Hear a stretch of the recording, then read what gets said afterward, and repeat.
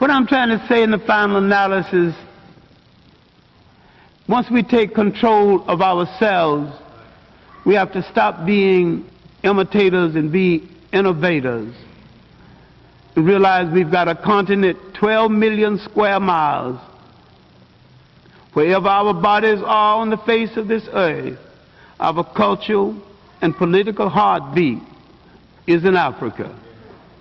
Whether you ever go to Africa or not, that is your home, that is the home of your spirit, and that is the heart and meaning and definition of your commitment. And none of us, any place in the world, will be free until that continent is free. The Mossi warrior clan was created because myself and others like Brother Nahisi saw a need for a young African group to analyze information concerning the African phenomenon with no bias, with rigor, and with scholarship. We created the Mossi warrior clan for the purpose of being an expert research team, of being a team that produced products, a team that was capable of producing products for African people globally to dispel myths, rumors, and provide them with accurate scholarship.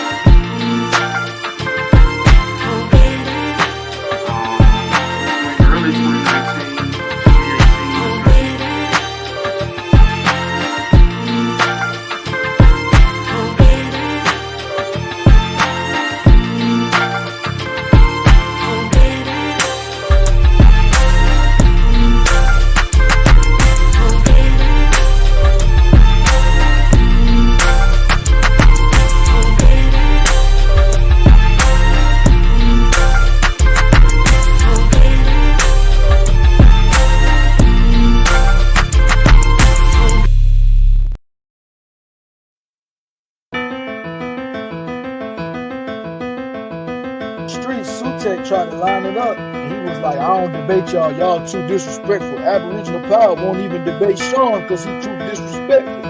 He is though. No, he really is though. I can't really like you, bro. You cool. Not a coincidence. I actually chop it up with but niggas that come off too heated and disrespectful, like I said, I'll debate you, bro. But we gotta get in the ring first. If you're gonna be disrespectful like that, at least disrespect me in the ring, bro. Oh, God, bro. Let's start now, bro. Can you disrespect me in a cage, bro? Like, I'd rather just do that. Then we go straight from the cage. I mean, put your ice on the way to the motherfucking computer, and we'll debate directly after that, nigga. Shit. That's why I don't even be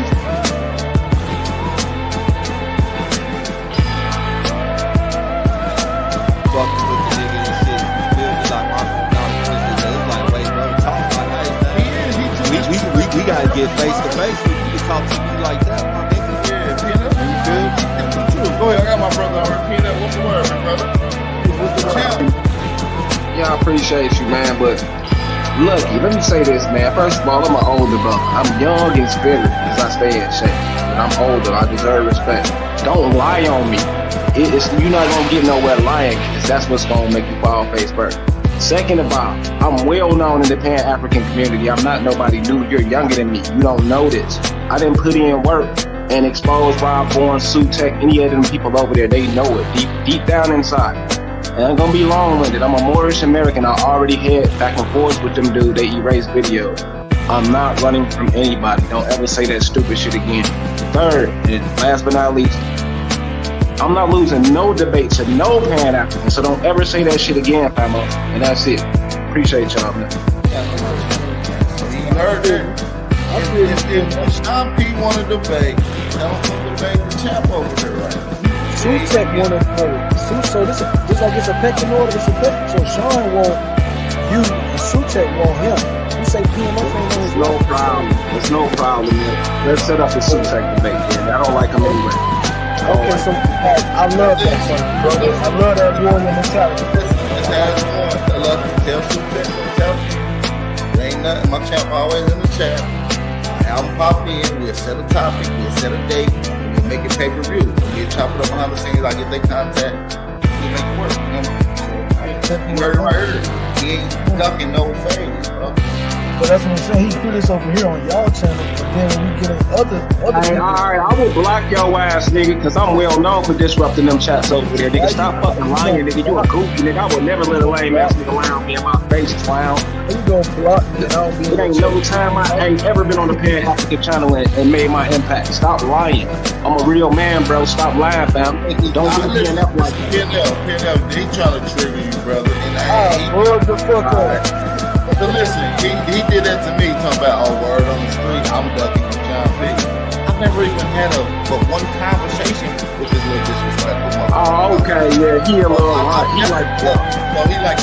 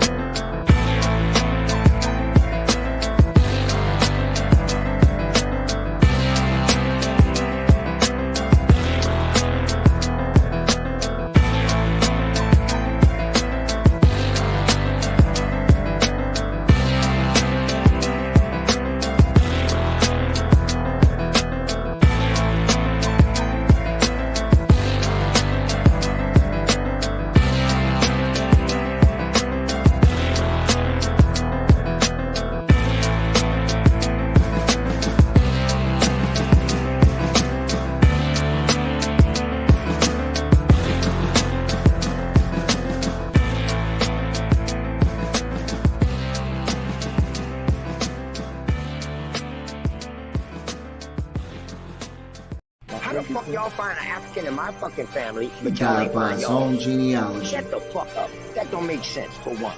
Listen, y'all don't know what y'all did. I feel like you standing on business. Y'all lied on me, because y'all don't even know if that's me. And if y'all can trace that shit back to it's me, it's only 2 people in YouTube that got my information. Yeah, he died by his own genealogy. You ain't an Indian, you ain't got a lot of me. Half of this track, best believe you lose a lot of sleep. Probably because you made it up to us honestly. You ain't a Cherokee, you ain't a Chickasaw, you ain't a Blackfoot, nigga get lost. You just a fool with low comprehension. So I gotta come through with the henchmen. NAC, Sean P, Shy Son, Lucky. Don't forget Jay, got no time to play. Caught an apple slipping with his genealogy. Now he's a con and I ain't talking about a singer. I'm coming for the top apple leader. He ain't a teacher, he's a preacher. He can't keep up, so we leave him. Yeah, he died by his own genealogy. You ain't an Indian, you ain't got a lot of me. Half of the track, best believe you lose a lot of sleep. Probably because you made it up to us possibly. You ain't a Cherokee, you ain't a Chickasaw, you ain't a Blackfoot. Nigga get lost, you just a fool with low comprehension. So I gotta come through with the henchmen. NAC, Sean P, Shy Son, Lucky. Don't forget Jay, got no time to play. Caught an apple slipping off his genealogy. Now he's a con. OTK, TKO. Now he's a con. OTK, you died. TKO, genealogy.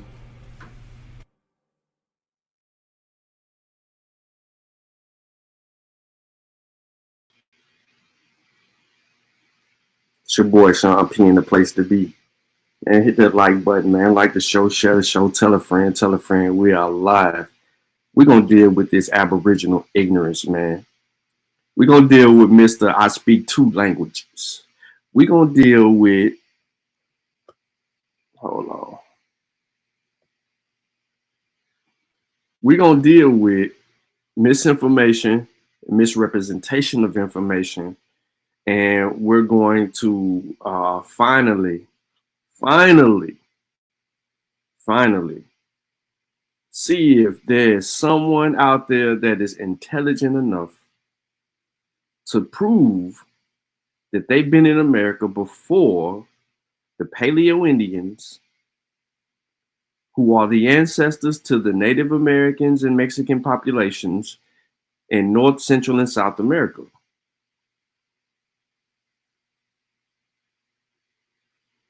Yeah. So, without further ado, man, I do want to say peace to everybody in the chat.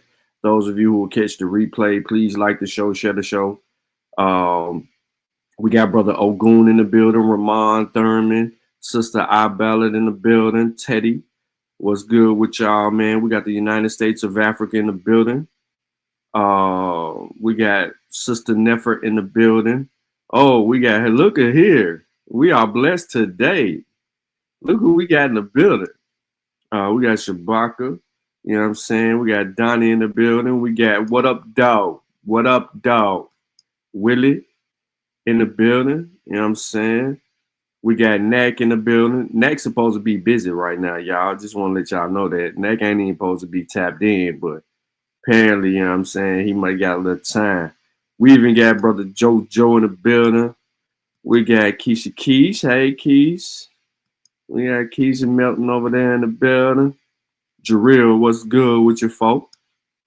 You know, get your foes up for Jarrell. You know what I'm saying? Get your foes up.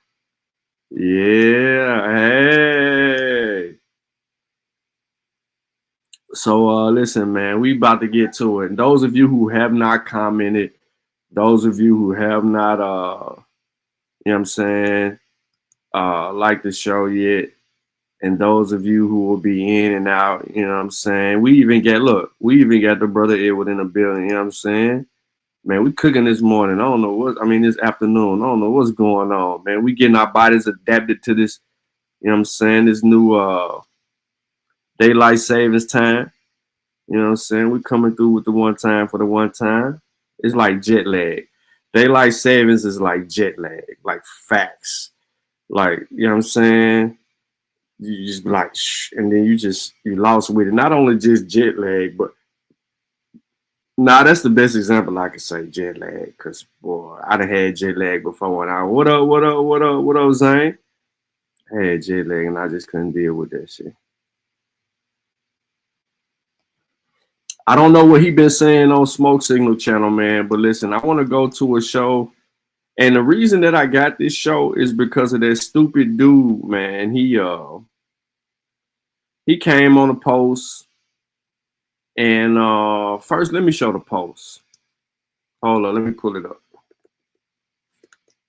I'm gonna tell you how we get here. You know what I'm saying? It's always a story behind the story. You know what I'm saying? It's always a story behind the story. So y'all should be able to see YouTube. Let's go to the channel. Let's go to the community page. You know what I'm saying? Let me get myself off the screen. Oop. There we go right there. So we here. So I dropped a post the other day, I think. It's this one. Nope. Here it is. I look, sort by Lewis. Nope, that ain't it. Let me go back. I dropped a post the other day, and I think it might have 8 comments on it. I think it might be here. I don't know, man. Dude just be showing up and saying stupid stuff all the time. Where he at? Look at PNF. PNF that made itself look like one of them Middle Easterners.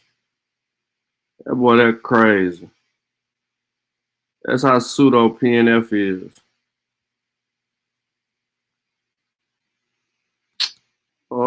He came back the other day and dropped a link to a video, and I'm trying to find the dude, man. He look corny than the mug, and look at PNF again showing up. Look at PNF. Y'all gotta read PNF comments, because PNF is a special kind of guy. Here we go. Here you go right here. That's why I couldn't find it. He put it up. Nah, this ain't it. He put it up, he put it somewhere. But that guy right there, the original one, he had a comment on here, and I think he might have deleted it because I would have been able to find it. It was in one of the posts. And in one of the posts, he said that one of the dudes admitted to being Aboriginal or whatever the case may be. And I'm like, what? And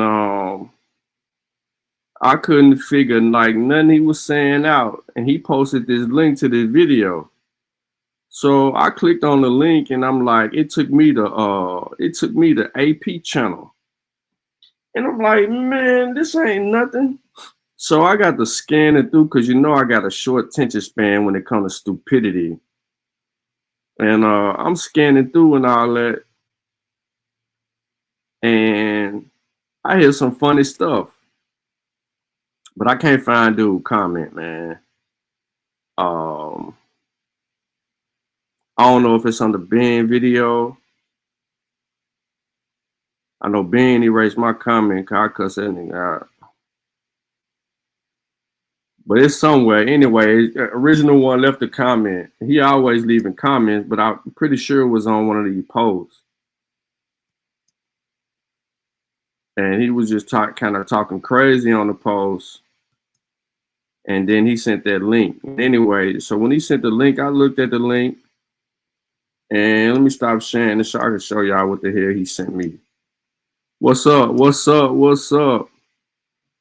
Fakit was good. Lucky in the building was good, brother. Lucky. Keep bringing that heat. I see you dropped a flat earth disc. Yeah, I seen the flat earth disc. But anyway, this video came up. So before I get to the part where what I really want to get into, I ain't watched all of this. I ain't gonna lie to y'all. Y'all know I ain't watch all of this. These niggas is dumb. And I'm gonna tell y'all why here in a minute. But listen to this. First part of this first, and then I'm gonna skip ahead. Cause y'all gotta hear this. I can't be the only one who into this. This is what I mean, aboriginal ignorance, right here. Hold on. Ogun said something in the chat first. I think I got it. Let me go back. Niggas took a DNA test. I can't. Oh, Ling Ling was on the panel. Look, and I'm gonna show y'all Ling Ling on the panel with his shades on, feeling good about himself in the passenger seat with his dog. You know what I'm saying? I'm gonna show y'all Ling show off his ugly ass dog, Pittsburgh. Yeah. Man, the bunk beds I know was Aborigines because that was compact living. Do you understand? They needed that for like compact living environments. Do you get? So I know that was an issue back in the days. Like, yeah, bro, hey, if I show you some shit right now, it'll blow your mind, bro. Cause I can go to American Indian source and just type in and just go and look up. Let's just say. He said he can go to an American Indian source and type and look up. Watch what he show. Talking about bunk beds. Let's go look Bunk up beds. bunk beds. Yeah.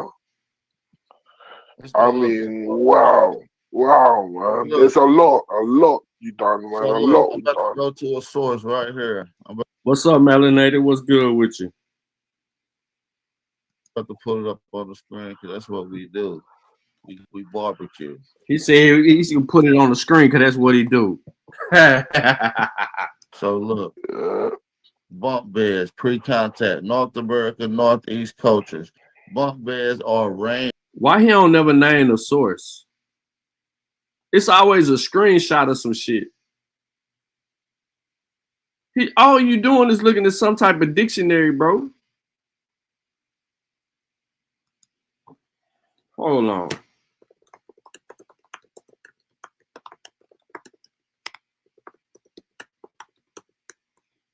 All you looking at is some type of book, bro. And you like Native American contributions. Remember, you're not Native American. You're not Native American. This how he played the game. So listen. I can show you how he contradicts himself, right? Earlier in the show, I'm gonna come back to 126.56. But right here at the 31-minute mark, why is he showing this? Listen to him, ladies and gentlemen. He's going to tell you why he's showing this. Listen to this. Look at the contradictions in itself. Right? Huh? Yep. They call it. All right, and then after that, what does it say? It says, but now applied. But look, it says now what? But now applied to Europeans born in America, right? Right. Now Europeans were slaves, right? Right. How the fuck was European slaves? See, they still running this same shit, man.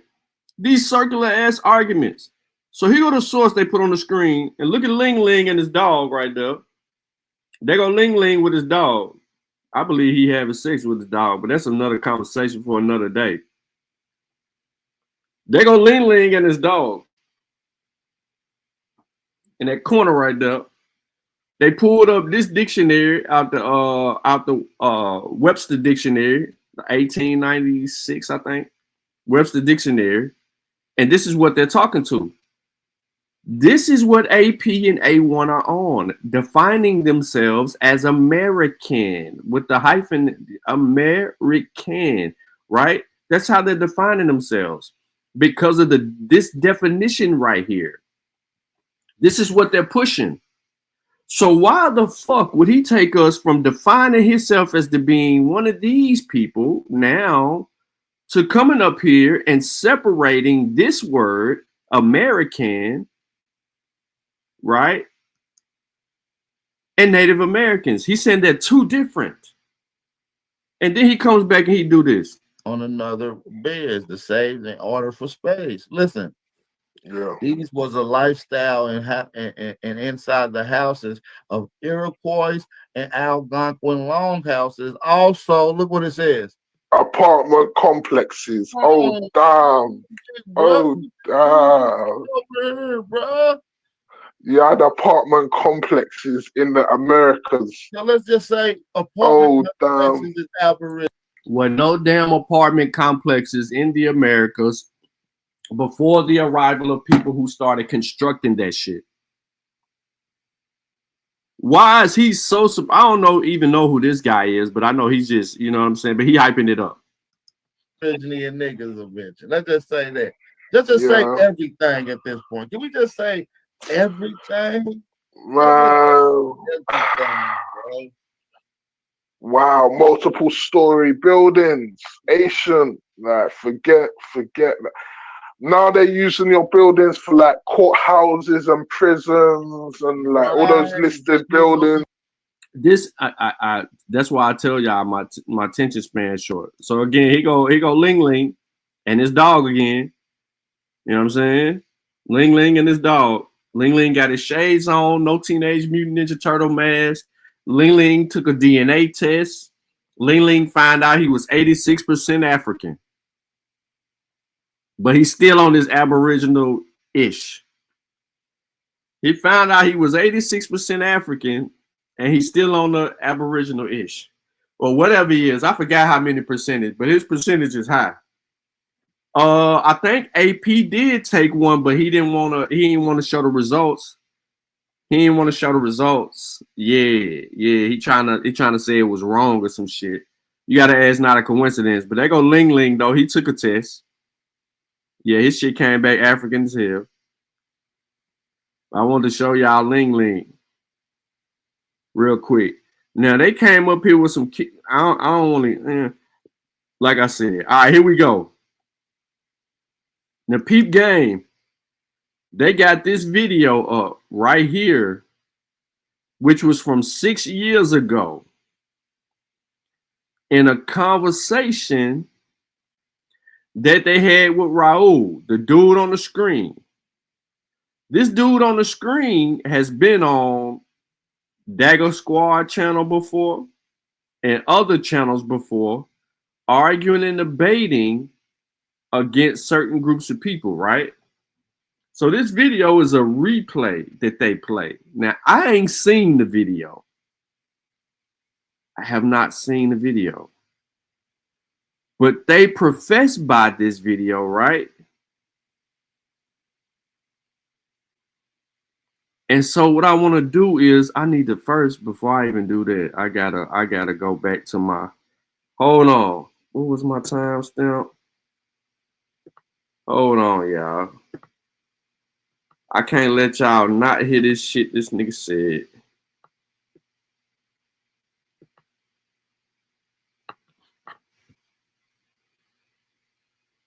$132. Listen to this.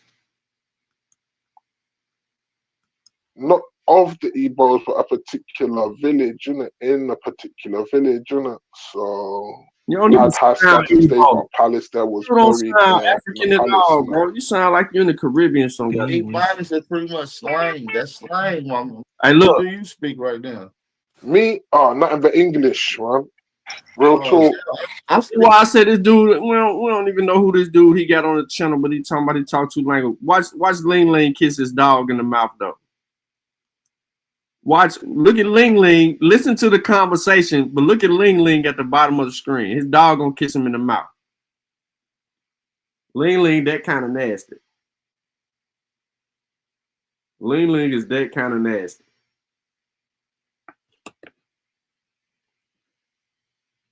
For real, look. Listen, but look at Ling Ling at the bottom. And him and his dog. Who do you speak right now? Me? Oh, nothing but English, man. You see him? Look at Ling Ling, then look at his dog. Look at Ling Ling and look at his dog. Yeah, and then my grandma died a few years back. Like, she knew a good 8 languages, man. Sorry to hear that. Yeah, man. But I mean, yeah, I haven't. I know. How many languages do you speak right now? Me? Oh, nothing but English, man. Real talk. I speak 2 languages naturally. It's it. What's that? Shit, English and slang. Oh,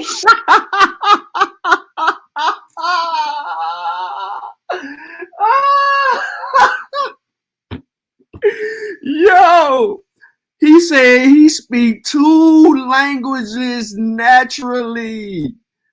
He speaks 2 languages naturally. This dude was talking about his mom, said his mom speak 8 languages. And then he said he only speak 1, but his mama spoke 8. And then this fool turns around and say he speaks 2 languages naturally. Listen to AP say he speaks 2 languages naturally. Then he names them. yeah, and then my grandma died a few years back. Like, she knew a good 8 languages, man. Sorry to hear that. Yeah, man. But I mean, yeah, I know. How many languages do you speak right now? Me? Oh, nothing but English, man. Real talk. I speak 2 languages naturally. It's it. What's that? Shit, English and slang.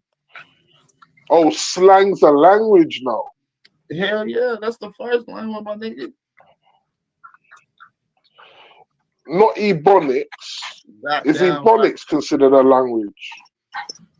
Ebonics is basically broken English. Ebonics is pretty much slang. That's slang, my man. Oh shit! I know they got their own. There's a slang dictionary. I know there is a slang dictionary. Well, they call it they call it urban dictionary. They call it urban dictionary. Urban dictionary. Okay. Yeah, if I say like that. Hey, is slang a language? They use Chat GPT for everything else, but is slang a language?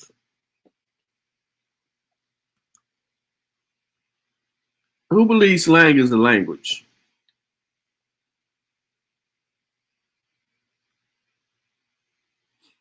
Who believes that slang is a language?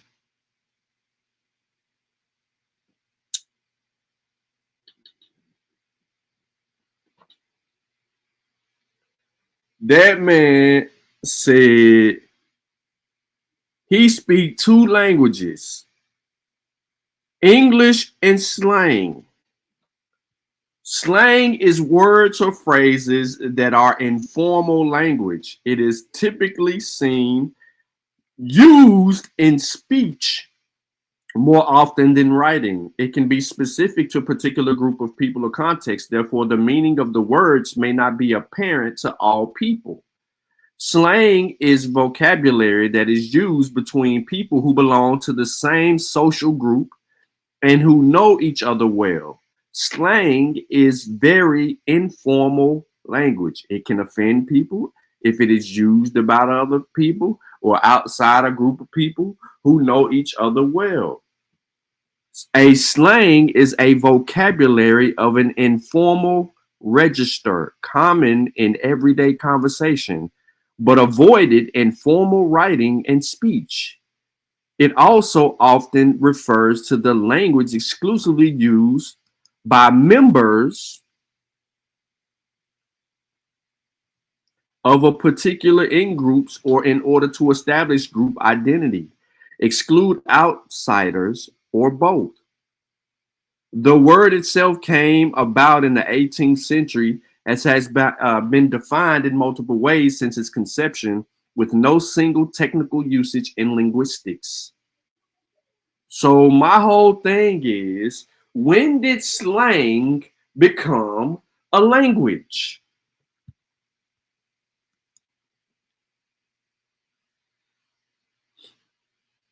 And you can find that on writingexplained.org, dictionary.cambridge.org, and of course, Wikipedia for what I basically just told you guys. Slang is a language. I told y'all this Aboriginal ignorance. So let's crank it up a little bit. What up, MVP? What up, Sutek? Basically, every language has a slang. One more time. Hey, now one more time though. One more time. But I want y'all to watch Ling Ling Dog again though. Watch Ling Ling and his dog. They gonna kiss. Not of the Igbos, but a particular village, innit? In a particular village, innit? So I'd have status. They've got a palace there, was buried there in the palace, innit? Yeah, and then my grandma died a few years back. Like she knew a good 8 languages, man. Sorry to hear that. Yeah, man. But I mean, yeah, I haven't. I know. How many languages do you speak right now? Me? Oh, nothing but English, man. Real talk. I speak 2 languages naturally. Is it? What's that? Shit, English and slang. Oh, slang's a language now. Hell yeah, that's the first language, my nigga. Not Ebonics. Is Ebonics considered a language? Ebonics is basically broken English. Ebonics is pretty much slang. That's slang, my man. Oh shit! I know they got their own. There's a slang dictionary. I know there is a slang dictionary. Well, they call it they call it urban dictionary. They call it urban dictionary. Urban dictionary. Okay. Yeah, if I say like, damn boy, you drawing, young boy drawing, what that mean? I have no idea, no. You see what I'm saying? Young boy drawing, you nutty as hell. Why you acting Joe? You see? You see what I'm saying? Yeah, but now I can speak former English as well. You know what I mean? While I'm using these high vocabulary words that they probably teach you over there in English in the dictionary, according to Oxford or something like that. You feel what I'm saying? So we can still communicate, but I can communicate in the language where only the indigenous niggas that grew up speaking this slang. Well, see, this is what I mean right here. He claims that what he just spoke is something only indigenous people could understand, and no, it does not. Because listen to this, and I'm just gonna give you some game. The way that we talk in Nashville ain't the way they talk in Memphis, ain't the way they talk in Knoxville, ain't the way they talk in Chattanooga.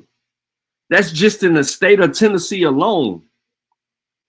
Because I'm gonna just give you an emphasis, even though this word is used in Atlanta and around Atlanta, but a lot of people in chat, they might refer to their mother as bird, old bird, right? That's in Chattanooga. They might use it in Knoxville. We don't say that shit in Tennessee, and they damn sure don't say that shit in Memphis.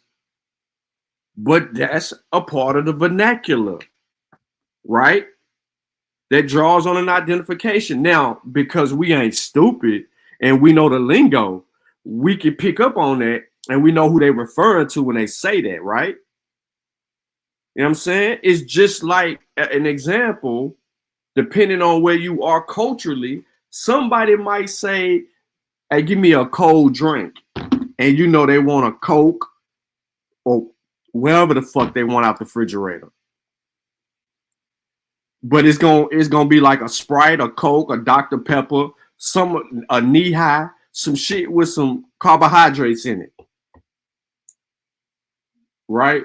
Some high carbs. Suds and all kind of weird shit, right?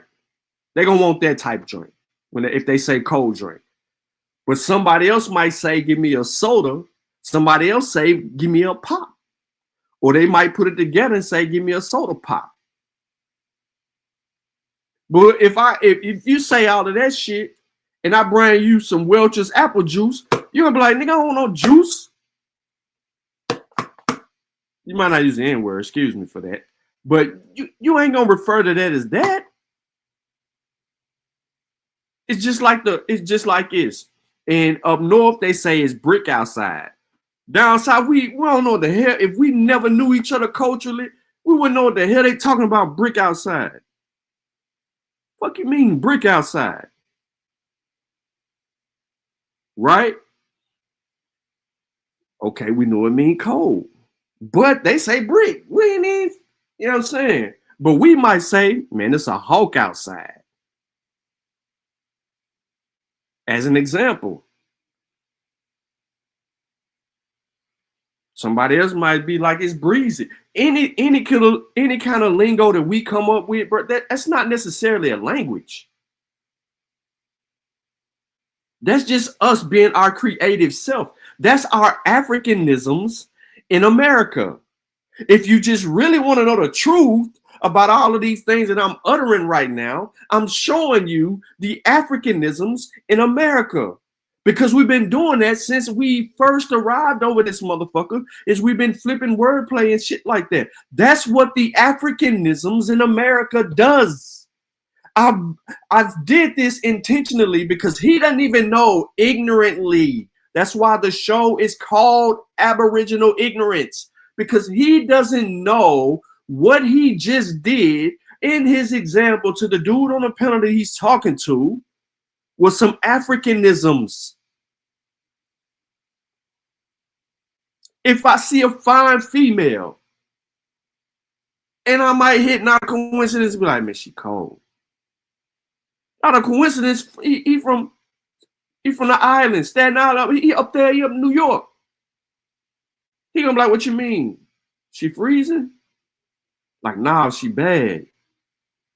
Oh, okay, I get what you're saying. You see what I'm saying? Like, we really might just say that.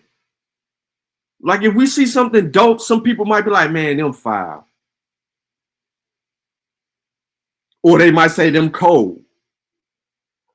If I pull out these exclusive Jordans that I got and put them on the screen right now, some people might say, yeah, them foul. Some people might say, yeah, them cold. Some people might say, yeah, them hard.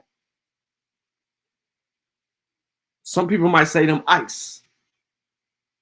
They might come up with several different words to describe the shoe, but we all know that they're giving props to the shoe, saying that it looks good.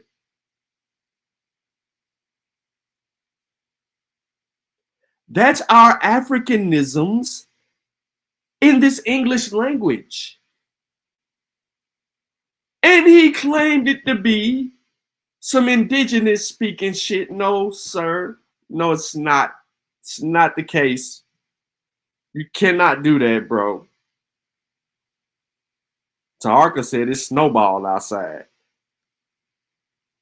Sutek said he talked like a Northeast Tennessee. Yeah, definitely Knoxville all the way. Come on now. We got several different ways we play this game with this wordplay game. That doesn't constitute a language, bro. That just means that we're substituting things. We're using that amongst each other. You ain't speaking two languages. You're not speaking anything that the real indigenous people speaks in the Americas, because you don't know that. And we've heard that. We've heard them speak. And you couldn't understand shit that they were saying. So you're trying to use these little loan words and all these other things and put emphasis on it as if it's your word. Nah, bro. We ain't playing the game. I told y'all it's Aboriginal ignorance. Let's go. Understand, like, watch this. You want to see some slang right now? Go on. Huh? Yeah. Go on. Yeah.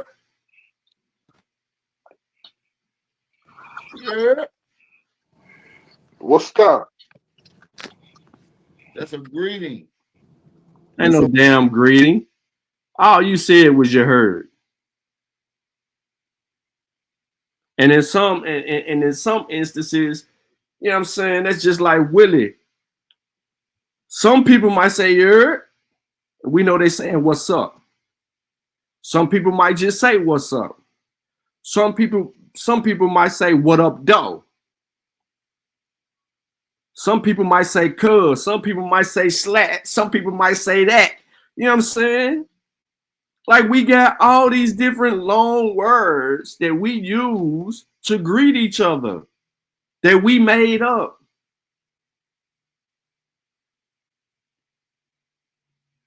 Let me give you a really good word that everybody was using from coast to coast. Swag. Short for swagger.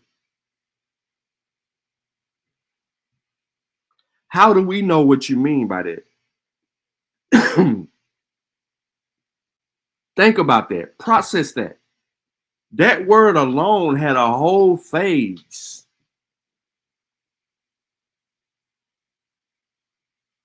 Now we say YNs. We don't even say the word. We say YN. And everybody in here know that if we say YN, we're talking about a certain group of people in our community. Them YNs ain't playing.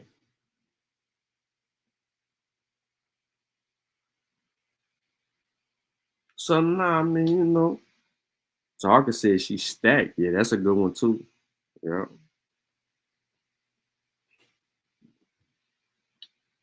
Look at I ain't even gonna say that. I don't want to say a real name in it. Somebody, when you want to greet somebody, you say, yeah. Yeah. Yeah. Yeah. Wasn't no Native Americans running around here talking about yeah. Some black people invented that, and it's recent. That ain't indigenous. It's not indigenous.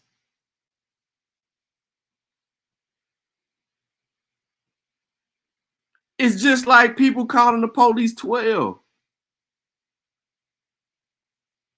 Come on, bro. You tripping. You tripping, man. It's our lingo.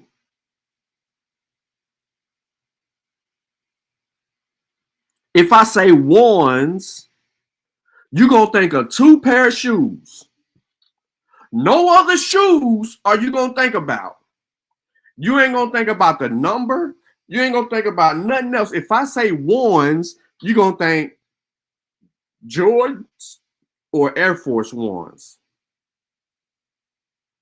If I just said ones, then we got to go be specific. Which ones you referring to? Are the such and such ones? Or the shattered glass ones? Or the broken toe ones?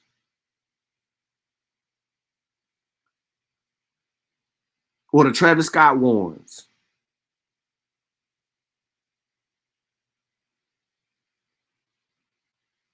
Come on, man. I mean, we just you got to be hip to that. You got to be put up on game.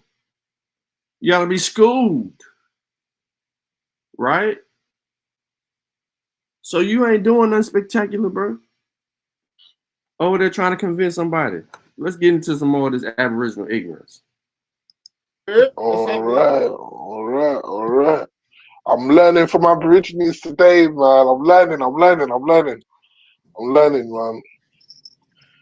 Hey, what's down, Bep? What's going on? What's happening? Shit, just cool. Notice they didn't greet neither one. They didn't greet themselves. He said, "What's happening?" He said, "What's happening, Bep?" He said, "What's happening?" Where the indigenous greeting at? Huh? Where your indigenous greeting at? Why y'all ain't greeting each other in these indigenous languages that you claim you speak? Y'all ain't got no greetings. Y'all having secret Zoom meetings.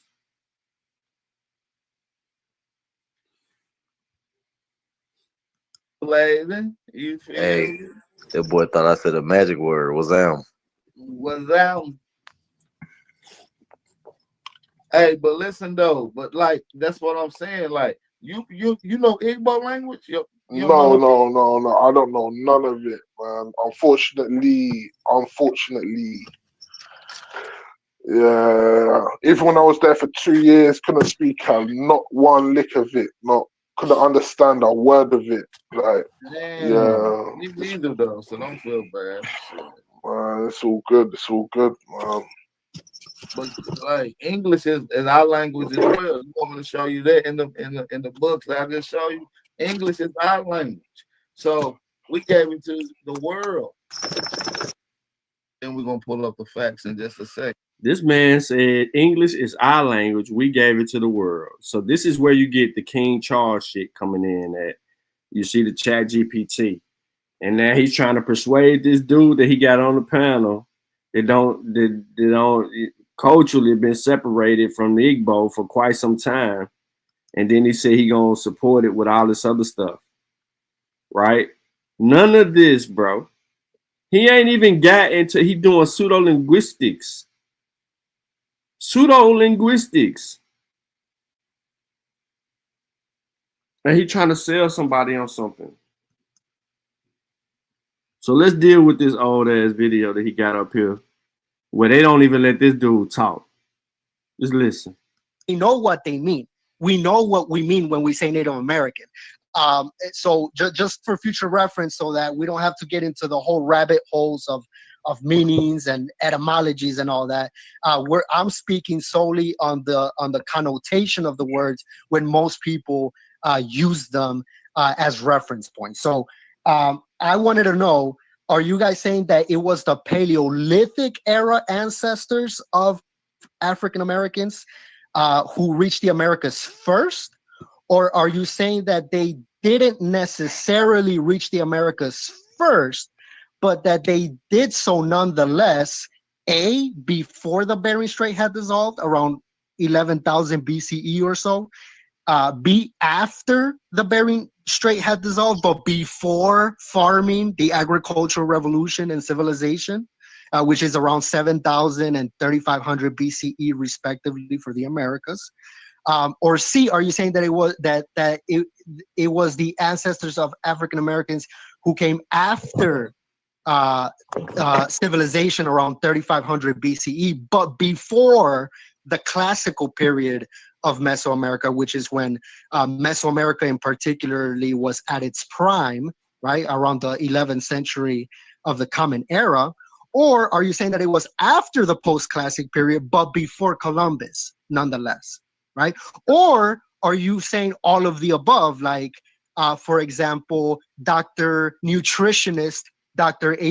Imhotep, David Imhotep claims that the Paleolithic era ancestors of today's African Americans were here before the Mongoloid Native American, right? During the Paleolithic era. He also says that they made it after the Paleolithic era, right, when the Bering Strait had dissolved. He also says that they made it during the classical period or pre-classical period, like Ivan Sansertima says, because that's the exact position that Ivan Sansertima says, and then some, and then even after the classical period of Mesoamerica, they still came in and traveled and did trade, conducted trade around the 12th century of the Common Era. So now this is hundreds of years after the Olmec. The Olmec weren't even around anymore by the time, according to Ivan Sansertima, the Mandinka were trading with the Aztecs, right? So this is a model. I just want the audience to realize that this is a model where you had the most highest travel activity unseen in any other part of the world. Apparently, it was the United Nations in the America. People like Clyde Winters say that the Khoisan was here. Ivan Sansertima said that West Africans were here. So now we have two different African populations that were here before Columbus. Let's not forget the Egyptian claims. So now we have Northeast Africans in here as well. So we got Africans from all over the continent supposedly walking around and chilling in the Americas. Just for clarification. No, I don't take that. I tell you, my claim is the first Americans, the first and only Americans was the. Read this. Like, they're telling. Why he skip it? Why he skip it? He about to tell us his first claim is that the first Americans were black. That's autochthonous one, A1 speaking. Now he skipped that shit and went right to a source on the screen, and we're lost because there's no context and we can't comprehend what he's trying to argue here. But let's listen to it and see. I'm here to help you process. I am not here to help you think. I am here to help you process. Now ask me, what is it, Sean, that you're trying to get me to process? The poor research methodology, the ignorance in the argument, the lack of evidence, and the profound sense of goalpost moving and new claims on top of the first claims that are being made. You got to be able to smell the bullshit before it ever comes out the you know what. You that they found skulls in the West Indies that predates Columbus. All right. Now here we go. Now we all know that they were going to this quote unquote article that they misrepresent from the Division of Physical Anthropology, referring to the Negro skeleton remains in the Indian sites in West Indies. They don't look at the dates because there's a date. They don't look at the actual evidence that supersedes and makes the corrections. They don't even care about the scholarship that puts them in conflict with their position. Remember, this is 6 years old, and I really wish that they would come back to this argument because I would love to beat their ass up on this article. Another. Let me show you something else. Wait. Can I address that? In the opening paragraph, it casts doubt on the rest of the article. It talks about how it wasn't considered that those burials might be intrusive. Do you know what intrusive means? That means they dug into previous burials or previous sites, which would mess up dating methods. Also, they found an iron nail with one of the bodies, which shows you those specimens are from the colonial era. And when you're finished, I have the teacher's manual from the Virgin Islands here, and I'll read it for you. Now, I didn't mean to steal the thunder, but he already did it. The nails that were with the bodies, the actual updated scholarship from the islands as well, and other articles that substantiate that. See, A1 tried to be slick here 6 years ago and think he can pull the curtail over. But that dude that was on the panel knew Joseph, and I think I know that Joseph. But we've went through this article before on several other platforms.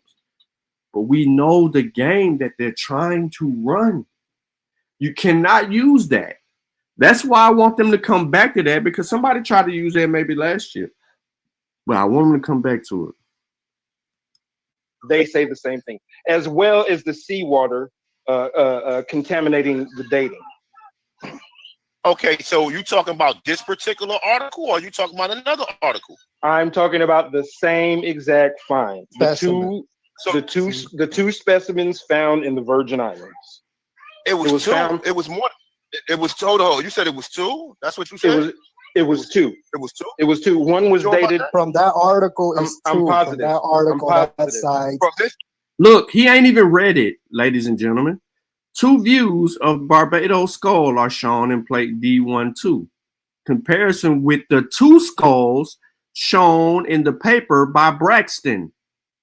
He ain't even reading the goddamn article. He didn't read it. Here is a clear indication and case of Aboriginal ignorance because they never read. And if they do read, they are only sight reading, meaning that they're looking for something to conform their bias. This article, just look, let's see if they read it. Article. Yes. Hey, and somebody look up Gabon. Where is Gabon? Gaboon.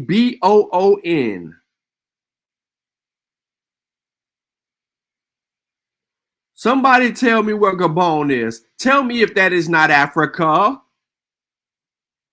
Tell me if that is not off the west coast of Africa.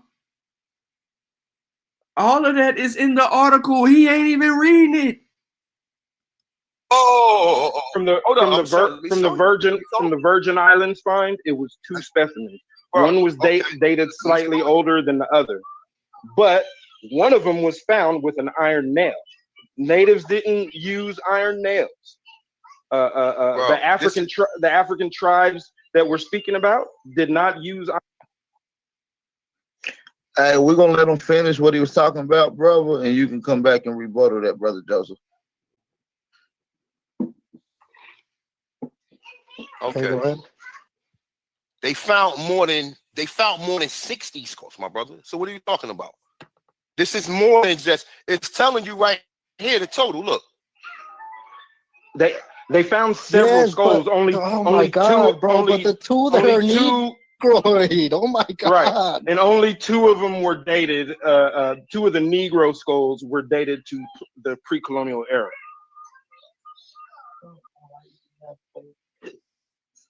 Hold up. Let me show you. No, you can't. You can't show us. You didn't even read. Listen, he ducked it. He didn't even read it. He never read the shit.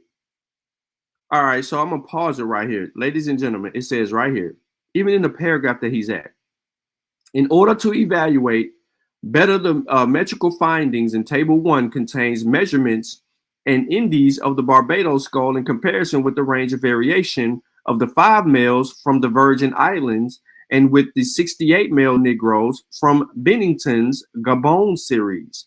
These figures are presented for what they are worth, which unfortunately is probably very little because measurements are very imperfect, descriptive agents, and more than one racial group may fall within the same range.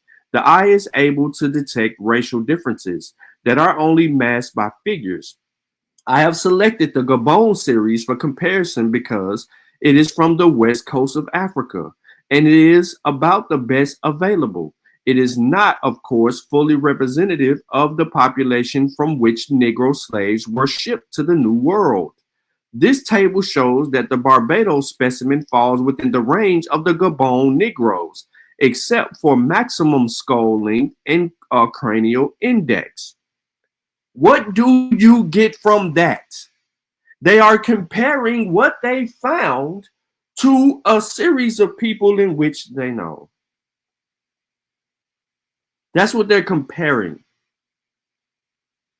But they're specific because all of this shit ain't together the way it needs to get together.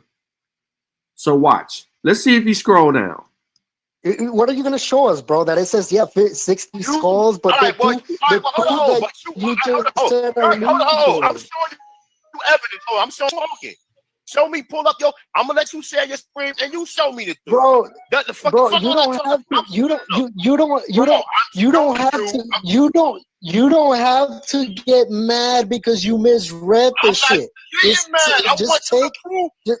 want you to pull up your article and show that it's true. All you have to do. You can share the screen. Go ahead and you show. No, but hold on. But your article says it was 2. No, okay. Where? Tell me where it said it was 2 at. You tell me. Okay. You said it was the very picture, brother. Hold on. Let me give me my 2 minutes to speak. Okay. Listen. This is what just happened, just for the audience, so the audience can understand what is happening here. Okay. You pulled up a study. I don't care if it was a total of 60 specimens, whatever. 2 of them in particularly.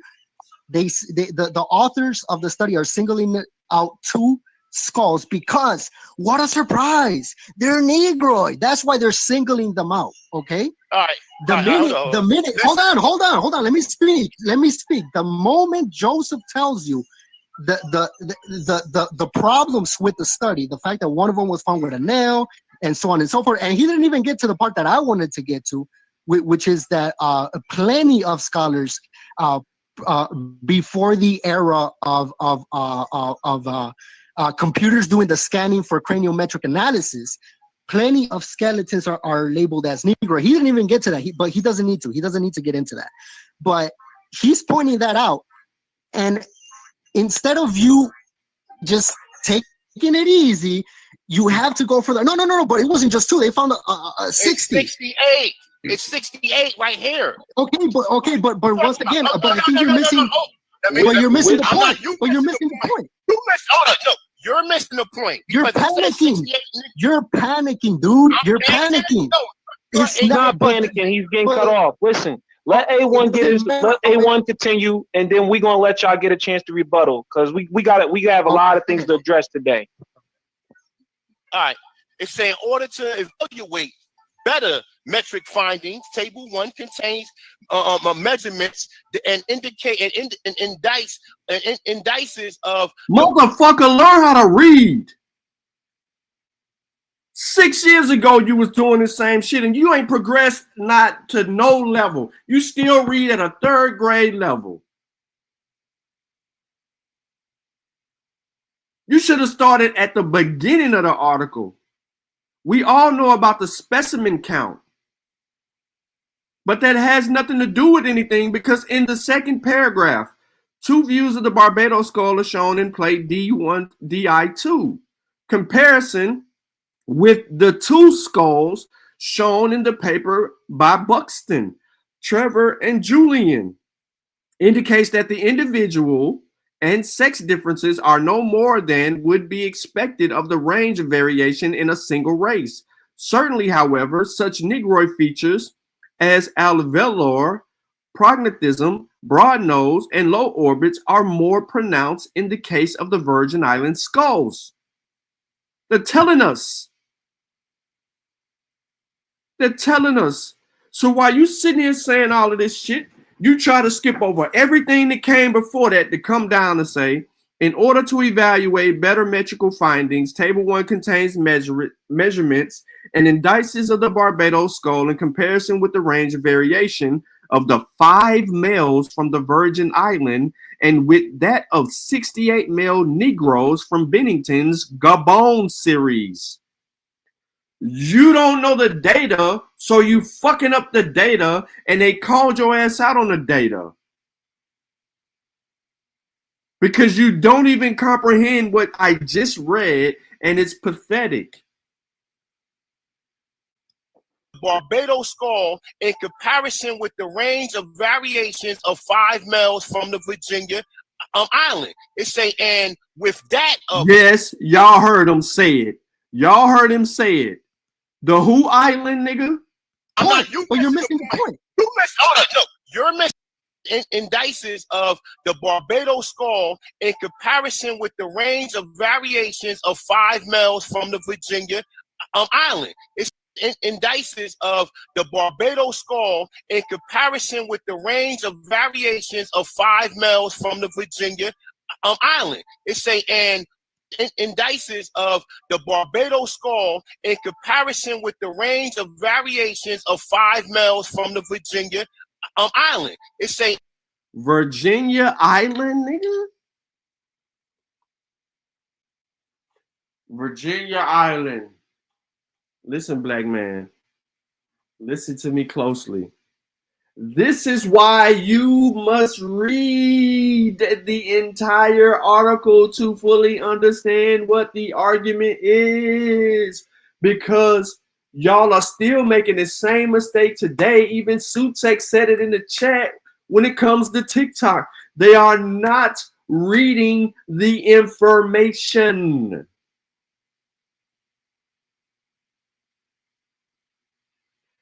Black people in the America, even at the minute level, will misrepresent a source at all costs in order to support their bias.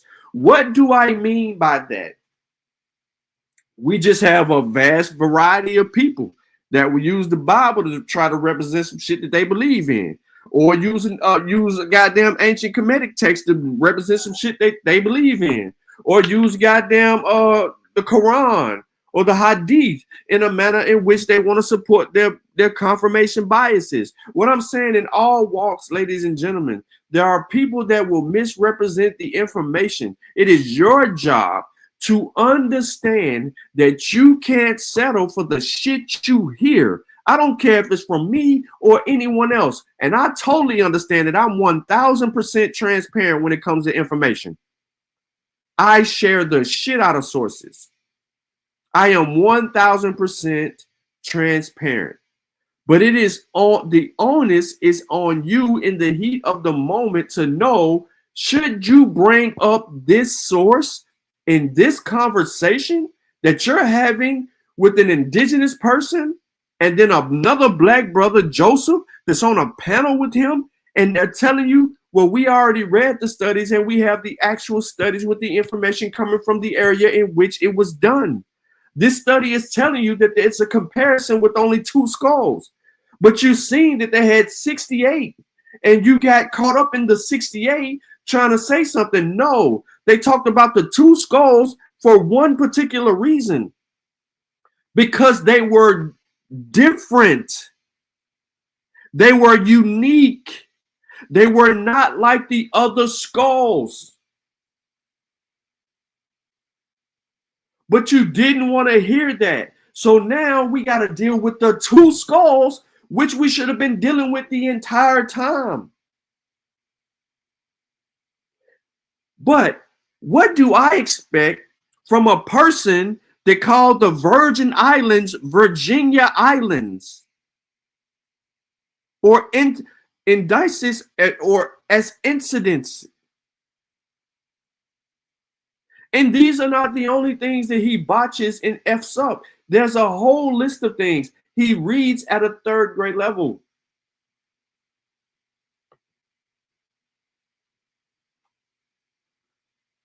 Using his own study.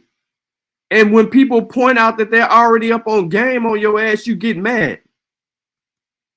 And with that of 68 male Negroes from Bremerton. Okay, now, indices of the Barbados skull in rebuttal, because we got it. You said it was 2. Where in this article do it mention 2? You said it was 2, right? Is that what you got? The 2 skeletons, the two skulls that are Negroes. The two skulls. Said it was, he ain't saying nothing about where's in the article. You pull up the article and you read it yourself and you tell me where it say 2. The two that are dated to the pre-colonial era, there's only 2 of them. They found plenty of Negro skulls. They compared it with 2 skulls. Yes, because those are the ones that are pre-colonial dated. They found plenty of Negro burials. No. So if they found plenty of Negro burials, then where did these people come from? The Gaboons. Besides the 2 that were dated to pre-colonial times, those were from the colonial era. They were imported slaves. He said it was pre-Columbian, and I'm not gonna lie. They was imported slaves. I'm not gonna lie. The two are. Hey, here comes Dan Calloway. Listen, hold on. We gonna let A1 finish showing his work. If you gonna rebuttal, you gonna have to screen share. You gonna have to screen share and show your cut nobody off. Speaking. A1 got you on that, by the way. I'm just saying. Hold on, Dan. If you think he said A1 got them, and this nigga didn't even read it. How, nigga? Can you read? Can you read? How? How did he get them when they're clearly pointing out the study? The study is about the unique skulls. It says it. Even if you look at the top of the screen, it says, familiar with American Indian skulls would mistake for Indians those illustrated by Braxton, Trevor, and Julian. Indeed, most physical anthropologists would probably be less conservative and say Negro instead of Negroid. In support of the opinion that these authors are describing Negroes, I wish to present a similar case from Barbados, British West Indies. This is why you read the damn source. Listen to what's being said before we even get to paragraph 3 that's on the screen. From a correspondence with Mr. E.M. Shilstone of Bridgetown, Barbados, it appears that in August 1933, he commenced to excavate a sandy ridge about 50 yards from high water mark on the shore of Chancery Lane on the southern coast of the island. This ridge proved to be a kitchen midden containing many objects of Arawak workmanship. Among other things encountered in the site was a skeleton. A skeleton lying on its left side at about 20 inches under the surface. Mr. Shilstone believed the skeleton be that of an Arawak Indian, and in 1937 presented it as such to the U.S. National Museum. Upon reconstructing the skull from the many fragments in which it was received in Washington, I felt justified in calling it a Negro for reasons that will appear from the following description. 2 views of the Barbados skull are shown in the plate DI2. Comparison with the 2 skulls shown in the paper by Buxton, Trevor, and Julian indicates that the individual and the sex difference are no more than would be expected of the range of variation in a single place. Certainly, however, such Negroid features as alveolar prognism, broad nose, and low orbits are more pronounced in the case of the Virgin Island skulls. And now we get into that paragraph. But I don't understand.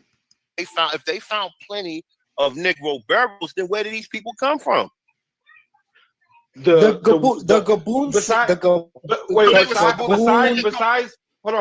the 2 that were dated to pre-colonial times, those were from the colonial era. They were imported slaves. He gets said it was pre-Columbian, and I'm not gonna lie, they was imported slaves. I'm not gonna lie. The two are. Listen. Hold on. We gonna let A1 finish showing his work. If you gonna rebuttal, you gonna have to screen share. You gonna have to screen share and show your cut nobody out. Speaking. A1 got you on that, by the way. I'm just saying. Hold on, Dan. If you think he got me, wait till my response. Hold on. Continue. All right, I got another. Hold up. Let me continue. I don't want to hear nobody talking out because I don't want to eject nobody out. I want this shit to be real scholarly. I want to see the proof. I want to see some screen sharing. I want to see some sources. That's what we're here for.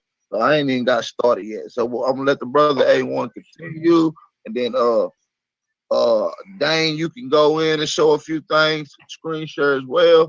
Then I'll go in and touch on a few things for a couple minutes, and we'll let these brothers get to their rebuttal, and then we'll do another series.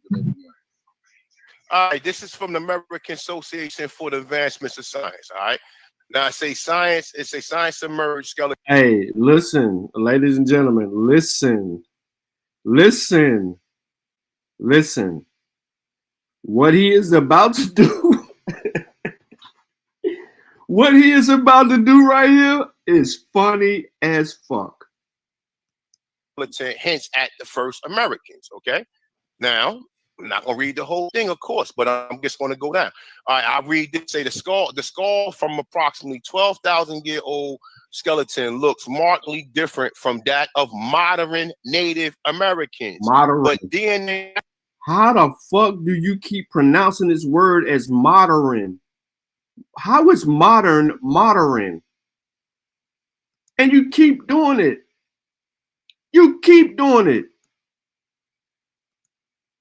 I'm pausing it real quick. He pulls up a scientific study. This study is justification of the first people to populate the Americas.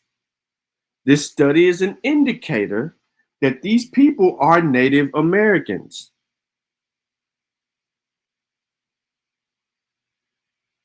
But listen to him read this and then try to go his way with it. The skull from approximately 12,000-year-old skeleton looks markedly different from that of modern Native Americans, but DNA. It looks what? Markedly different from that of modern Native Americans, but DNA extracted from one of its teeth shares a distinctive genetic signature with them. Say it. Extracted from one of its teeth shares a distinctive genetic. Not distinctive, distinctive signature with them. Now check this out. Signature with them. Now he said, now let's check it out. So now we know, ladies and gentlemen, the skull that they found that was approximately 12,000 years old didn't look similar to the modern Native Americans, but when they extracted DNA from one of its teeth, they shared genetic signatures with them, meaning that the people had to come from this group of people. It's saying that right now. So the modern Native Americans relative was discovered here. And according to the DNA, they share distinctive genetic signatures.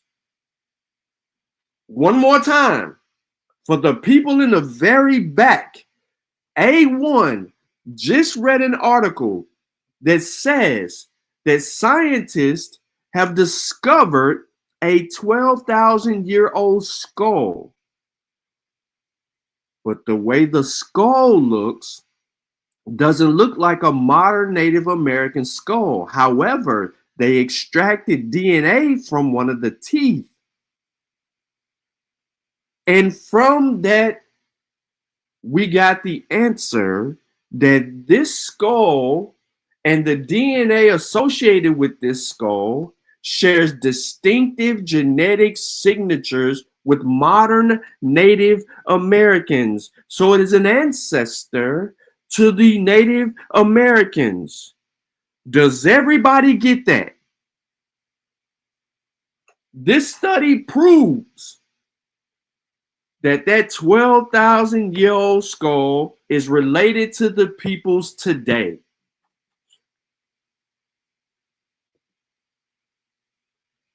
He killed himself. Every time they try to go to science, they don't understand, and he killed himself. And then watch this bullshit. So, all right. Now, on the basis of the genetics, modern Native Americans are thought to descend from Siberians who moved into the eastern Beringia. It say between 26. Nigga. Beringia.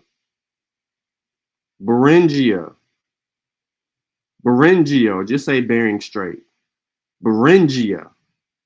What the fuck is all of this? Blah, blah, blah, blah, blah, blah. I told you he read it at third grade level. So what you think his comprehension is?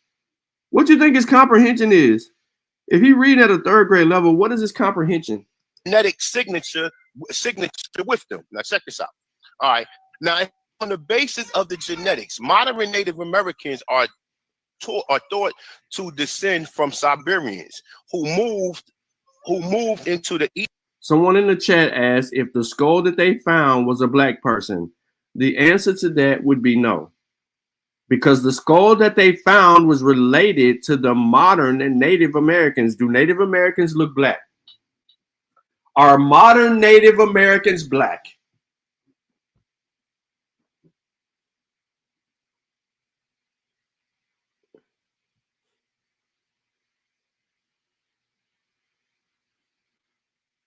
Are modern Native Americans black? Yeah, you late as fuck. What's up, Mika? Fat head ass. I'll try to slide in here late too. One more time. Are modern Native Americans black? We get no's, hell no's, no.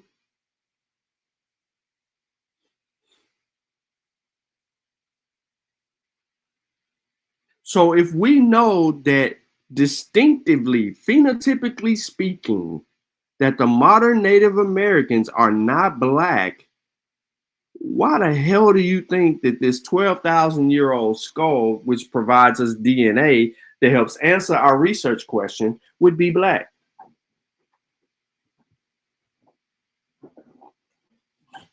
So let's go. Eastern Beringy, it say between 26,000 and 18,000 years ago, and then spread south. I said that, by the way.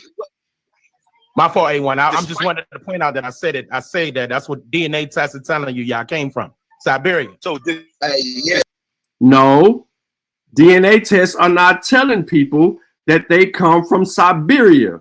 DNA tests are telling people that their ancestors met in Siberia. They're East Asian and Siberian. They make an offspring that would venture into two groups into the Americas. See, y'all wasn't paying attention to the science. So while you sitting here trying to, this is how they try to get around, ladies and gentlemen. They're trying to get around this article, right? And I'm gonna let it play out in just a second because he gonna switch the gear. But he tried to get out of the argument by saying, well, he positions the source and then tries to get out of it by saying Siberia. By saying Siberia.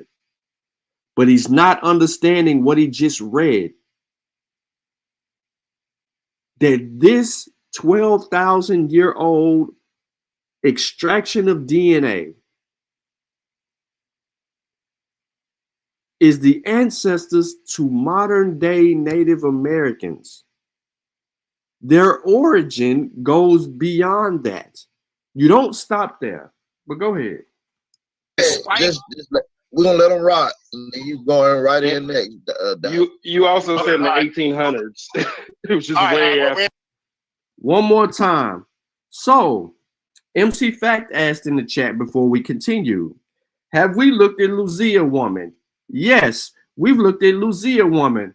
Guess what Luzia woman DNA is? Luzia, the Luzia DNA is the ancestor to modern day Native Americans. How do we know that? Because she's found in the same area as Luzia man is found, which they have the DNA for. Why is that significant? Because it is the distinctive haplogroups of the Native Americans in America. Why are you asking a question that we have the answer to? Luzia's reconstruction is not even that of an African, because that's what they were saying initially, that Luzia was African. The person that did that was disingenuously incorrect. That reconstruction of Luzia falls flat. They even tell you in the scientific study regarding Luzia. I don't know why y'all keep bringing this shit up. When you have the DNA, it supersedes your belief. It supersedes your belief. We know Luzia was a part of a similar tribe as Luzia man. Distinctively. They said distinctively. Luzia, them was not African features.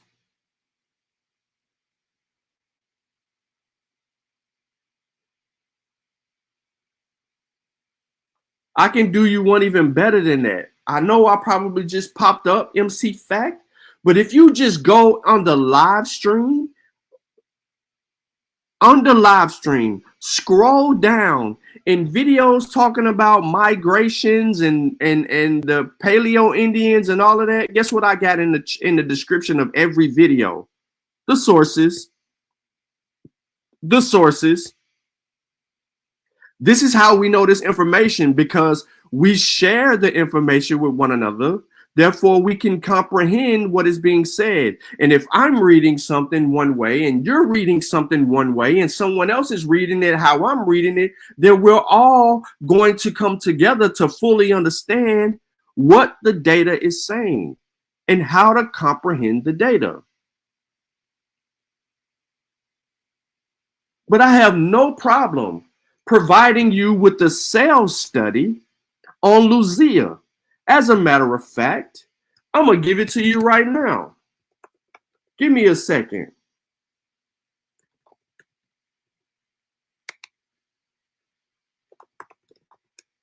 Let me go get the article. This is beyond me. I hate to keep coming back to the shit, but sometimes you got people that just don't know what they're dealing with, and you gotta give it to them raw.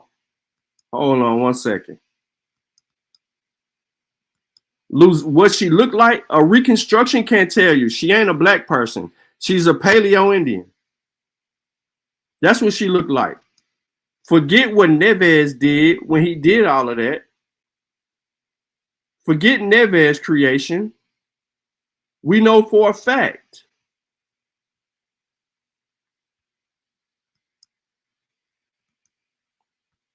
Now give me a second because I need to get you this article. And it's very important that I get you this article because if you click on the source link that I just put in the chat, it's going to break and you're going to get an error occurred. So I need to go get you the sales study on Luzia. So I'm going to give you another article that's actually about Luzia, saying the same thing that article already said. But inside this article, you will see the link to the sales study. I don't understand how people in 2025 think that all black people are the same. I don't think, not only that, in 2025, people think that Luzia was a goddamn black person.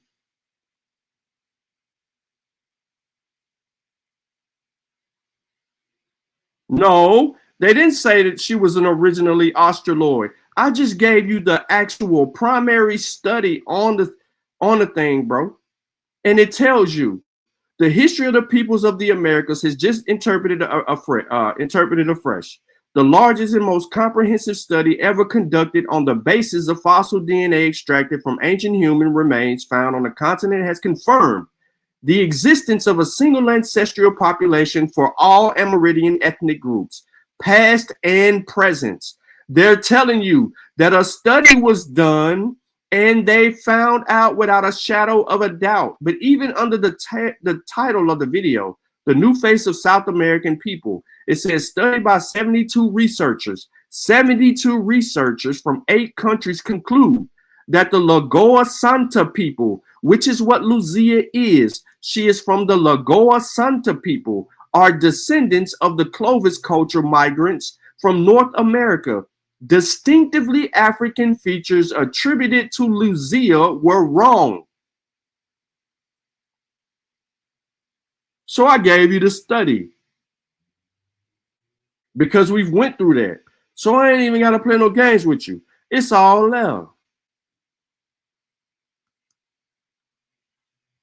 But hold on, I'm gonna drop it in a second. But listen to this. Listen to the spin. Ain't done yet. I ain't done yet. All right. Native Americans came in the 1800s. My fault, A1. No, that's it. I'm not saying nothing. Go ahead. All right. So despite a widespread support for this idea, the ancestry of the earliest Americans is still debated because the facial features of the oldest American skeleton do not look much like those of modern Native Americans. This has led some researchers to suggest that the Americans were colonized by separate migration events from different parts of Eurasia. Modern Native Americans closely resemble people of China, Korea, and Japan, but the older skeletons does not, says James Chatter, an archaeologist at the Applied Paleoscience and lead author of study. Now, any of you guys are author, or any of you guys are archaeologists, or are any of you are? You didn't even. It's called archaeologists, not arqui. There's no qui in there. There's no fucking nothing that would give you a qui sound in archaeologists. Your pronunciations and enunciations are third grade. You don't know how to fucking read. Straight up and down. You've been struggling with this word for 6 years, nigga, and you still ain't got it right. If this video is 6 years old and you still saying the same modern, and archaeologists, there's a pronunciation and an enunciation problem with you. You got speech impediment. You like that dumbass nigga V-Note. Sean P. They said that the Paleo Americans didn't look nothing like the other peoples. Sean P. They said they come from Siberia, but they said the structures of the faces didn't look similar. Sean P. You're not even understanding. Just because the skull doesn't look a certain way, that's through mutation and adaptation to where they are today, the modern people today. But 12,000 years ago, they said the skull from 12,000 years ago didn't look similar to the modern people. However, when we extracted the DNA, they shared ancestry.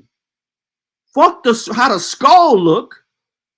They got away from the simple fact that the source said, based on genetic studies, to get there and try to denounce the source.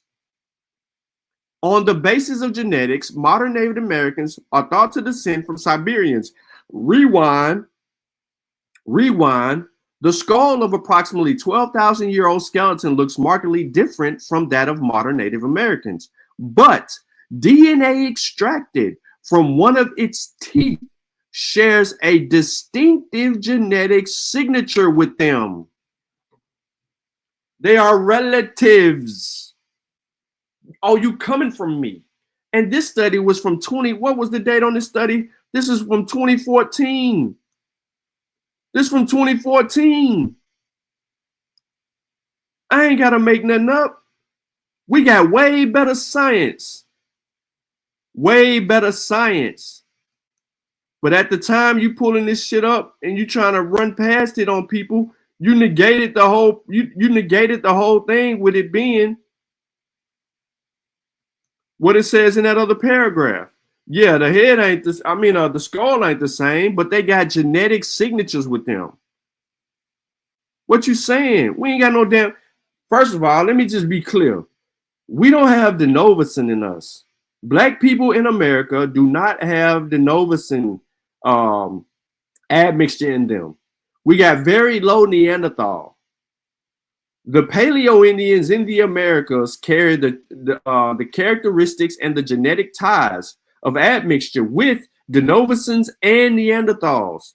Those archaic humans in their features show up distinctively in their facial features. So when we did the study and I told y'all, hey, y'all, look specifically at the lips, the chin, the jaw, the cheeks, the nose.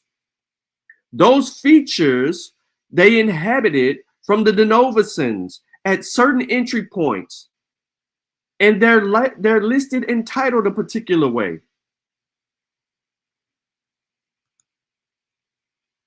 Give me a second. This dude telling us, did we look up Professor Jen Lee in Africa? Why the fuck are we looking up Professor Jen Lee in Africa? When we are 8 years removed from studying this subject matter. 8 years removed. So why are we looking up Professor Jen Lee?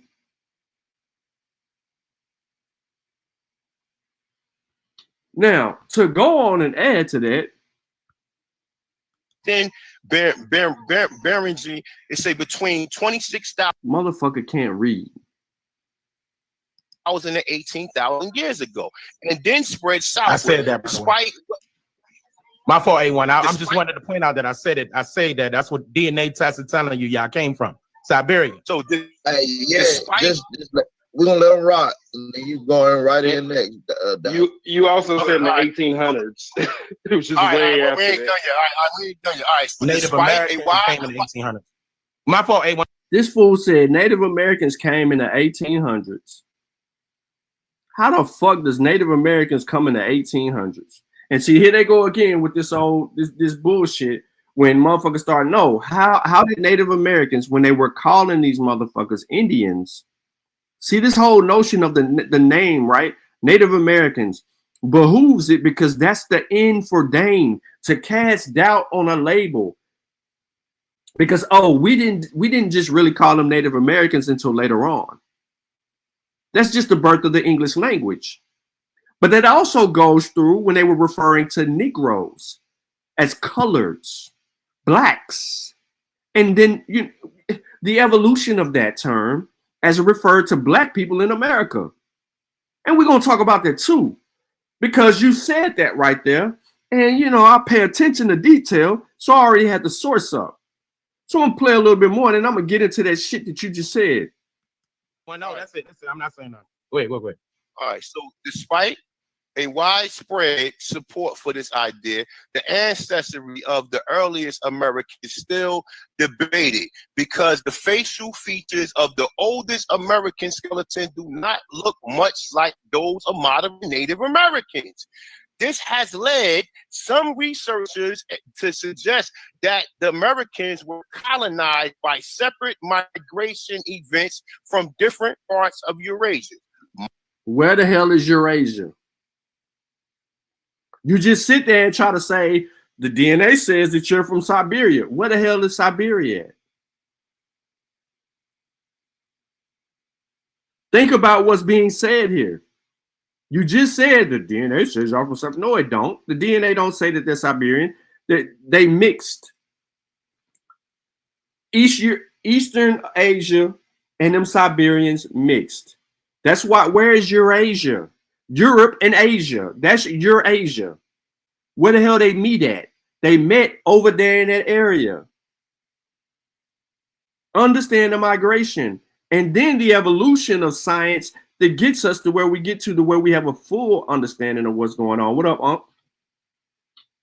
Or do I got the wrong one on here? Oh, shit. Hear me? Yeah. I hear you now. You had two of them up. Yeah, and to kill that one. Yeah, I did. I clicked the wrong one. Mm-hmm.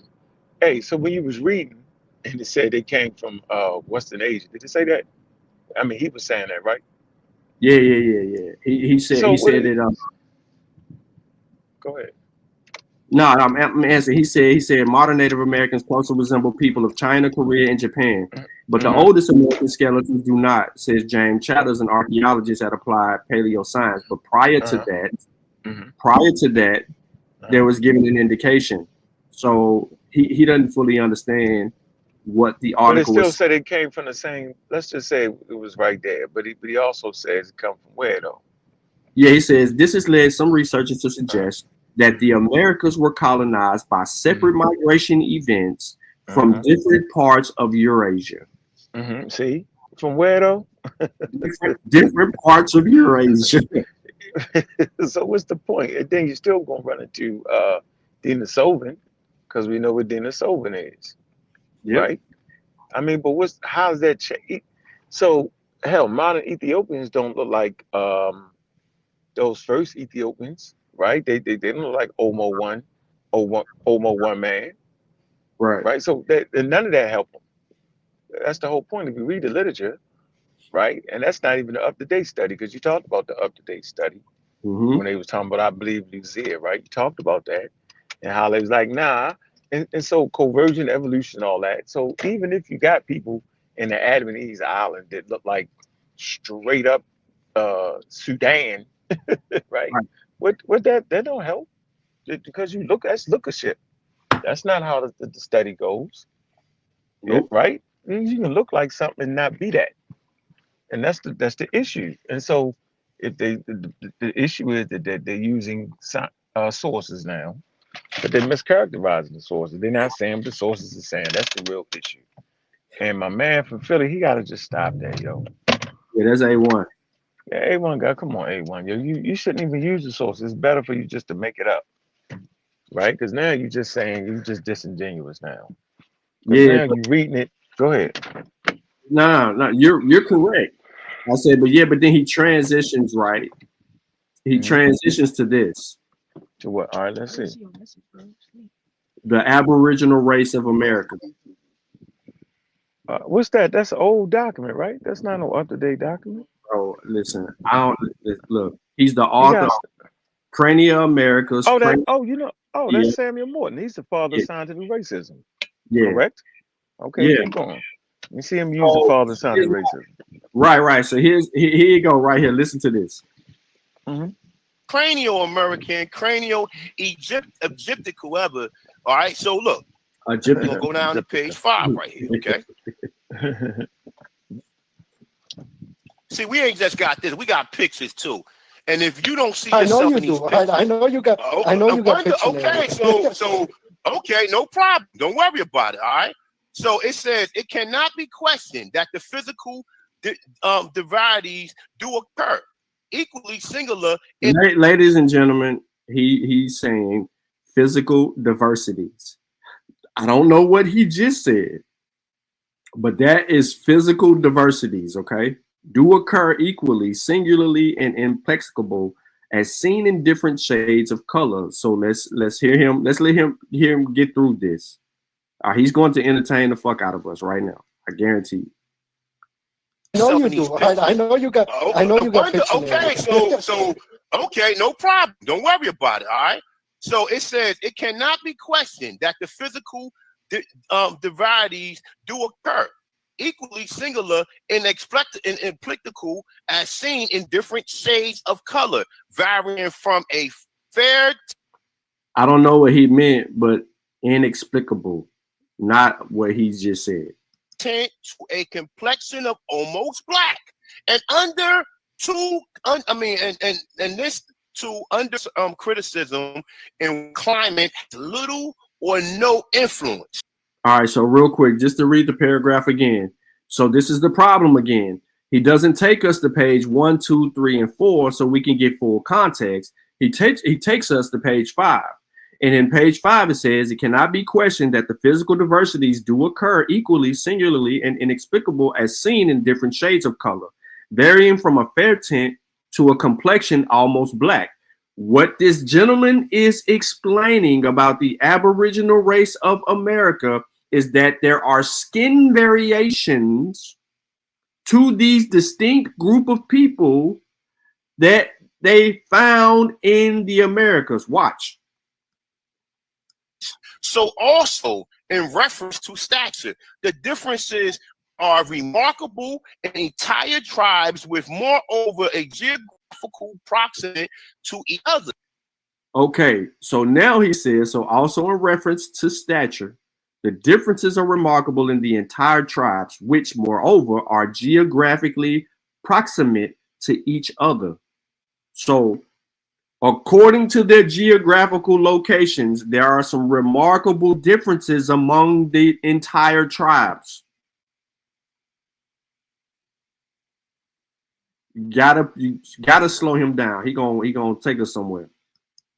These facts, however, are mere exceptions to the general rule and do not alter the peculiar physiognomy of the Indian, which is undivinely. I don't think that says undivinely. He's saying undeviatingly characteristic as that of the Negro. Characteristics as that of the Negro. Do you know what the word physiognomy means? Let me read it for you. It's that undeviatingly. Okay. Undeviatingly is how. So Raul, you might remember this dude used to come on Garfield's show, but he comes up there. He says a word that comes before the word that he wanted to use. Right. So when he does that, it sends A1 for a spiral. You say it. Okay, all right. Well, just like it's my brother. autochthonous. Let me tell you something about me. Let me tell you something about the autochthonous one. I don't speak the king and queen English well. I'm not colonized. So if you I know you do. you speak. This motherfucker said he not colonized. What do you think you is, bro? If you ain't colonized, bro. Go ahead, huh? Oh, you still on mute. The man doesn't know what this word means. He tries to pick a word.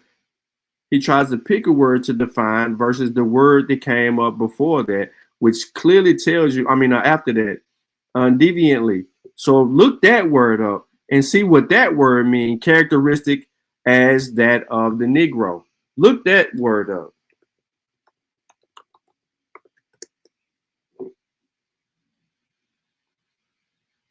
Look it up, y'all. Look at the word up. According to, what source I'm on? Merriam-Webster. Keeping a true course. It's got several different meanings. Has things to do with policy. But he needs to look the word up that is saying.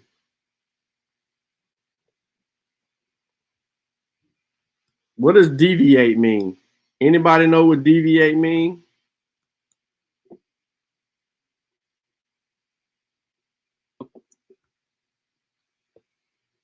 He just need to read the whole source. These facts, however, are mere exceptions to a general rule and do not alter the peculiar physiognomy of the Indian, which is an undeviantly a characteristic as that of the Negro. For whether we see him in the athletic chart or in the stunted shama or shema, in the dark Californian or the fair Bora, he is an Indian still and cannot be mistaken for being any other race. So he's telling us, despite what you think you see, that is still an Indian. Still an Indian. That's not a Negro. Just because his shade, he got different shade complexions, it's not a Negro. Speak Ebonics, bro. I know you don't. Okay, no problem. You can laugh all you want, but you're not indigenous to this land, my brother. Okay? My DNA says otherwise. Okay. It says, okay, hold up. So what do physiognomy means? The face, it says the face and countenance, especially when considering an annex of character. Okay, it says an archaeologist, it say of art determining character and personal characteristics from the form, features, and body, especially of the face. Okay, so why would he say the physiognomy in the Indian is that of the Negro? That's not what it says. You know. Oh, okay, that's not what it says. Okay, that's not what it says, right? So are you done with your presentation? It says their characteristics are undeviating, just like the Negro, meaning the Native Americans were uniform and the Negroes were also uniform. That's why in the next line it compares the not alter the peculiar physiognomy of the Indian, which is undivinely characteristic. Undeviatingly. Do you know what undeviatingly means? This Negro can't read. Do you know what that means? Deviating means to go away. Undeviating means to not go away, meaning he's comparing them as a whole. The deviate means to go. If you deviate from something, that means you're going away so from their what characteristics so he said it undeviatingly. So he's not deviating, telling you that the Indian and the Negro look different. Right. Okay. Are you done with your presentation? Mute your mic. Okay, but is he done with the presentation? Hold up. No, I'm not done with the presentation. Absolutely not. I'm not done. I'm not done with the presentation. I'm not done. We have a lot of stuff. Good job, though, A1. We have a lot of stuff to go with. We have a lot of stuff to go with. You're absolutely right. You want to say we're gonna get y'all the same amount of time as well. So It will be. Okay, I That's hope right. so. The I hope deviate, so. he know, Just mute no your mic. problem. You know the deviate that means to go away. He said undeviating means he's comparing the Indian and the Negro together. Am I right or wrong? Don't ask him a question. You right? Okay. Okay. So No, you're wrong. You're wrong. You're wrong. But go ahead, keep going. okay, no problem. Okay. If that's what you think, okay, no problem. The He didn't Indian say. and the He Negro didn't say. predominantly. He didn't say undeviating from the Negro. He said undeviating as that of. So The those are Negro. So he's saying the phenotypes are That's accessible. that of, because he's telling you because listen, Oh boy. because most people would not say that the Indians and the Negroes was the same people. He's telling you. By the way, he keeps jumping around, but okay. So they caught him on the word because he doesn't know how to read and he doesn't understand how the word is defined. He interprets the word to mean something that's justifying his belief versus it contradicting his position. And that comes from a lack of reading comprehension, and that comes from not understanding words, because that came at the end of what the sentence was saying, and he was proclaiming things that were not true about the article. So he just kept on making up shit. What up, Mark? You back?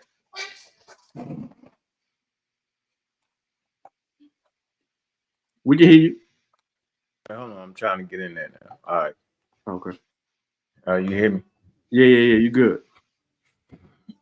So he's still reading the Jipika article because my phone. No, he jumped from one article to another. And so where we at now? Is it a good article? It's a good No, article. no. We're on Vintage News. Oh hell no!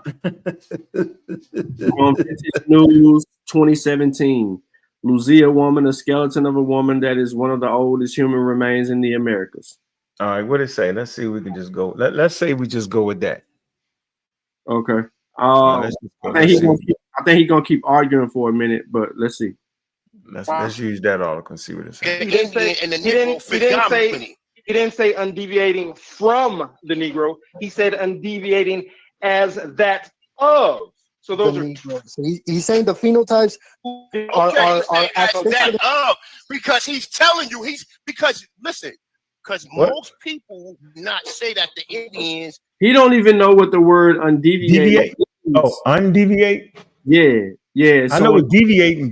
Deviating means like breaking away. Right. But see, undeviating.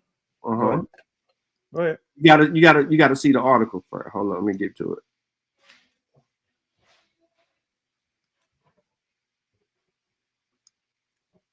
All right, so here's the article right here. You can see it. So in the article right here, where my cursor is, it's showing no deviation. Go ahead. Right. It says these facts, however, are mere exceptions to a general rule, and do not alter the peculiar physiognomy of the Indian, which is as undeviatingly characteristic as that of the Negro, which is as undeviatingly characteristic as that of the Negro, which is undeviatingly. So it's saying it's not separating from the Negro characteristics, basically, right? Because that's the word, undeviating. All right, undeviatingly. The word is showing no deviation, contrast, right? Steadily undeviating loyalty, meaning I'm keeping my loyalty. I'm not breaking away from it. So that's saying, let me say these facts, however, are mere exceptions to the general rule. And what are the facts of the exception to the general rule? Okay, so also the reference to what's this statue? Yeah, he's giving a description of the Indians, and he says how the complexion vary. So the shades of color vary depending on the geographical location. Geographically approximate to each other. Yeah, these facts, however, are more to a complexion almost black. All right, say these facts, however, are mere exceptions to the general rule.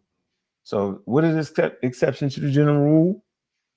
That in reference to the stature and and variations are similar to the Negro. All right. Now, these facts, however, are mere exceptions to the general rule and do not alter, all right, the peculiar, that's a key word there, peculiar, physiognomy. Am I saying it right? Physiognomy. A physiognomy. Yeah, I'm saying it wrong. Okay, of the Indian, all right, which is as, all right, I got you. Characteristic as that of the Negro. So, but they just saying that characteristics, yo. So what's wrong with that? That's fine, because you can go to Adamese Island and find, if you're going to use the word Negro, and find those, they house those same characteristics. That's not a problem. It's say whether we see him in, what's this? I can't even see it. See him in the athletic cherub. Athletic cherub. Who the hell is that? This is just how he was writing back then. I don't know. You know, I guess he was club or something. Yeah. But this is Egyptical, right? He's Morton. He's the guy that got these skulls from Egypt, and you know, he's the father of scientific racism, and so they was getting confused. He confused for real, but that's okay though, right? And so we know back then in the 1800s or so, right? And they was mixing up with the Negro was. And this, that, and the other. That's cool. Ain't nothing wrong with that. But come on, bro. That's 1800s. Right? I mean, so we're not gonna stick. You cannot be in the 1800s, yo, and be in 2025.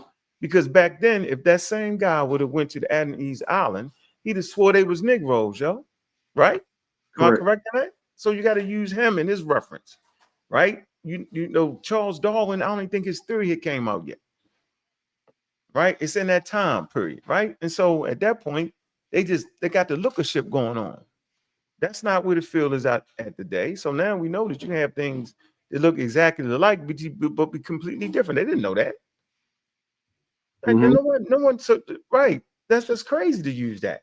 You would never use that. Yeah, it doesn't make sense, bro. Even if we take this at face value, we still got to bring it forward to 2025, right? We got to bring it past Darwin's theory of evolution. Right, and say, okay, is it possible for people in the Adamese Island that look like indigenous Africans from Sudan? Am I not right or wrong, yo? Am I right or wrong, though, Sean? Right now, if we went to the Adamese Island, put that besides a person in Sudan, yo, we'd be like, yo, they Sudanese. How about right? How about the Olmec statue, bro? Right now, if you put an Olmec statue up there, yo, you look like a Dinka warrior or something. Am I correct in that? Some of them do. Right then, yeah, right. Only the ones they pick. Let me stop. Yeah, I want to use the ones they pick. The ones they pick look like a Dinkas. That's fine. Okay, but what does that mean when you really trying to get to it, Sean? Right? You've read every possible article. When you're really trying to get to it, it's going to be a certain point where you got to realize that one, there's no one way to look African, and two, just because you look African don't make you African. But right, simple as that.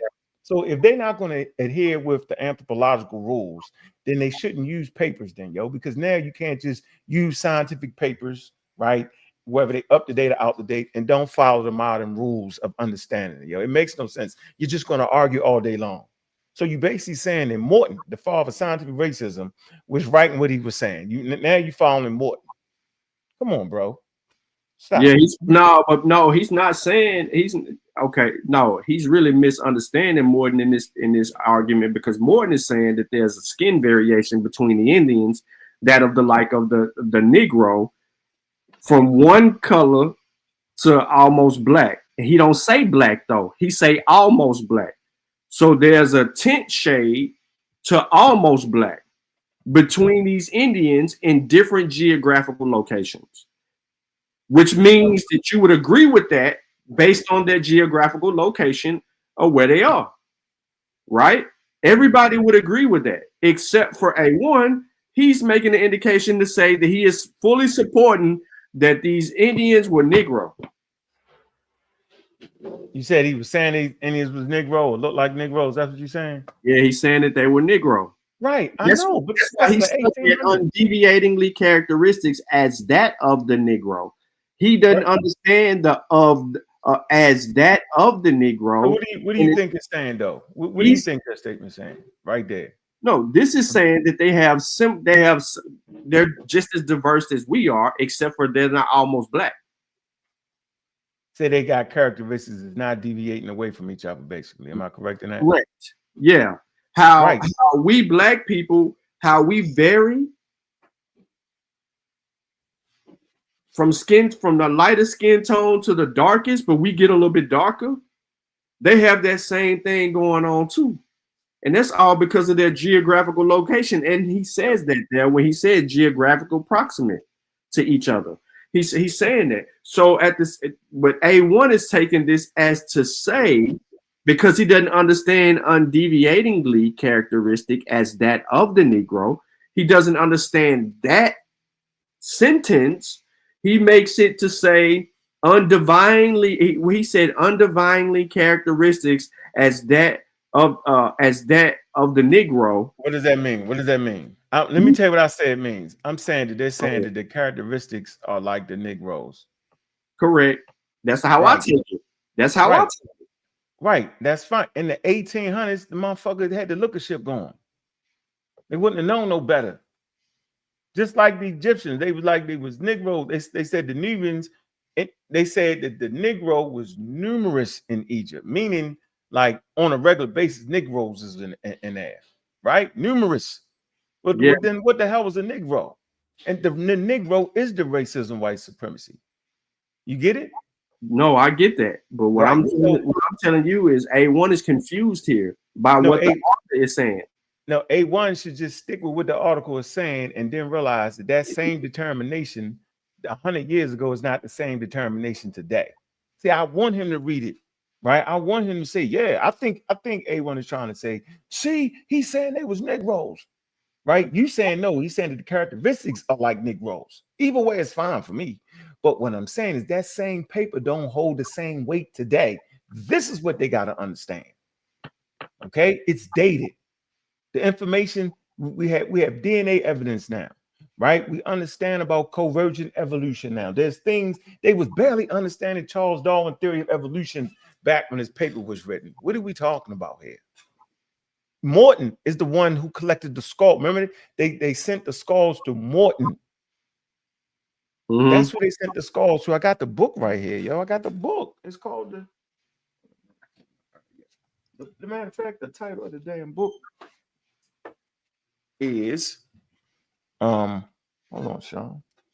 I got the title of the damn book. I gotta move all my stuff right here. Man, title of this book is they came in and straightened up. They moved. You know how we put stuff and we got it right where we know where to grab it at. Man, yo, because it's Morton, it's Knox. Couple of them, they was trying to figure this out. They was, I got it. Flip back. All right, here it works right here. Okay, so can you see it, Sean? Yeah. Hold on. Put on the screen. Yeah. See, here go. Yeah. Type of kind of ethnological research. Yeah. Now look at the names. Look. See. Gibbons. All right. Clark. That's Knox. Look. Samuel George Morton. William Usher. Morton, these man, look, and in the book, right? They was doing like you supposed to do when you at the forefront of anthropology and just eyeballing it. They eyeballing the game half to death at this point, right? And out of that, look, they got using drawings. Look, and the racism come. Look, see. So at this point, they saying. Right. That's the Nubians. They slaves, right? They saying anybody that look like this is a Negro. Look, these are all Negroes. Look, these are all Negroes, right? All right. They saying Negroes, okay? Slaves. You say all showing the Nubians, Negroes are slaves, right? Because they tell you that. They say, hey, bro, we got Negroes in America just like this, but they slaves. So these people who they proclaiming to be Negroes, look, see, here you go. And if you look right here, they got this nigga, they got him looking they got the white boy looking like a champion. Look, they found the best looking white boy they got, right? They put the Negro, look at him, they got, look at that. And guess what they put him beside? They put him beside the chimpanzee. Okay? Once again, this is distortion right here. It's distort. That's crazy. Because all Africans do not look like this. No. All Europeans do not look like this, but they picked the best picture for them and just threw this guy up in there, got him looking like that. Yeah, the This, bushy. right. This is the work they was publishing, Egyptica. You know, I got the whole book, Egyptica. Right? These dudes don't even got the book. I got the book, right? I got the book. I got it highlighted in the book. And that's just him. That's the writings together. But I got the Egyptica. Hold on, let me find Egyptica for y'all. Let's sit here and read these over there. And the books is outdated, bro. Anybody? Come on, yo. If you don't understand scientific racism, then you gotta read the books that they produce. Hold on, Sean. I got it. 1 second. Man, where did she put it? Is this it? Oh, okay. Here you go. Look, Sean. Put it back in bed. Look. What'd that say, Sean? Crania Egyptica. Yeah. Ain't that what he reading from? Yeah. See? So they playing, yo. Look. Why is it called Crania Egyptica? Look, yo. All right. It's in representative of their pseudoscience. That's why you don't use craniology. Not in the way they was using it. not the way they was using it. And then if you look, right, he the person that's looking at it. And then you go, you got this whole chapter. It's called the Negroes. Right? And he slip up and say, hey man, the Negroes are numerous. You look at the word numerous. So he was basically saying that it was millions of Negroes in Egypt. Now go figure that. So how do you figure out which ones are the Egyptians based off their skull? How could that be possible? How that's possible, Sean? It's impossible. Right. Doesn't make sense because being Egyptian is a cultural thing. It's not a way, it's not how you looking, it's not your phenotype, it's your culture, it's the gods you worship, it's the language you speak. That's why they get mixed up when you say that Nubia is in Egypt. It is. So what you saying that the Nubians is in Egypt or what? All of a sudden. They Nubians, they culture say they Nubians, but they all come out the Green Sahara. All right, they come out the Green, the ancestors of the Libyans, Nubians, and Egyptians come out of the Green Sahara. It's all there. And so my point is, so are you saying a person went around and say, God dove in the middle of the Nile Valley and threw the people to look this way and said, you're going to be a Nubian and you're going to be an Egyptian, you're going to be a Libyan. That's what happened? God picked and choose, right? Yep. And it doesn't make sense, bro. It's tribes and clans, they break up and separate over time. You got people that they Mediterranean, people they call them Mediterranean. Some of them are Egyptians. It's not a big. There's no one way to look African, yo. It's not. It's not. The continents are arbitrary lines drawn by map makers, yo. It's just like being in. It's like being in Florida, and your family move to Maryland, and an invader come in, right? So are you saying just because your family moved there, all of a sudden they're not your family? Yeah, none of that makes sense. Yeah, but anyway, this chapter right here is called hold on, let's see. Yeah, I don't even know if y'all can see that. It'll actually say the Negro, shut the whole thing. And all you see is highlight all of it. Yeah, the Negroes. You got to talk about how they just everywhere. Yeah, so yeah, they reading all the stuff. They don't even got the books to read it, man. And then they don't want to, and then if you're gonna read something, read it, and then let the audience know the shit was made in the 1800s, yo. Morton. And then they only, man, come on, yo. That's the worst thing ever, yo. Let me see the date for this. 1848, Sean. That's what we doing, yo? I mean, that's what they get, bro. Is this what we doing, yo? They gotta try to justify their lie. Bro, hold on. I'm gonna highlight this for the audience. Look, this is what y'all doing. Y'all doing this. Look. It said, read before the American Philosophical Society in Philadelphia, December 16th, 1842, and January 6th, my highlight, and January 6th, April 6th, 643. Really? Look, here you go.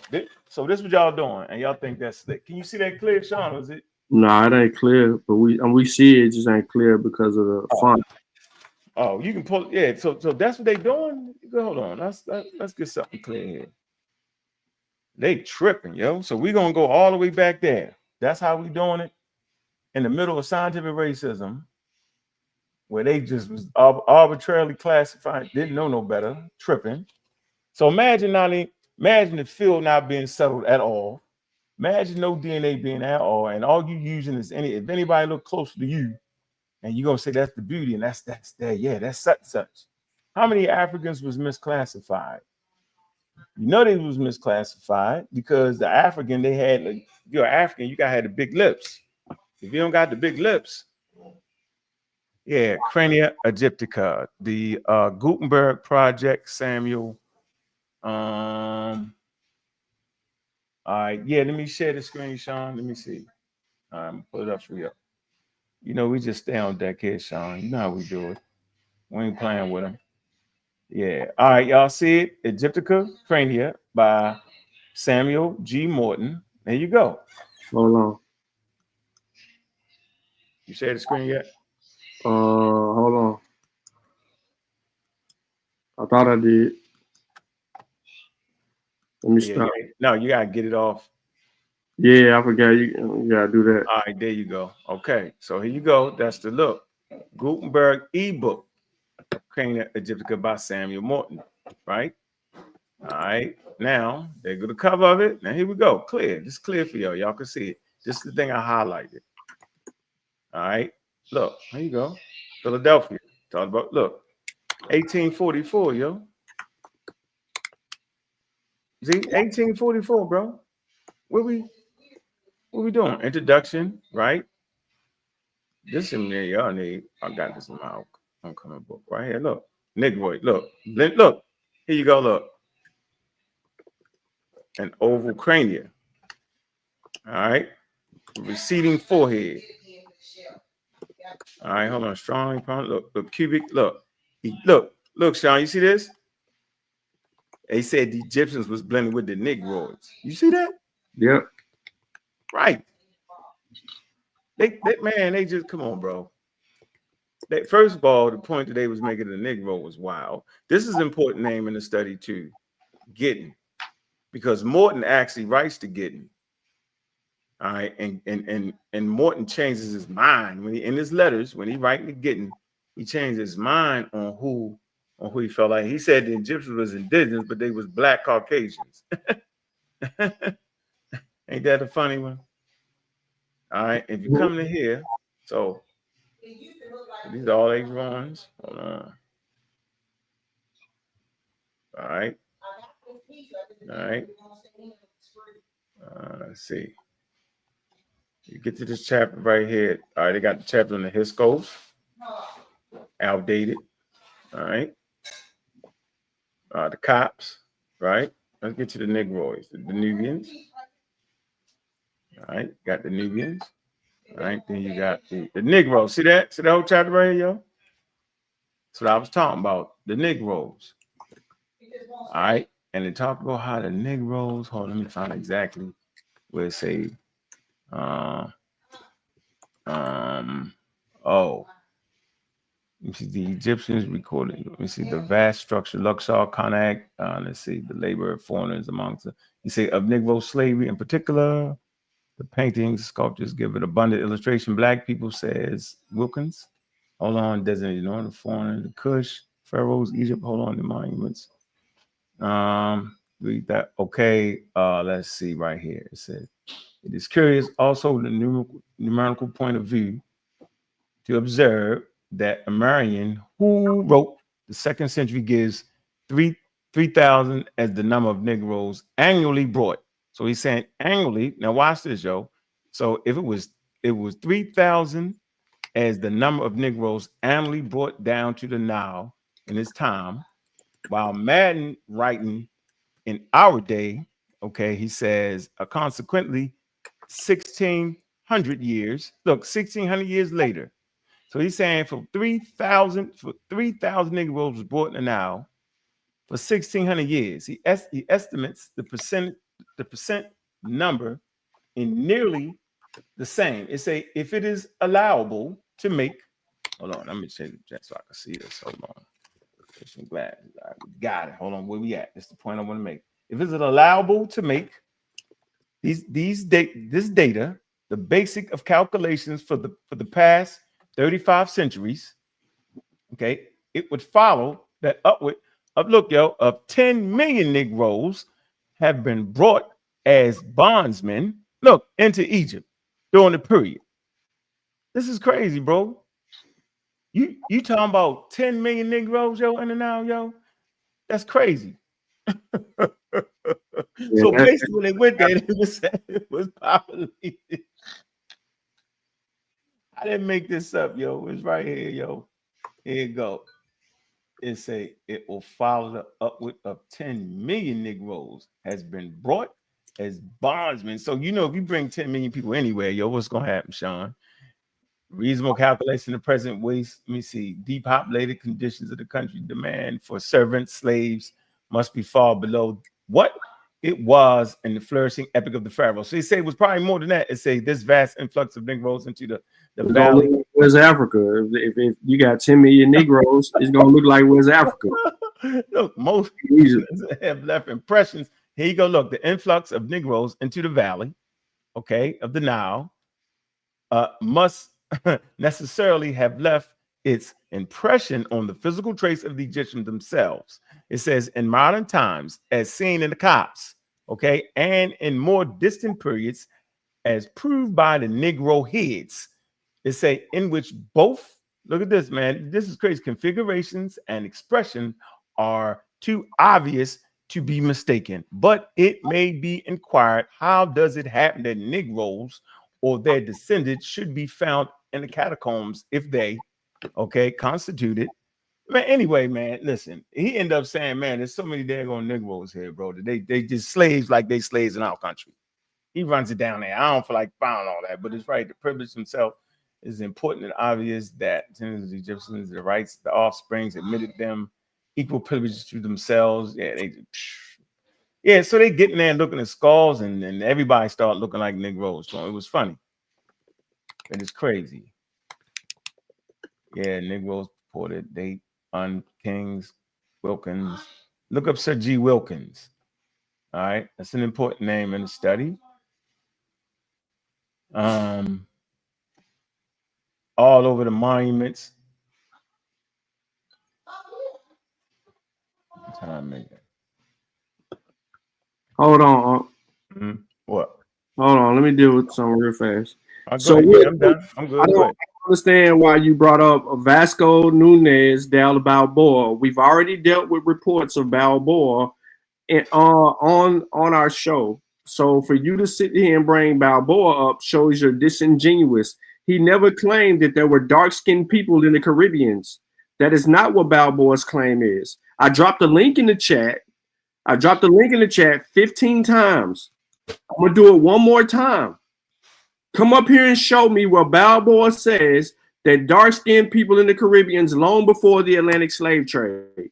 Show me that. Show me in the primary sources. What you don't know is we've already been dealing with these people, and that ain't even a case or further from the case of what's going on in the reality of the world. You're just making up stuff. Mm-hmm. Yeah, it's got to be Vino burner account, bro. Say they got burner account. Is they reading what they supposed to read? No, they ain't reading what they supposed to read. They don't know how to read. They just assuming. Hold on, I'm gonna play the video a little bit more. He didn't say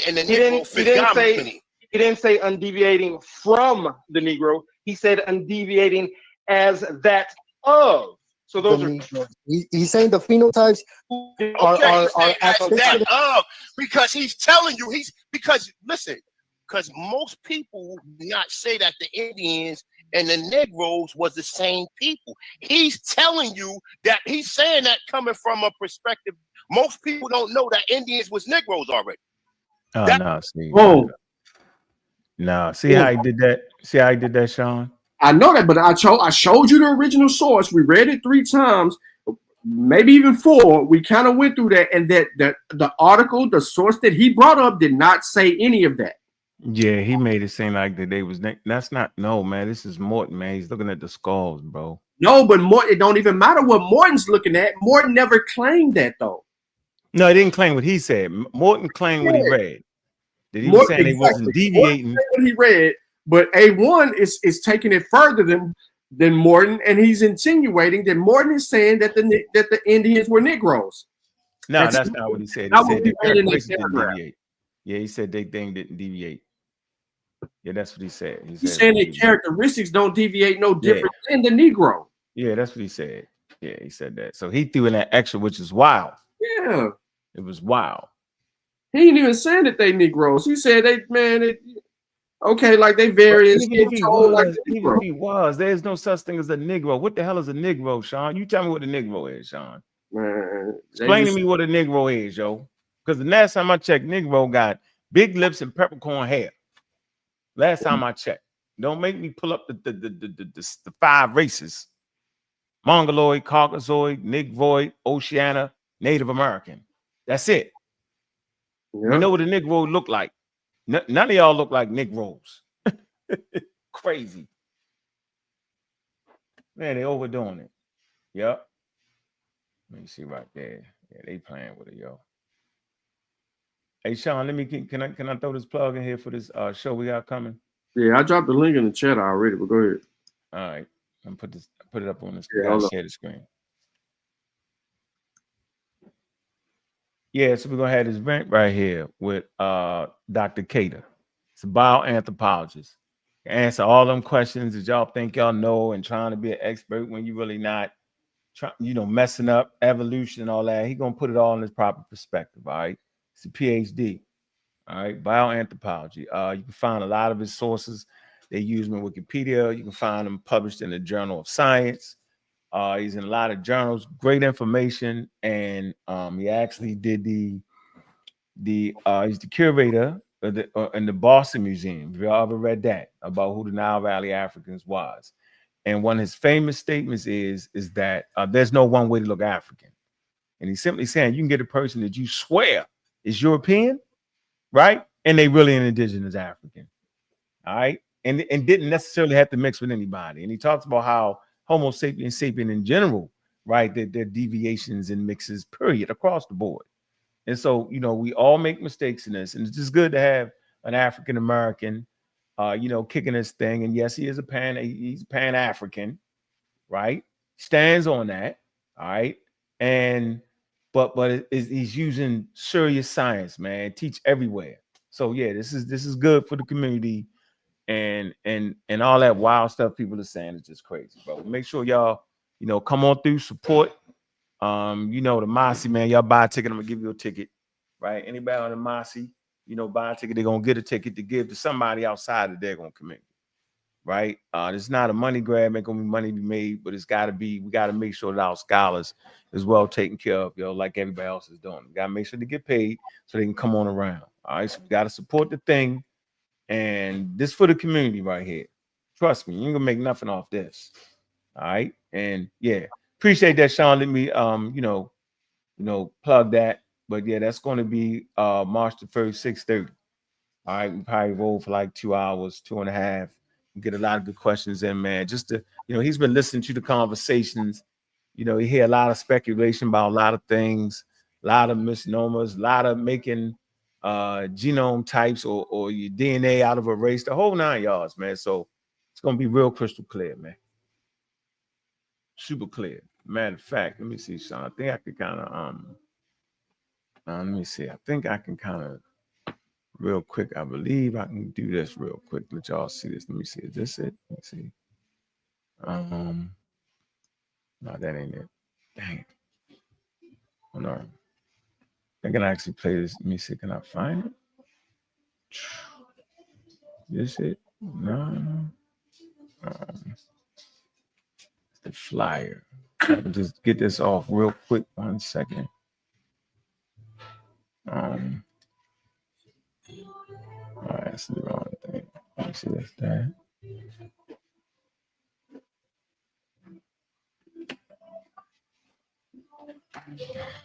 It's a pseudoscience. All right. Go ahead, keep going. I'll find it. Go ahead. My fault. No, you good. I put the link for the interview in the chat. So I got a 1 minute video I want to play. But go ahead. Oh, yeah. Okay. So I found real it. quick, you found it? Yeah, I found it.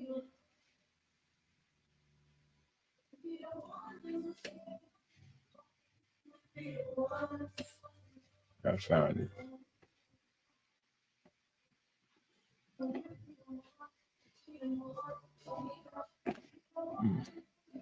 Wait on your screen. All right, hold on.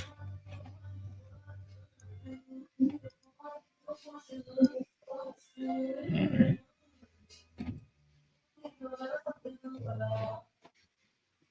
Let me share the screen. Later today, I think Kofi got a show, so y'all be on the lookout for Kofi's show. Of course, he got another guest up. We'll be doing an interview on.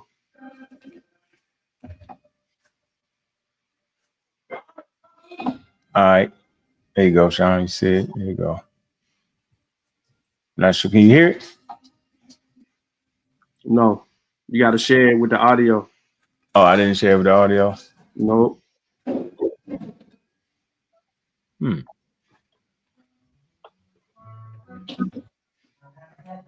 You gotta, if you're gonna share, you gotta do whole screen.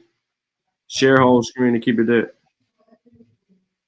In October, Juju, I don't know yet. I have to check some out over the next month. You say share margin, share screen, share. It's somewhere you can check it with share screen with audio at the bottom. Oh, they changed their shit up. Yeah, they changed it up. If it's not on YouTube, it's kind of weird because it been acting funny about stuff not on YouTube. I mean, it's gotta be on YouTube. Not YouTube and Google. So if it's not like you're trying to share an external link, you gotta share it through a different source. So what you gotta do? I know what to do. I got it right here. I can get it right from you. You already got it on YouTube as an upload. Yep, I got it. I'm gonna go right there. YouTube video. All right, let me go right to it.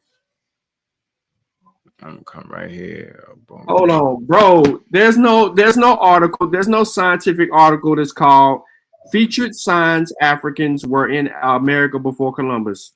What are you talking about, bro? There was no Africans in America before Columbus. Zero. Where that DNA at?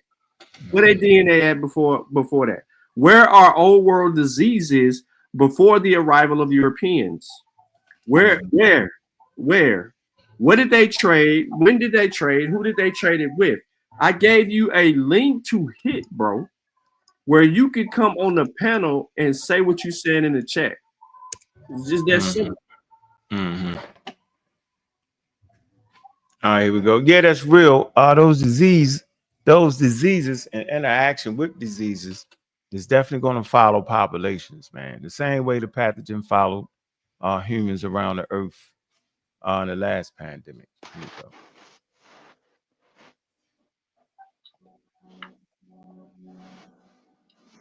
Can't hear because your audio. I bet your head says too. There you go. Start over. Soon as you did whatever you did, to start playing. How did you define that as an African? We hear the audio. All right, hold on. This is stupid. Yeah, because when I do this, share the screen. Why come I can't share it on your daggone thing? Jesus Christ. I mean, you can do the YouTube video. We heard it. This is a YouTube video. All right, can you see it now? Yeah, we heard it and saw it, but then whenever you did the unplug, it came through. Yeah, it ain't playing. Hit play. Can't hear it. Pull your headset. There we go. And I'm just trying to get an idea from what the questions I'm hearing is, what would you define then as an African? I don't define an African or the African. There is a matrix of variability that constitutes a description of an African reality. Very different notion. The moment you start defining things with narrow terms and in particular ways and are not scientific for something that's as fluid as this, is the moment that you will get into trouble, because then you're going to be forced to explain things, like I said, with typological methods or deductive methods when they don't fit. Okay? 60% is the corresponding value for a variable once cherished by physical anthropologists, namely the cephalic index. And he goes on to talk about serological traits that also are highly variable, aspects of fingerprints that are highly variable. These are the classical traits that anthropologists used at one time. Some still do. Of course, now we have DNA, and DNA diversity is also known to be extremely great in Africa. He asked the following questions, though. He says, confronted with such a wide variation in biological characters in the native populations of sub-Saharan Africa, and to be frank, with the stereotyped idea that most of us have about what a true African looks like, one is inclined to ask whether all of this diversity originated in sub-Saharan Africa. If not, how much of it was a result of gene flow, that is to say, admixture or migration into the area? I know what you mean by Mediterranean, but let me repeat myself. African. No, well, there's more than one way to be African. There's more than one way to look African. There's more than one way to look Asian. There's more than one way to be Asian. That is what you have to, from my perspective as an evolutionary biologist, that's what you have to get your arms around. The people in southern India are just as Asian as the people in northern China, who are just as Asian as the people from the Eurasian steppes. You know, they don't look alike. And you measure them, they don't look alike. Yeah. Let me put it another way. For example, you have Elizabeth Taylor playing Cleopatra. Okay. That's what I'm talking about. Well, what do you mean? What are you talking about? When did that sort of look into Egypt? The thing is that, number one, who was Cleopatra? I'm asking you. Well, what I'm saying, Cleopatra was probably a Macedonian. Well, she was a Macedonian. From near Greece. Yeah. Yeah, that's what I mean. When did people look like that go into Egypt? Well, but I'm trying to have you understand that they are carrying genealogically, in terms of their male ancestry at least, they're carrying something that ties them to the rest of the continent and does not tie them to Europe, even though physically, externally, you may say, well, gee, they look like Europeans. You understand what I'm saying? So when you ask me, when did X, we don't use those concepts of Mediterranean race, Alpine race, Nordic, all that's from another era. You know, it's descriptive, and in actual fact, you will find, you can find individuals all over the world who might conform to one of those sort of categories. You see what I'm saying? Yeah. So that's the same thing they say about being Arab. Arab is a culture, not a race. It means traveling person. Okay, but I'm trying to understand, what are you asking me here? Well, you asked me very specifically, you asked me, when did Mediterranean people get to Egypt? I don't know what you mean by Mediterranean. But in Dogon, with other Africans, in other words, this little thing is called a septoaperture. It's felt to be a genetic trait.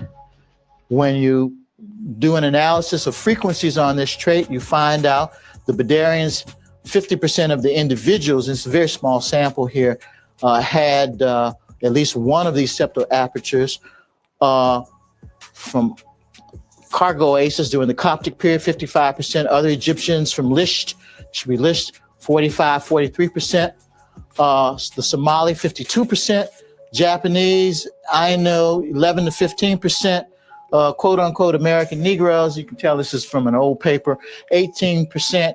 Whites born in the USA, 5.2%. Anyway, what this is saying, the Northeast Africans and North Africans have a high percentage of this septoaperture, Wadi Halfa, Jebel Sahaba, and also the material that Alison Brooks found down in Zaire that's 25,000 years old, up there with.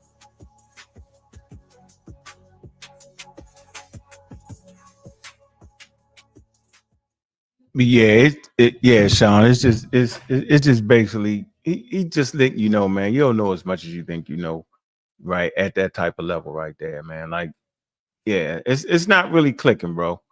Right? It's not clicking. And you know, you gotta sit down, read, you know, put the paper and something that's gonna help translate it for you, get the language right, understand, get the understanding of evolution right. None of them elbows agree with evolution. And I'm saying Charles Darwin evolution. None of them agree with that, right? None of them agree with Charles Darwin's natural selection, okay? Random mutation, random, not guided, not none of that foolery, random mutations, bro. None of them understanding your environment. You know, why did the Native American population share certain characteristics with Negroes, right? What area of the planet do they live in, right? Why do they possess brown to dark skin at times? Where they at? Are they surrounded by the harmful UVA, UVB rays, right? In Mesoamerica, is that where they at, right? So of course they would have that same range of skin color. Are they in Canada, right? You know, what was going on at the time period they came in, right? What was the Laurentine ice sheet there? What is it? You know, why is these human beings evolved into their environment? So yeah, bro, they're not gonna get the conversation, bro. It's just not gonna be. Yeah, you gotta know evolution to understand the Egyptian conversation, the Native American population conversation, because we're actually talking about biology, and we're talking about how this biology transforms in this environment. Not so much now today, because we got cars, buses, we got AC, humans got on clothes now. All these things help slow down that harmful radiation, bro, that will cause your skin to change back and forth. So look, man, I don't know what to tell you, bro. It's just a war, bro. It's a war of the pseudoscientists trying to read high-level papers, reading outdated papers, bringing them to 2025. The whole thing is wild, bro. Yeah, I tries not to get a headache. Well, go ahead, Sean. Appreciate you letting me drop that, though, bro. Yep. So what I got on the screen right here is a book by George Williams. It's the history of the Negro race in America. And he talks about Negroes as slaves, soldiers, and citizens. And it's from 1619 up until 1880, which is a period of, you see the brother right here, he's a black man, as what we know in North America today as one of us, right? Who put this together. And it's available. I put it in the description for you to be able to read, for anybody to be able to read it, but a little bit about him. So they said he lived a sort of pickerish life, not often imagined possible for the 19th century African Americans. At the age of 14, he falsified an identity, joined the Union Army, and for the last battles of the Civil War, he continued his military career serving in Mexico under General Espinosa and in the Indian Wars until he was honorably discharged due to an injury. His life then moved to a series of first accomplishments, blunders, setbacks, social networks, and burnt bridges. He briefly enrolled in Howard University, left eventually to become the first black graduate of Newton Theological Seminary in Massachusetts, an ordained Baptist pastor, founder of a black newspaper in Washington, D.C., a lawyer and elected legislator in Ohio, all before beginning to work on his first major publication, which is what we're going to get into today. So that's a little synopsis. It gives you more detail about him. We kind of go through here. And I give it to you this way because the creators of this website, they did a beautiful job of kind of highlighting it. But this book right here, and let me go here real quick. Let me pull a A1 on y'all. Let me skip. So anyway, in this dude's contents of his book, right, he talks about the unity of mankind, the Negro in the light of philology, ethnology, and Egyptology. Sounds familiar. Primitive Negro civilization, Negro kingdoms of Africa. Then he goes on to talk about the Ashanti Empire, the Negro type, African idiosyncrasies, language, literature, and religion, Sierra Leone, the Republic of Liberia, resume, slave in the colonies is part 2. And then it talks about, so basically the colony of Virginia, New York, and many more. So as you can see, Massachusetts, Maryland, Delaware, New Jersey, Rhode Island, Connecticut, North Carolina, New Hampshire, Pennsylvania, South Carolina, and Georgia, to be exact. And then gets into part 3 of the text, and that's why it's long. It's an intimidating book. The Negro during the Revolution, legal status of the Negro during the Revolution, the Negro intellect, Banneker, the astronomer, is what they call Benjamin Banneker, Fuller, the mathematician, and it's a host of other things in here. So this text is thick. It's 1,100 pages.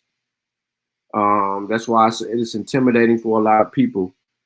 But when you get into this book and you begin to read this book, this is not a book where you're going to, well, abos, you're going to want to use this to try to argue with us, because he ain't gonna help you out at all. He gonna take your ass right back to Africa.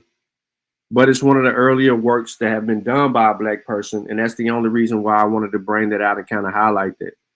But that's not the only instance. I did make sure that y'all had some resources and tools where you could look up at Black history in the Americas and utilize those primary sources for your collective. More specifically here, right? You see it, primary sources, and it's not just us, it's other people. So if you want to go to Native Americans, it's going to give you shit. But you better be careful, because when you go over there looking for it, you're going to find it, and it ain't going to agree with you if you want to be biased. Not only that, a few other places, slavery and emancipation in the Atlantic world, still a lot of primary and even secondary sources are available. But of course, we always want to highlight the primaries. This is a good one. For those of you who like to argue with us from ignorance, just take this teaching tool as an example for you to be able to understand what actually happened in the real world. You heard a brother in the chat earlier, he brought up Bartholomew and all the other likes, right? You heard him mention Bartholomew and all the other likes. We can get to that. He brought up Bartholomew, but here we go right here. So this is why I said what I said in the chat, because we got the primary source right here, and you're going to have to tell me where in the primary source that he said that there was Africans here before Columbus even arrived. This is Columbus's account of the people that he encountered that Thursday, October 11th. Remember, that's significant for everything, because he said these people were neither Black nor white.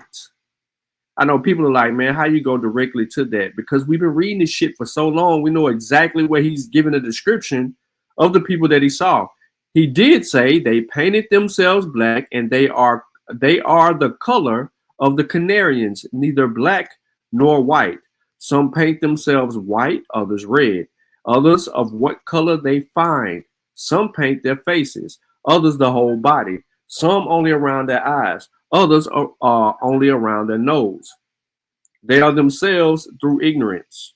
They have no iron, no darts, being wands without iron.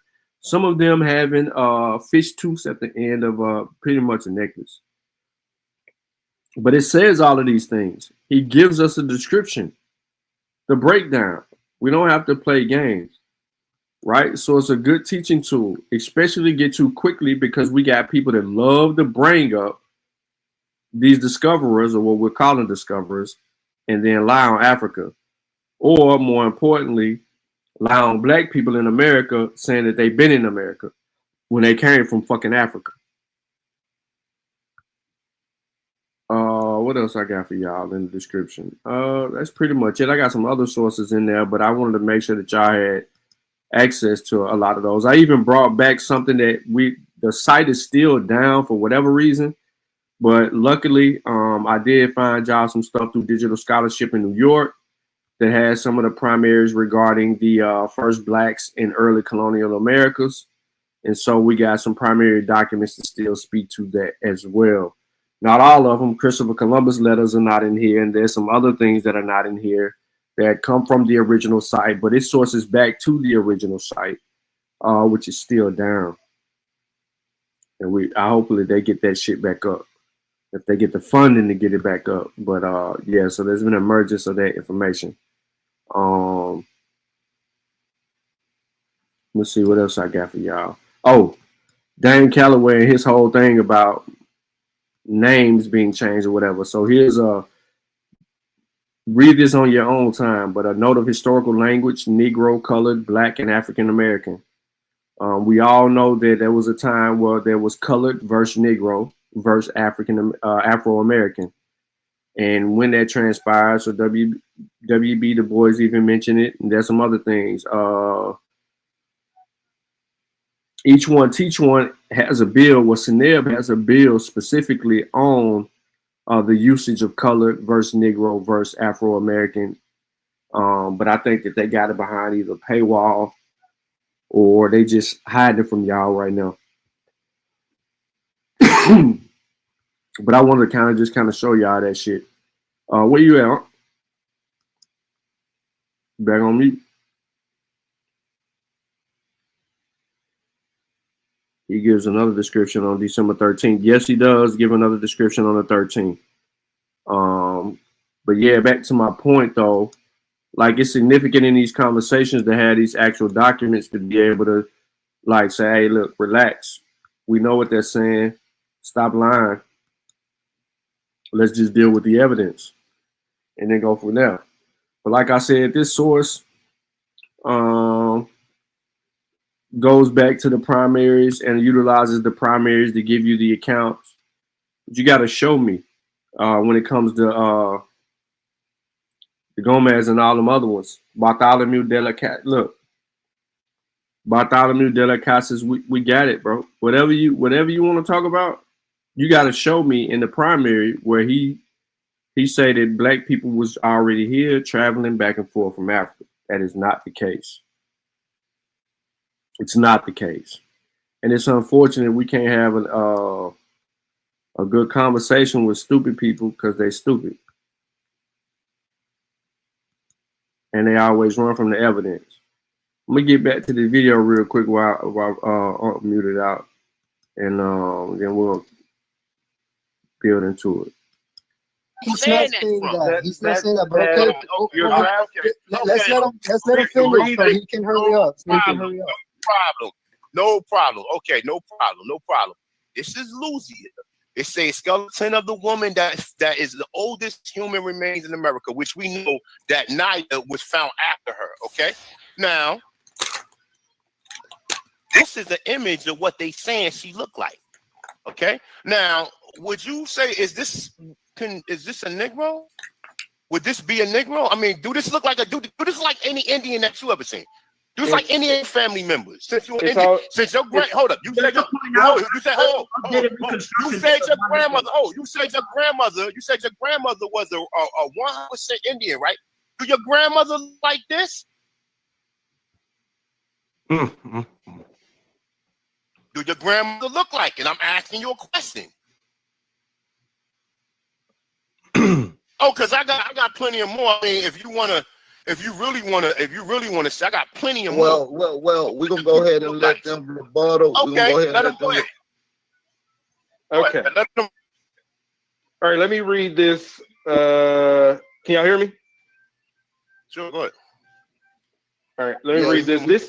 This is from the Virgin Islands Teacher's Manual. Hold on, let me. It's a PDF. I'm on my phone, so I don't know if I can screen share. Drop it in the back, and one of your brothers can screen share it for you. All right. I'm on mobile as well. I cannot screen share, but if he drops it in the back, I'm sure you can pull it up on the. Yeah, the screen. I already dropped it in the back. It's the last link I posted. Well, I'm pretty sure. A1, wait a minute, y'all. A1, stop sharing your screen, brother, because I can see stop sharing your screen, please. Please stop sharing your screen. Brother Khalid, no, my bad. I apologize. Brother Khalid, can you screen share for your people? I'm making an attempt to, but if anything, you guys should be able to see it in the back chat. Well, it ain't for me, and not only for me, but for the viewers as well, that they're also soaking in this information as well. We just like to see the information, the sources, so it's credible. We, hearsay. They like to see the information, yet they don't even fucking look at the information. They don't. And for one of the skeletons, slight filling or chipping of the incisors following a custom common in parts of Africa. The startling. I'm not going to play the rebuttal because we all know how this shit went. He goes and shows exactly what the hell he was arguing or being argued for. So he showed the evidence to that. When they finally got the screen share.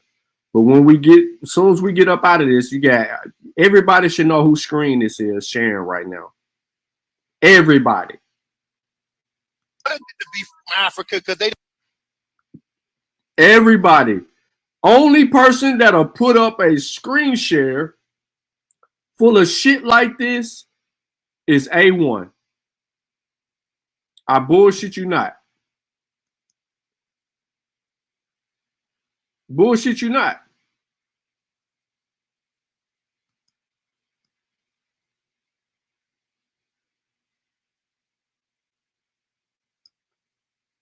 I'm gonna let it play. Virgin Islands during the colonial period made a kind of baked clay pottery to the unsuspecting closely resembles Indian pottery. It has been found at several colonial sites on all 3 islands. I guess that's enough on that, right? So you're saying that because of the pottery, because they said it looked like African pottery, and they saying it closely resemble Indian pottery. Wait. That's all speculation, my brother. Wait. And you ain't connected. Hold on.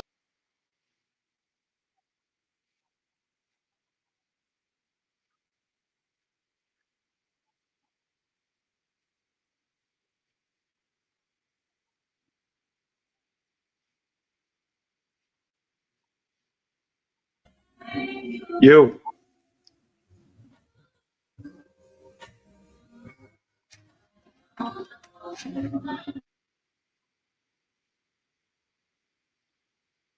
John.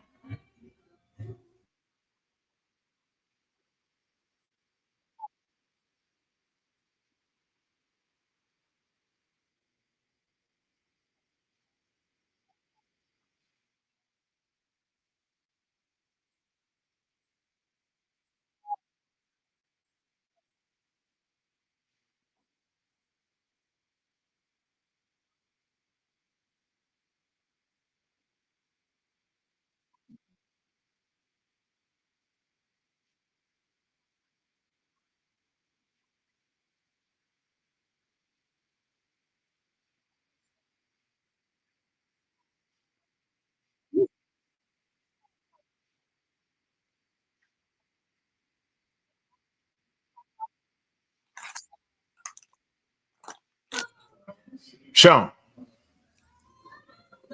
Yeah. Oh, what happened? They going crazy. I'm just letting you the ignorant. Oh, what happened? Who get them? I'm playing a video. Oh, you playing a video? Yeah. I can't see no damn video. The hell? Hold on.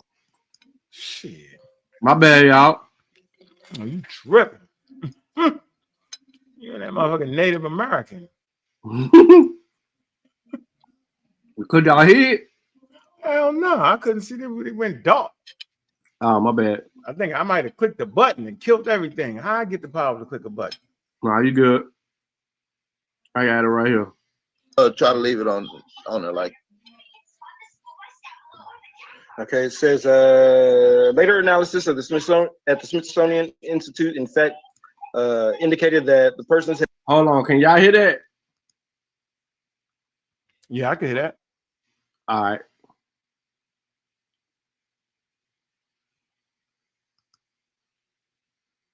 Had been black adult males with good deal of dental decay, and for one of the skeletons, slight filling or chipping of the incisors following a custom common in parts of Africa. The startling observation was though that a portion of an Indian-looking. Oh, okay. The startling observation was though that a portion of Indian-looking pottery jar was found almost encircling the arm bones of one of the black skeletons. The word spread that this could be evidence of pre-Columbian voyages from Africa. Other details, however, contradicted that hypothesis. One of the burials was made in a rectangularly cut pit, such as might have been dug for a coffin. And at the bottom of the pit, excavation found a square cut nail, such as might have been used in a coffin during colonial periods. If a coffin had been made of wood, of course, the wood had rotted away. Pieces of the bones themselves were sent away for dating by the radiocarbon dating method, and though the results were somewhat unclear and difficult to interpret, no date as ancient as the village site was indicated. In the end, the solution to the problem was found in the pottery fragment that had done so much to create the problem in the first place, mainly through studies by Richard Gartley on St. Croix and Gary Verselius on St. Thomas. It is now recognized that the displaced African living in the Virgin Islands during the colonial period made a kind of baked clay pottery to the unsuspecting closely resembles Indian pottery. It has been found at several colonial sites on all three islands. I guess that's enough on that, right? So you're saying that because of the pottery, because they said it looked like African pottery, and they saying it closely resemble Indian pottery. Wait. That's all speculation, my brother. Wait. And you ain't connected. Hold on, let me get wait. But the pottery was the indicator in the first place. So of course we're going to discuss the pottery. Of course there's going to be an examination of the pottery. Because they wanted it to be from Africa because they didn't want you to think that any Negro was there already. How did you connect that? That's your conjecture. That's your conjecture. What I just read two different specialists studied it and came. I gave you 3. Give me the date of the article. What date is it? This is what I hate. This is what I hate right here. Me too, bro. The mere fact that he asked him for the date of the article while never providing the date for any of his information. And then to turn around and say they designated you African because they did not want you to know that black people was already here. Why not? Why not though? Right. What the fuck did it matter? They come who was here? Do it matter? They was taking it anyway. Right. And then he puts up this bullshit. This is A1 screen sharing, You see that? I thought it was a cartoon. No, he shared this shit. That's Africa. That's African Asia. What is that? No, that's the United States. That's the what? Bro, don't act like you don't see Texas, the Mediterranean, or the Gulf of America as Trump saying.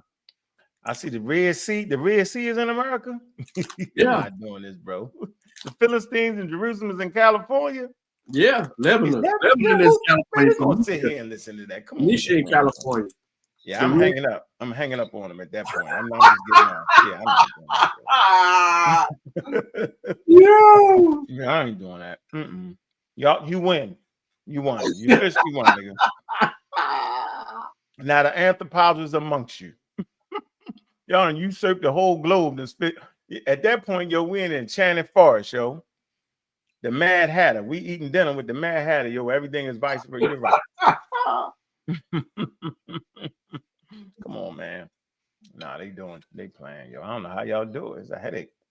What is that? Is that whatchamacallit icon in there? He just ain't talking. Danny Calloway was talking. Saying what? He said A1 was right. And the other guy right there, all to the end, he a native. Mm-hmm. And he beating them up, and they think they winning. They think they winning. They beat them half to death. I can't win them. Hold on, listen to this shit. Okay, first of all, your article is from like 1973, right? This article. No, mine is 1938. Mine is from 1938. What is yours from? Okay, thank you. Let's see. It is from 1974. Okay. Oh, okay. All right. Okay. That was after the Roots was made and all these other speculations to put us in Africa. Okay. You hear that shit? The genome ain't even mapped out yet. No, he said my shit from 1938. His shit from 1974. Yeah, that's after they went in and reclassified and started messing up the stuff. Oh, come on, man. But listen to him. Listen, once he find out that his article is more updated than the 1938, this is what he say. To be from Africa because they didn't want you to think that any Negro was there already. How did you connect That's your that's your conjecture. What is the date? That's your What is the date? conjecture. What I just read two different specialists studied it and came. I gave you 3. Give me the date of the article. What date is it? Okay, first of all, your article is from like 1973, right? This article. No, mine is from 1938. Mine is from 1938. What is yours from? Okay, thank you. Let's see. 19. His is from 1974. Okay. Oh, okay. All right. Okay. That was after after Roots was made and all these other speculations to put. This Negro said that was after Roots was made. Who? The what, yo? After Roots, the movie Roots. Yo, you gotta stop that, yo. I'm not doing this with you. You said that was after Roots was made. Not doing it with you, Sean. You said after Roots. Come on. This nigga said after Roots. No, we ain't doing this, yo. Alex Haley, the novel, Roots. So when they made the movie, come on, yo. That's why man, you just gotta cuss them out at that point. Yeah, when they made Roots, bro, they changed all the shit, bro. Yeah, cuss them out just for wasting your time. So before they made Roots, we didn't know shit about Africa. Crazy. The hell with John Jackson. The hell with all the Cambridge. The hell with the Europeans that went into Africa, the first choreograph. The hell with all that. The hell with Charles Darwin and circumnavigated the globe. But the hell with that. Yeah, that's no way to win that. Yeah, they just can make shit, pull shit out of nowhere. Man, boy, I tell you, brother. Put us in Africa. Okay, that's a whole lot of conjecture. Hold on. What the article said. Let him speak. Sean, go back. What the article said. You want me to go back? Yeah, why they start saying like they had some. That was Dane because he said it was after Roots was made, and then Dane goes because you know he on the same shit. Messing with you, yo. Yeah. You know how you person make a point, you like, Yeah. Like he was just right or some shit. Like that was banging, yo. Got him. You know how somebody say, yo, Charles Darwin theory evolution actually proved. Yeah, I'm saying that humans come from Africa. And everybody say, yeah, he did that, yo. Oh man, we ain't doing this, bro. That's yo. Oh, yeah, that's funny. Yeah, you funny, bro. Y'all in this joint. Funny. Wait, brother. Let him speak. What the article said is that 2 specialists who work in this field examine the pottery, examine other pottery made by Africans in the islands, and they matched. And but made by Africans in what island? But these hold up, but see, they calling them Africans when these people was already indigenous. That's your personal emotional breakdown. That's your personal believe that. You want to believe that. You want to believe that. Hold on. We're from the Caribbean. There's people who still speak African languages. Listen, look, wait. The scoreboard is now 14-0, second quarter. Go ahead. Well, hold on. We're gonna let them finish. We're gonna let them finish. This and they brag about this conversation against these indigenous dudes that are up here having a conversation with them. They act like they are really educating these people. They are loud and wrong as fuck, and they sitting here and they doing this to these dudes. So Sean, I laugh, yo, but I've done it before. As a matter of fact, I think I actually debated one of the first Native Americans. The guy name was I believe it was Yangi, and he was turn Clyde when it's up, yo. So I came in to save the day, yo. I'll never forget it, yo. Y'all can find it. I ain't gonna tell you where to find it because you'll use it against me. I might play it one day first. I know exactly where it was at, yo. I was fighting them. We was battling, yo. Thought I was getting my thing off, yo. So I understand being on both sides, Sean. You know what I'm saying? I think we all was there. But actually having a discourse with a Native American, yo, it was eye-opening, bro. And I was delusional. I mean delusional, bro. My talking points was better than them. I started going. You don't you got primordial signs and symbols? You got that right? Yeah, I got primordial signs and symbols. Yeah, you know he's saying that. He's saying that the Egyptian. Yo, I used that on them. Yo, I was killing them. Yo, I'm killing them. You was massified. You was massified. And then I had another pseudo. I forget his name. He wrote this book talking about voyages around the world and how the Africans was like going around the world. Yo, talking about the Nubian lips, royal lips, all that shit. Man, look, man, y'all wasn't better than me. I'm definitely a better pseudo than all of them, bro. Trust me. I was definitely better than them, yo. They weak now. They ain't got it because now everybody knows science a little bit now, right? So they, you know, I was a pseudo in an environment where you could take advantage of a whole lot of stuff. But you know, once we start promoting scientific literacy, yo, ain't no room. I don't know how they navigating right now. Yeah. You was definitely on Albert Church with hard. And Gerald Massey. Yep, I still like Albert though. Albert was, you know, him and Charles Darwin. They like some of the first people that was saying that Africa was the homeland. You only got two people saying it. It's crazy, right? But he had the. That's what made you buy into him. He was saying Africa was the first homeland. That's it right there. They keep you in the box right there. As soon as you find somebody to say Africa first, shit, you believe in everything else they saying. I got it. Look, Sean, look. Don't nobody got this. Look, ain't nobody reading this. Look at this one. Hold on, let me see. Don't nobody got this, bro. The camera, there you go. Ain't nobody ain't reading that. You got it. Oh boy, that book. Y'all got it. Origins and Evolution of the Human Race, first published in 1918, yo. Albert Churchwood, yo. He's saying he talked about Africa being a home place. Yeah, he's serious. Now he ain't this lying ass Negro, right? This lie, this is a lie. This a he killing them. I was never so. You was a Hebrew Israelite. Come on, Mika had to beat it up out of her. Yeah, you was pseudo. You was definitely pseudo. Definitely pseudo was arguing. Well, they got. She was trying to compare everything in the Israelite community to Egypt like a mug. They do circumcision. They do this. They do that. Like, come on, bro. I argued for months. He mixing up. He got people all on the Adamese Islands. The first and earliest type of Neolithic Negroes took place before the. Let me see. James Churchwood. Yeah, formation of Egypt. Look, these man, come on. It say, hold on, no doubt. Hold on. It say there can be no doubt that they peopled the land and also north and east of Africa. It say, man, and from implements found in North Africa. Yeah, he kind of right. Oh man, then they go to Europe. Yeah, he run them around, boy. The pygmies. Remember that the pygmies, yo? Yeah, the pygmies. Pygmies. They took the cult of Haru in India. Y'all need to read this and use this against us. Get that. Y'all don't even know how to do that.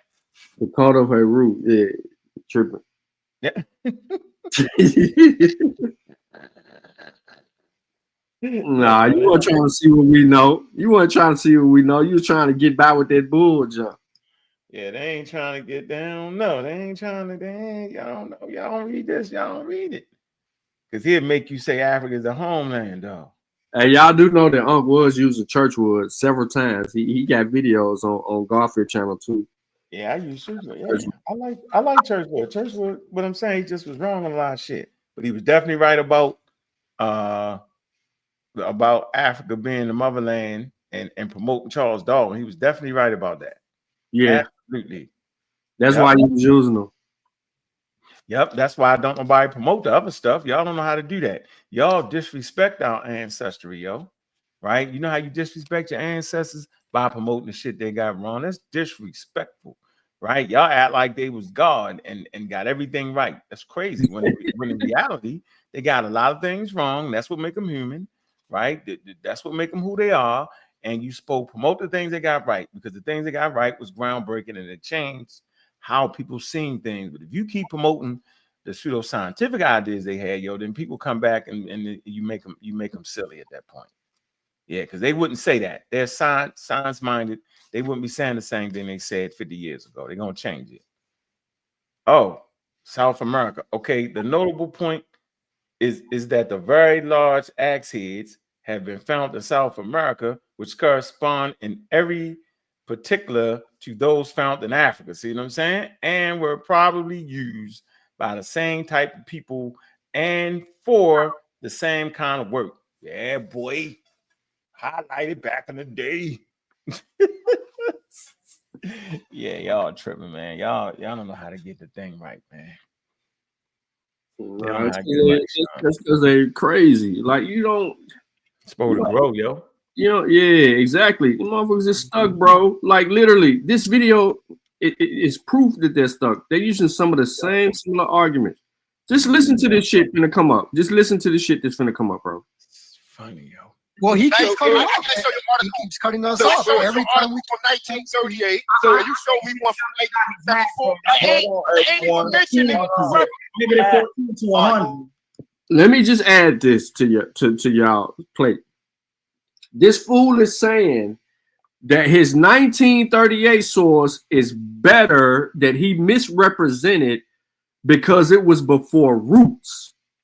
And the way that he perceived the source to provide information to him, according to his comprehension, that the source was saying X, Y, and Z when it didn't say X, Y, and Z. So the way that he perceived the source to read, he understood it to mean something that it didn't. And therefore, he thinks that it's more reliable based on his misrepresentation of the 1938 source. And because it was before roots, it's more credible. At power. So wait, not Hold on, Joe. Well, this is what we're gonna do. I'm gonna let y'all finish up, right? And then we're gonna come back with it because it's some differences. We having some contentions on what's going on in your rebuttal. So we're gonna rephrase that, and you can go and finish up, brother Joseph. Right. Go ahead. And you could continue in the article. It gets into the seawater and contaminating the specimens and things of that nature. So that is not solid evidence. We have a nail. We have Africans making the same pottery, and we have seawater contaminating the evidence. All right, now let me get into the second thing. Hey, one more thing. Where's your source for that? So-called indigenous Americans never made nails. I just want to. It's just a fun fact. That's just common knowledge. Common knowledge that they never made nails. They never deal with metal, making metal. They weren't anybody that knows. They weren't smelting iron. Hold on, they weren't smelting iron prior to the Columbian exchange. They started using iron afterwards. What they were smelting was, for example, of copper, gold. Gold. What the South America. So I didn't hear y'all brothers say that it was a copper, that it was an iron nail as well. So yeah, I'm sorry about that. Keep going. Yeah. All right. Yeah. This is to the second point, dealing with the morphology of Paleo Indians, right? Okay. Conclusion.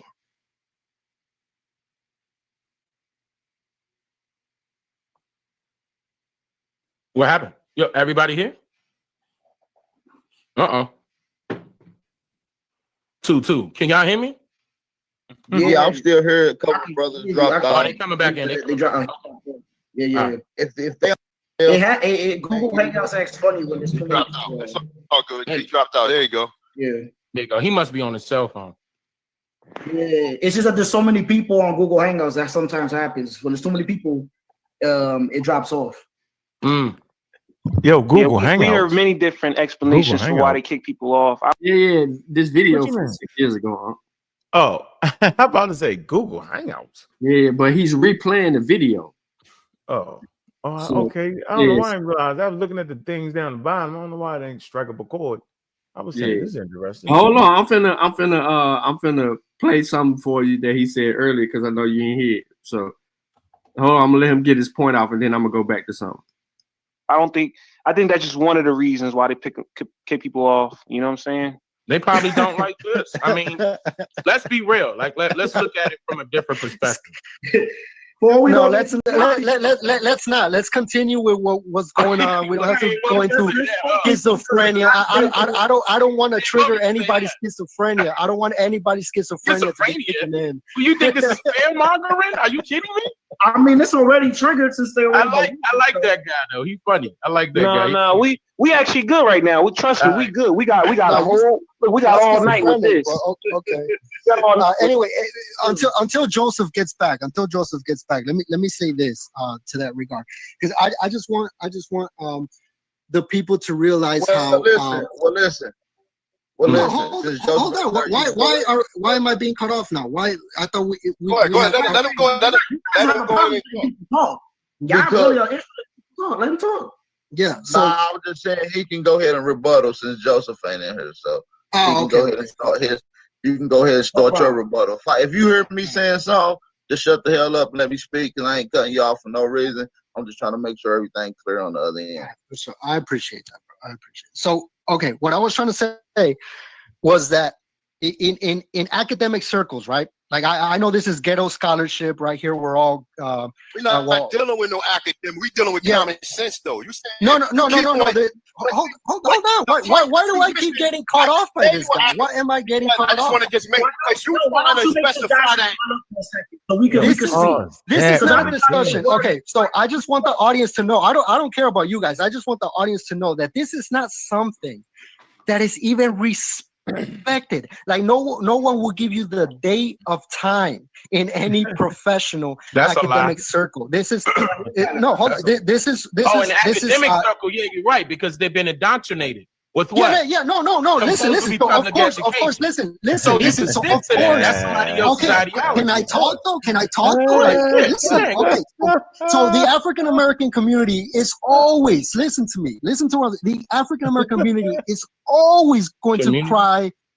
Yes, the African American community is always going to cry racism. Boom. Well, let me pause. So right there, right? The Indian people are saying that the African American, you have to remember, Dane Calloway, A1, AP, and whoever else up there that's copper color, whoever that copper color. None of them represent the African American community. Right. That's the first problem with this conversation. The second problem, right, is that these indigenous guys are arguing for their history and culture against people that aren't using the Van Sertimas and things that these people are bringing up. So you have to deal with them with the shit that they bring up. Why? Because at the 124 mark, what this nigga say? Hey, Sean. Yo, what but I like the way he was like, what? We ain't dealing with no scholarship. We dealing with the common sense. Right. Just stupid, bro. Just straight up. We dealing with what scholarship? We dealing with the common sense. Right. Let the man get it out. He was like, yo, none of this shit y'all doing get accepted in anything remotely close to accuracy and science and anthropology. What? No, we dealing with common sense. Then Dan said, hey man, what? Man, that's the way they was raised. What he say? It was that's their way of doing stuff. Right. White man way of doing. That's they thinking. Yo, that is so wild, yo. And it very well may be they thinking. Very well may be, right? But since those time periods, we got great African American thinkers, great African thinkers. You got Diops in them. They was great thinkers, bro. And you know what I mean? They added to the fields. If you study Egyptology now, they tell you they read the works of Diops in them. That's just, I had several white doctors come on and say that. Like, you got to familiarize yourself with that, else you're in trouble. That's real. Yeah. So hold on. Let me get to this one part. Like the traffic light, the lock, man. Listen, I'm gonna just name a few and see if they good to you. Okay. And see if they benefit you where you at today. No, don't say like. Here, they killed them on paper. They killed them paper, man. It wasn't a real genocide. It was a paper. I know. A couple cities. Let's just say a couple cities. He designed. I know he designed Washington Hold up, D.C. my the bad. capital. Here you go, right here. Yeah, and then my grandma died a few years back. Like she knew. Oh, listen to this shit. But look, Tyron Lewing, Tyron, he just took a DNA test, found out he 80-some% African. He claimed to be Abo. But listen to what AP say, but look at the bottom screen when the camera come on. He gonna start tongue kissing his dog. You're a good 8 languages, man. And this was 2 days ago. Yeah, man. God, I mean, yeah, I know. How many languages do you speak right now? Me? Oh, nothing but English, man. Real talk. I speak 2 languages naturally. It's it. What's that? Shit, English and slang. I know you on mute, but I know you heard that he speak 2 languages, English and slang. Look at Mika. Hey, Mika, watch the bottom of the screen. Yeah, and then my grandma died a few years back. Like she knew a good 8 languages, man. Sorry to hear that. Yeah, man. God, I mean, yeah, I know. How many languages do you speak right now? Me? Oh, nothing but English, man. Real talk. I speak 2 languages naturally. It's it. What's that? Shit, English and slang. Oh, slang's a language now. This is what we dealing with. This is what we dealing with, y'all. This was at the beginning of all that before he went into the video. And he started self-proclaiming that English is an indigenous language, and then he started coming up with all the other bullshit. That's why I took y'all back, because when A1 was on there, they was making some outlandish claims. Right here. So real quick, I'm finna show y'all something. Shift Command 4. Y'all can see the screen. Y'all see me hovering over the screen.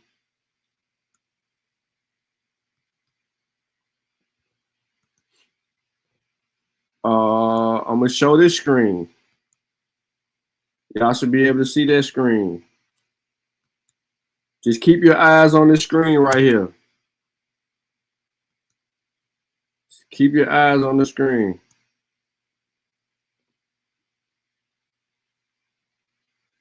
Hold up. Can y'all see the screen? Yeah, y'all should be able to see this shit. Okay, cool. Watch this. I need to charge my shit up. Hold on, let me put my charge on.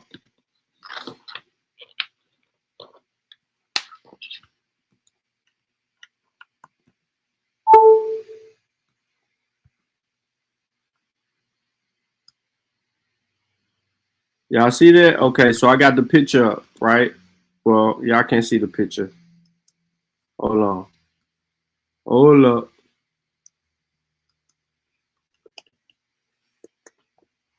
All right, y'all should be able to see Google.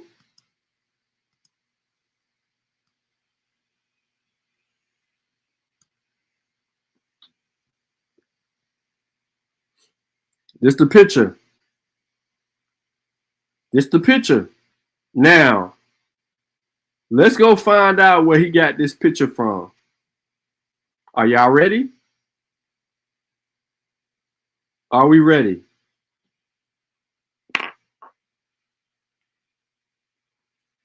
Look at that.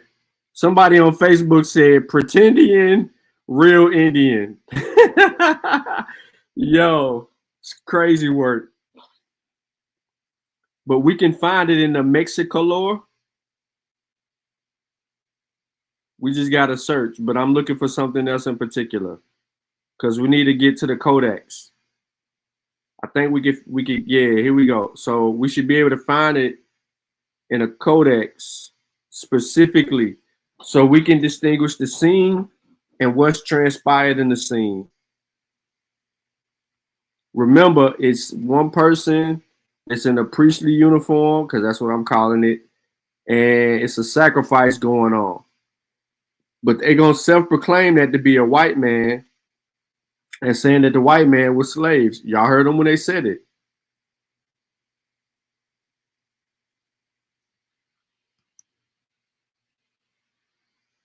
All right, so y'all remember us showing y'all this website before. In this website, they show all different kind of distinctions of shit. They do. They show everything in this website.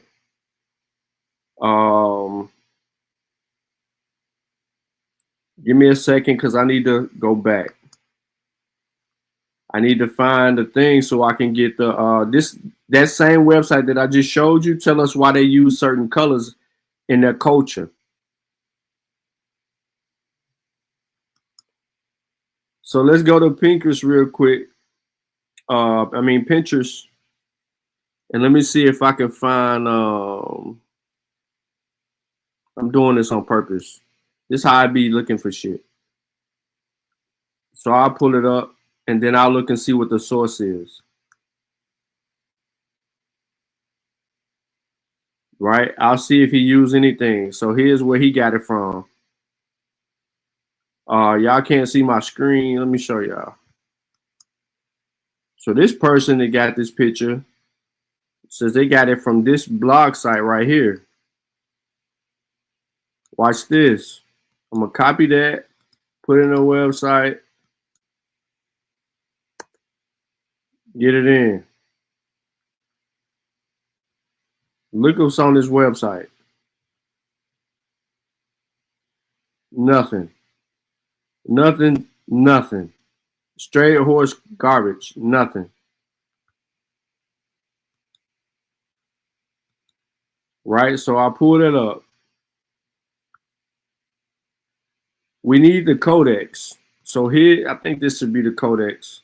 Hold on one second. A PDF popped up.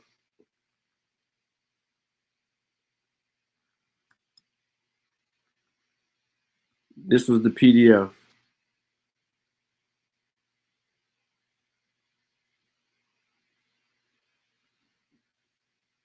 Where them so-called black people at? That they was claiming with the white slaves. Where they at? You don't got it. So I'm gonna give y'all this too. I can't give y'all that because it ain't gonna give y'all the link. But give me a second. Let me pull up. Let me show y'all something else. I'm gonna pull that exact image up when I get the Codex.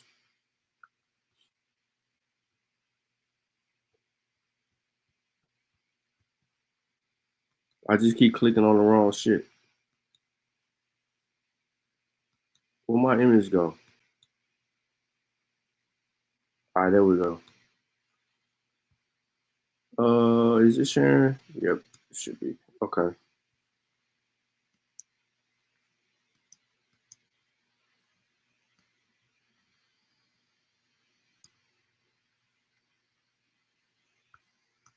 Y'all should see my screen now.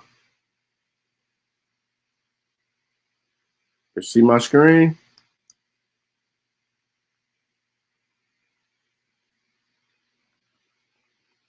Now we can go down here and we can qualify. As you can see right here, you know, the Pinterest shit. And then they had this right here, which was that same website we just went to. See? Same website we just went to. Or somebody claiming some bullshit. Right? Here you go. Just so y'all know. So we know that that image is Aztec. But we know damn well them people ain't in Aztec culture. And I'm saying them people, I'm talking about A1 them. Back here. That's that same blog site.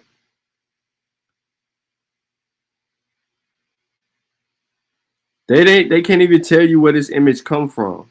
They just know that it's in something. But you gotta go get this Codex. Let me see if it's in this Codex.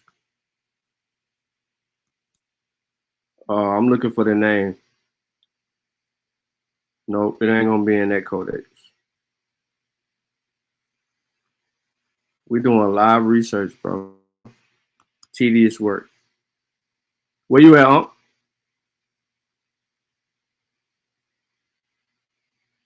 Oh, he just fell off. Cool. Let me show y'all this. See more images. You can't let them get you with something. You gotta go make sure you find the codex, and then you find out what the story is behind the codex. It's gonna be a source on here that's gonna tell us.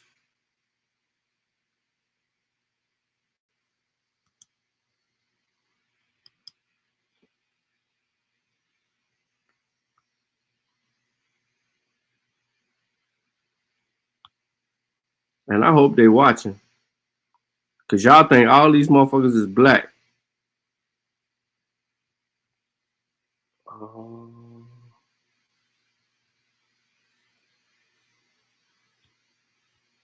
I'm on my phone with it too.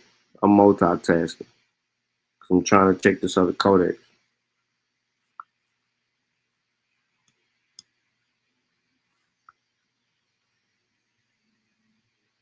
Oh, some of the wrong shit, yo. Hold up.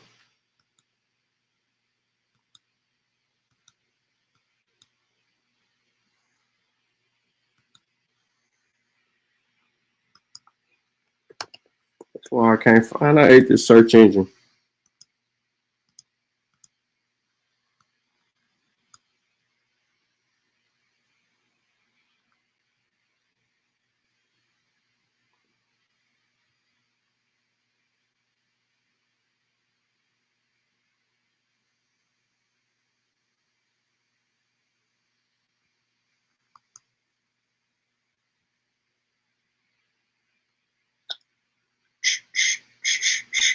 Y'all can't see what I'm doing right now, so just give me a second.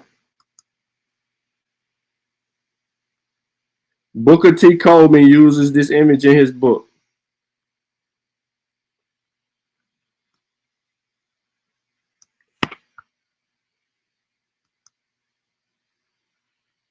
Booker T. Coleman. It's in his book. Kaba, that's his name right there. Kaba Kameem. Booker T. Coleman. That's Willie Teacher.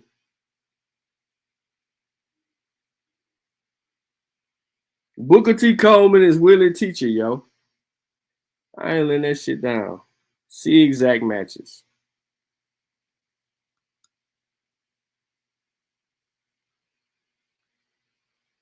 I was trying to find the damn codex.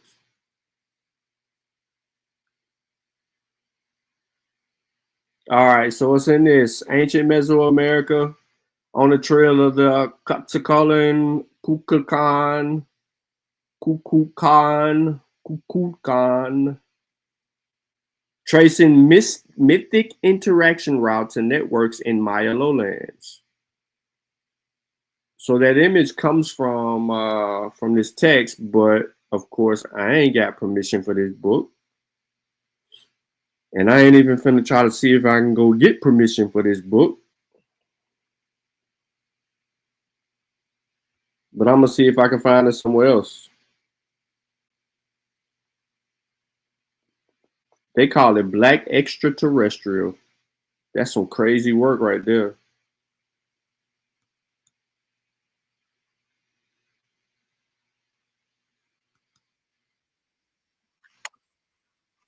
Inakayo Quetzalcoatl. Y'all hear that? Can y'all hear that? Willie, that is your teacher, bruh. Embrace your teacher, bruh. Why is you trying to act like that ain't your teacher, bro? I ain't never seen nobody deny somebody like you deny Kaba. I mean, come on, bro. That's your teacher, bro.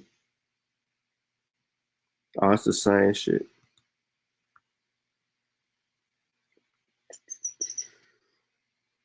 I wonder what this say.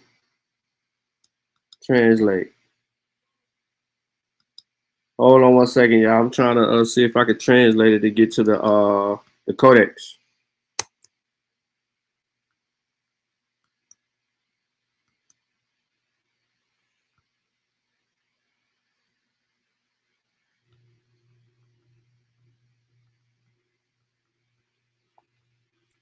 Nope.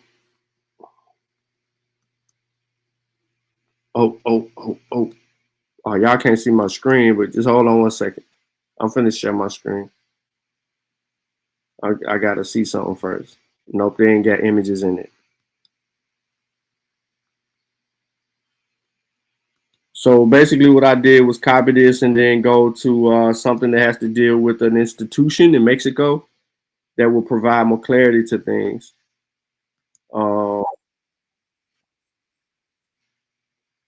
But as you can see though, this image is right here.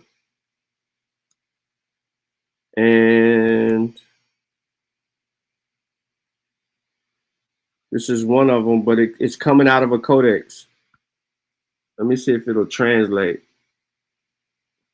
Translate to English, please. How to cite the source, National Autonomous University of Mexico. Available in blah, blah, blah, blah, blah. Meaning black.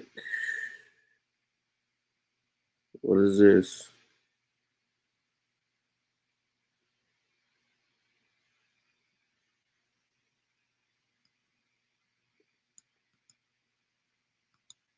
One second.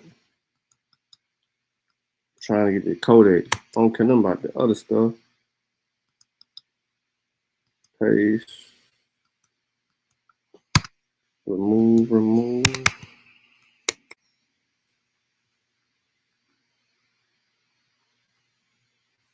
Let me show y'all this shit.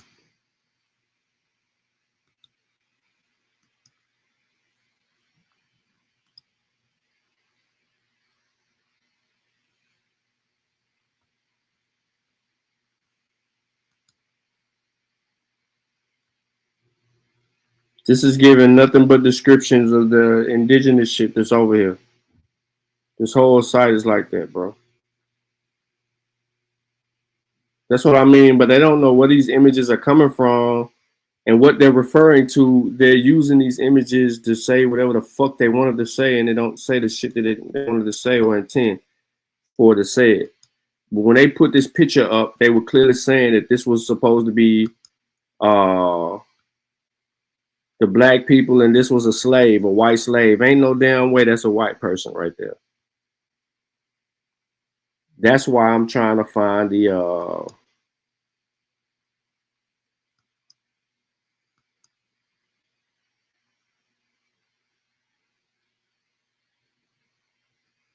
here we go. Now only if I can get a translation.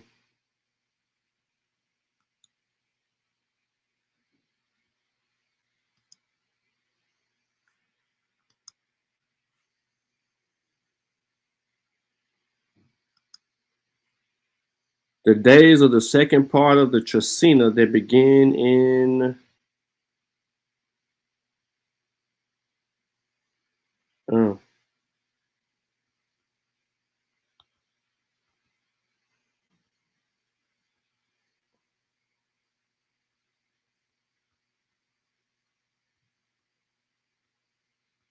go the picture though.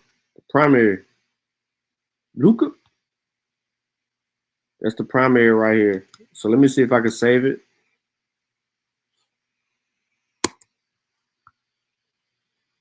Go to Google. Share this tab. Bring this image up. It's a long image too. There go the image right there. And let's see if I can find it. So they say Codex. Which Codex?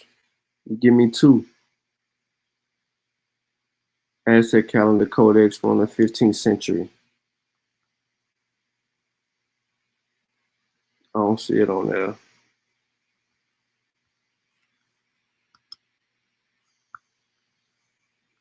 Oh. Let me see if I can find the exact Codex. The scene. If I can find the translation, we'd be in the dough.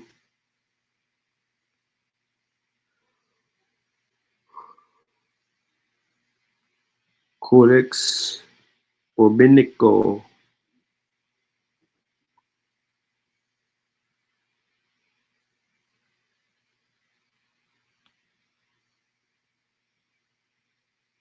If you really want to deal with these people and their culture, bro, you gotta go searching. That's how I know there was a Codex picture. Because it's not, the picture's not fake. The picture is real. Real as can be. The problem is getting it translated. But there is a codex that actually has an English translation, an English rendering of the Spanish.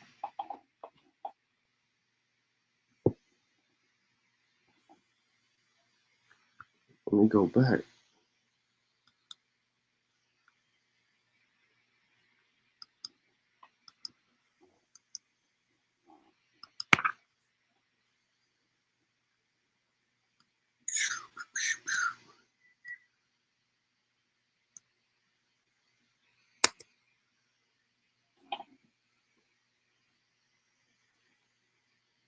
Here we go. Here we go. Shout out to AI.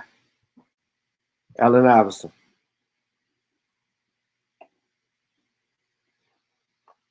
Core City was good. This is when Nan Cortez came through and broke the Aztec Triple Alliance. Yeah. I think you might be on to something. Codex Telleriano Reminiscences. So we're looking for that scene.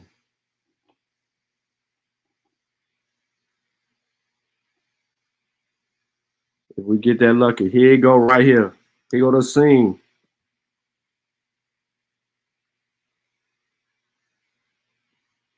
All right, let's see if we get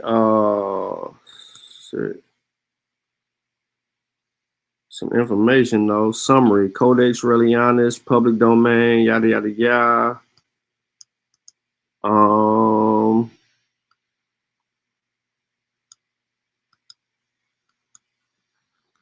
Give me a second. And my dumb ass, it says Telleriani on it.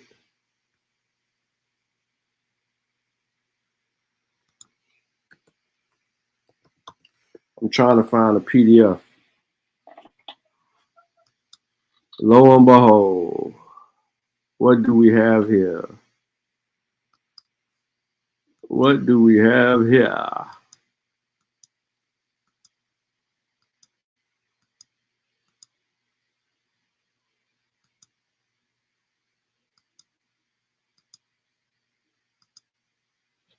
What do we have here? Bear with me, ladies and gentlemen. Okay, here we go with the images.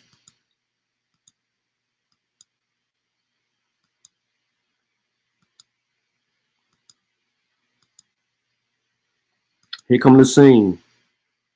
Right here. I guarantee you, once we get this translated, it ain't saying none of that. And that damn sure ain't no white person in this scene. Them boys try to make it that. This ain't even the depiction or the demarcation of people of, I guarantee. How many people want to bet?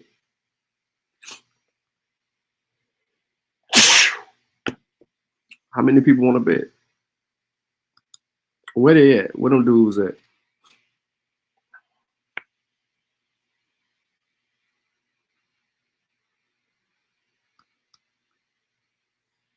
Can somebody please tell me where them dudes at? Let's deal with this. I got the PDF, volume 2. This second volume, what it says Codex Telleriana, the second volume of my English rendering of the Codex, yada yada yada, historical. Okay, cool. We got an English rendering. And I had to sign into my academic EDU to get it. And I'm finna show y'all. It's an English rendering of it. Just not trying to bore y'all to death real quick. Let me see here. Boom. Let me show y'all. Trying to get there.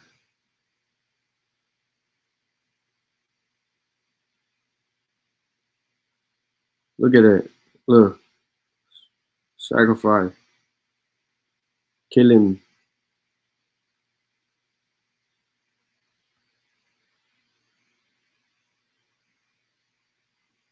And this is a volume 2 copy right here that I'm showing on the screen. Just so y'all know. And I'll go back to the top, but I ain't got no problem doing that.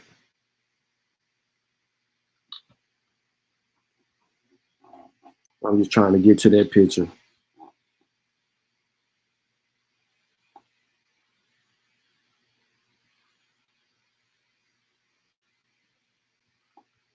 Hey, I put the link in the chat.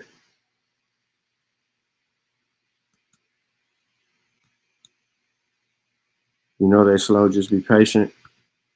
Bro, listen.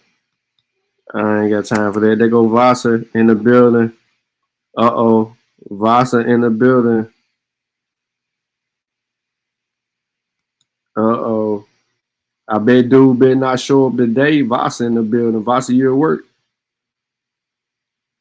Dude trying to talk down on you, bruh. You know, I wasn't having none of that around me. I don't want nobody comfortable talking about somebody that ain't around. You know what I mean? I ain't gonna have it. I ain't in my motherfucking my genetic makeup. I can't find it. This motherfucker here got this mother too big.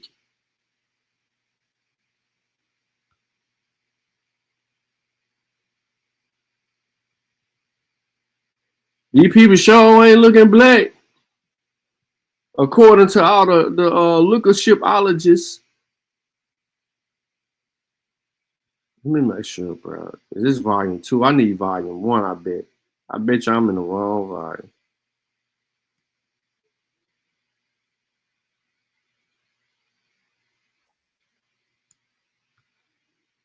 Who do we have here? We got our dear brother Port City in the building. What up, my brother Sean P? What's going on, man? And what is going on, Mr. TikTok? Man, just chilling and shit. Hey, I think a lot of these codices or whatever were depicting the break of the Aztec alliance when Cortez came through there. And the Aztecs would get these other indigenous communities to pay tribute and shit to them. And when Cortez came there, I think he had the Tex Collins and a bunch of other people, you know, co-sign with him. And I think that's what we were seeing. Of course, you know that's what we saying. What we saying here. There's a lot of sacrificing going on. I'm just trying to pull. I'm just trying to find the scene. I mean, I got the scene, but I'm just trying to find the damn translation in English, the English rendering.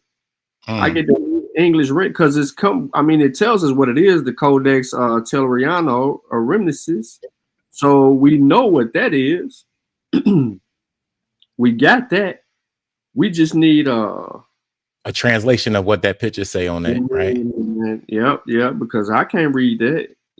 And we know they can't read that. Hell no, they are not reading it. They just take these pictures, dog. They just throw them up, man. And a lot of these pictures got like the indigenous wearing black paint. And right. Shit. They paint themselves up, and that's when you see these sacrificial scenes and stuff like that. But hold on, tell me this. If we just going by lookership, is this a white man doing something to a black man? Yeah. If we just going by how they argue, right? I thought the white man was a slave. Yeah, they fucking y'all up over here. So that's what it looked like. It would look like to me too. Like so when the Aztecs fell and shit, the Mexica and all of that, right? That's kind of how the shit was. They were sicking dogs and shit on them, all types of shit. And look what we have here. A European in a red robe sits in a chair with his left arm extended. So this is explaining this right here. Who is sitting in the chair? This motherfucker with a red robe. Is that the European? This motherfucker ain't sitting in a chair. This motherfucker sitting in a chair. Yep, they're saying he's white. And that motherfucker got color on him. So what that tells us? Connected behind him, the glyphs papa. Below rain falls on a flower maze, and below the caterpillars devour 2 maize plants. And in the year 8, the rabbit yada yada yada. And order came from the Pope. See, you know what I'm saying? This telling us. They're telling us what's going on in these scenes, bro. There's another white man with a beard. Right. Like, for real, bro. Like, hold up, this ain't English. What this mean? I got a whole nother page up here. And I'm gonna show y'all this shit too. Cause y'all know how I'm doing. Yeah, exactly. Oh shit, that's that other jump where it had the I seen that on each one. Shit. The priest. We seen that one. The African dude. And they call him African. But they don't want to say nothing about that. They don't show that jump. Somebody else on the panel. Oh shit, we got goddamn we got Willie in the building. We got the student, you know what I mean, who sat at the feet of Kaba Amin. Yes, sir. Fuck all that. I'm not letting you even try to play me like that. Yes, Sound what's happening, man? Willie. What you want today? Bro, come on, bro. You think I'm gonna argue back and forth with you like V not? Bro, come on, bro. Look, any 80-year-old man walk around with a Black Panther hoodie on can't teach me. He can't really give me no information that I'm gonna consider valuable. Bro, you tripping? Why is you hating on this man? Why is you hating on this man, bro? I'm just keeping it above. You are not keeping it above, bro. Listen. I'm not gonna say it for like, I haven't listened to some of the things he said, but do I hold any weight? Hell no. You sat at his feet. You said what? You sat at his feet. You a footologist. Man, I'm about to get off this line. You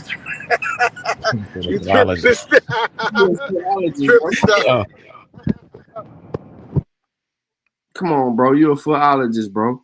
You sat at the feet of Kaba Amin. Yeah, you bugging right now. Nah, bro. I'm trying to educate our people, bro. You sat at the feet of the dead Kaba Aminte. What's up? I know now. I can't tell you shit. Nothing. Never again. Yeah. It's a wrap. You didn't tell me. You told us. Listen, you're right. Anybody that's listening heard me say it, but they never said I was studying from him or listening to him. You made that shit up. You pulling the elbow on me. You pulling the elbow move on me. No, that's what you said. That's what you said, brother. Go get the recording. Go get it, because you got it. I don't feel like going back and pulling the recording to let everybody hear you say that you fucked with Kaba Amin and you went to his lectures and you was a student. Ain't never been in not one building he been in. But let me ask you a question. Hey, can you find any ABO information before the internet? Can you find any ABO information before the birth of the internet? Was these niggas on this shit before the internet, basically? Because I've been looking and it's really hard to find. I mean, I've been looking. Shit scarce. No. You don't find people proclaiming that. What you find is that they would insinuate shit. So they really begin to formulate their own uneducated guess based on the merit of some type of movement, and using Vincertimer's work as the linchpin to their existence in the Americas that expound beyond Vincertimer because it has limitations and gaps, and they wanted to separate themselves from certain aspects of the argument that Vincertimer would make because he's saying that the motherfuckers came from Africa. So what they're saying is before the movie Roots, niggas weren't African. I'm trying to figure out why the fuck the movie Roots matter so much. They always say that shit. Roots, fucking Jesse Jackson, weird shit. Yeah. So like that, they trying to say that whole era was the era of our Africanness, and then you go back and you see the Africanness in 1790 and the 1800s, and then in the, you know what I mean, you see you see them banning African shit like Junkanoo and taking drums away from us and all types of shit. Right, so and that's coming over this motherfucker. Bro, when I tell y'all this damn codex is so long, bro, I've looked at this codex on different sites and I can't find an English rendering to save my life. I can't find an English rendering, bro. And they lucky too. I might have to look for that shit later. But what they do, they take these pictures, man. If that shit look dark skinned to them, if it look like so-called copper color to them niggas, they'll just screenshot the shit and then make a whole pseudo history story behind the image. That's what we see on TikTok. See, and then they be like, we'll be like, where you get it from? Don't worry about it. You gotta do your own research. They say shit like that. Right. Why the fuck we gotta do our own research, nigga? Like, you're right. The information's supposed to be easy. Well, we should see the shit. They should be proud to say, you know what? This is where you can find the shit at. Bam, right here. They can't tell you what Codex it came from, what date, time it came out. None of that. Yeah, they ain't even know it was in a Codex. So yeah, it looked like when the Mexica got taken down after Cortex came through that bitch, and I think we're just seeing that shit. I think that's what it would tell you. I think you're right, but it's also it was showing a jaguar, an eagle. It's showing corn. I seen we seen some shit with niggas' hands and elbows and shit in the bowl from the sacrifice shit. We was like, damn. Yeah. There go Juan Garrido right there. Oh yeah. And that's in that same codex. Now that's different. That's how we know, y'all. Like in the same codex, they telling us certain shit. Like they ain't hiding the shit. I got this on the screen where I can see it, but I'm searching behind that shit on some whole other shit because I'm really trying to see if I can find an English rendering of it, of what all the mess said at the bottom. There should be something they said about that, John. But yeah, that one right there, when they were showing pictures of them niggas with all of that shit on their back, like them niggas was carrying corn and shit for Cortez, and they didn't understand the context of the history. So, you know, them niggas was like, yeah, look at us right there. And like when you look at the story, them niggas was carrying shit for Cortez. So that means if you niggas was here, that means you niggas sold out your own people. You sided with Cortez. You helped move his shit. You know what I mean? And when you look at the picture, man, that shit say a fucking porter. That's what you call them. Like, so whenever you pull up that picture, they had him, the indigenous or whatever. That's how they move shit around, and they strapped it around their head and stuff. And that's culture. You still see people doing that today. The cultural continuity with these people, right? So I don't see any of our grandmas or how many niggas we know walk around carrying shit like that. In Africa, they carry this shit on their head, shit like that. You know what I mean? It's a different way. With no hands up there. They do it with no hands. Yeah. So they did they shit differently over here. Right. And so it's ridiculous, man. Dr. Seuss, bro. With a kid on their back. The women with a kid on their back. Yeah. But yeah, they love to use these pictures, man. Like you'll see a lot of that. And then with the paint and stuff, like you said, it's coming from Van Sertima. Van Sertima got it from fucking Alexander von Wooten. And Alexander von Wooten told all them niggas that the shit was paint, and they didn't believe him. Sure didn't. Look, here go that scene again, right? Here go that scene again. Here you go right here. But this is he go the English rendition of that scene. Watch what it say right here when I scroll down. Connected to the date, a hanged black man with a cross in his hands, connected separately to the date, smoke rises from a white star, yada, yada, yada, yada, yada. In the year 6th house, 1537, an African Christian was hanged. Smoking star and earthquake. This year of 6 houses and of 1537, the Negroes wanted to rebel in the city of Mexico.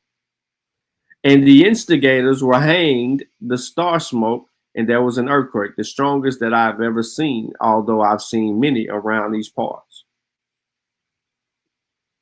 So they're just letting y'all know, right, that they know who the Negroes were because this is coming out of their text. This is their shit. Oh, and the smallpox shit right there. Smallpox. Yeah. I was trying to go back to it. So in this scene right here, what does it say? Mortality from smallpox. Amerindian men and women covered with a black rash. Mortality from smallpox. The year 7 rabbits in 1538, many people died from smallpox. Right. And there's fucking literature about them bringing infected Africans with the shit over here. You know what I'm saying? Like, come on, bro. Right. You know, they don't know. They don't know, bro. I'm telling you, if I find, because this is volume 2, if I can find volume 1, which probably they got that other image in there, volume 1, if I don't find it down here, you know what I'm saying? It's gonna tell you who's who. And we know we ain't making this shit up. And this shit stick.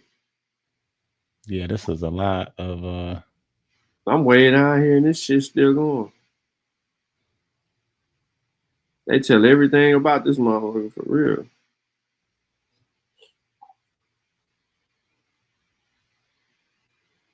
And I found this on academic.edu. English translation of this damn was volume 2 of it. But the image is taking so long to load because it's so far down. I got too much shit up too. What's been going on? What Willie, you ran? It looked like my man dropped off. Yeah, Willie ran, bro. That's fucked up, Willie. You got mad because I was talking about your teacher. Damn, that's fucked up, Willie.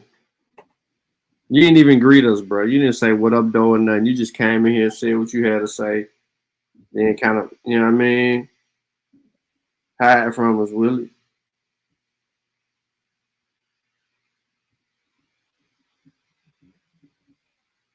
Can y'all still? Yeah, you can still see my screen, though, can't you? Yeah, you good. You good. It's a lot of words. Bro, we need somebody from But they won't go through their own sources like this. That's the fucking thing, man. Like, that's why a lie would travel around the world before the fucking truth put on their shoes. Like the lie that they spread this shit. The whole pseudo shit goes viral. Meanwhile, niggas like us gotta go through these sources and then, you know what I mean? And then be like, look, man, them niggas is lying. But by the time we get this information out, the fucking lie done went around. You got niggas drinking the pseudo Kool-Aid and shit. It's bad. Yeah, it's terrible. So here go the title of that. Yeah, that's what's up. Just so people know. But it's volume 2 though. So I gotta try to find volume 1. Yeah, that's a good one. I'll use that one. Shit. Here you go.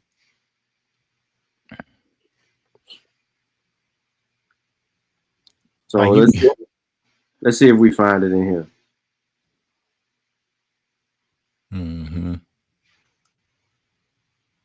Look what it say though. Volume 1, the calendar of festivals and the book of days. So just let y'all know what the hell we on. It's always words at the beginning of this shit. Portuguese, yada yada yada. Okay, whatever.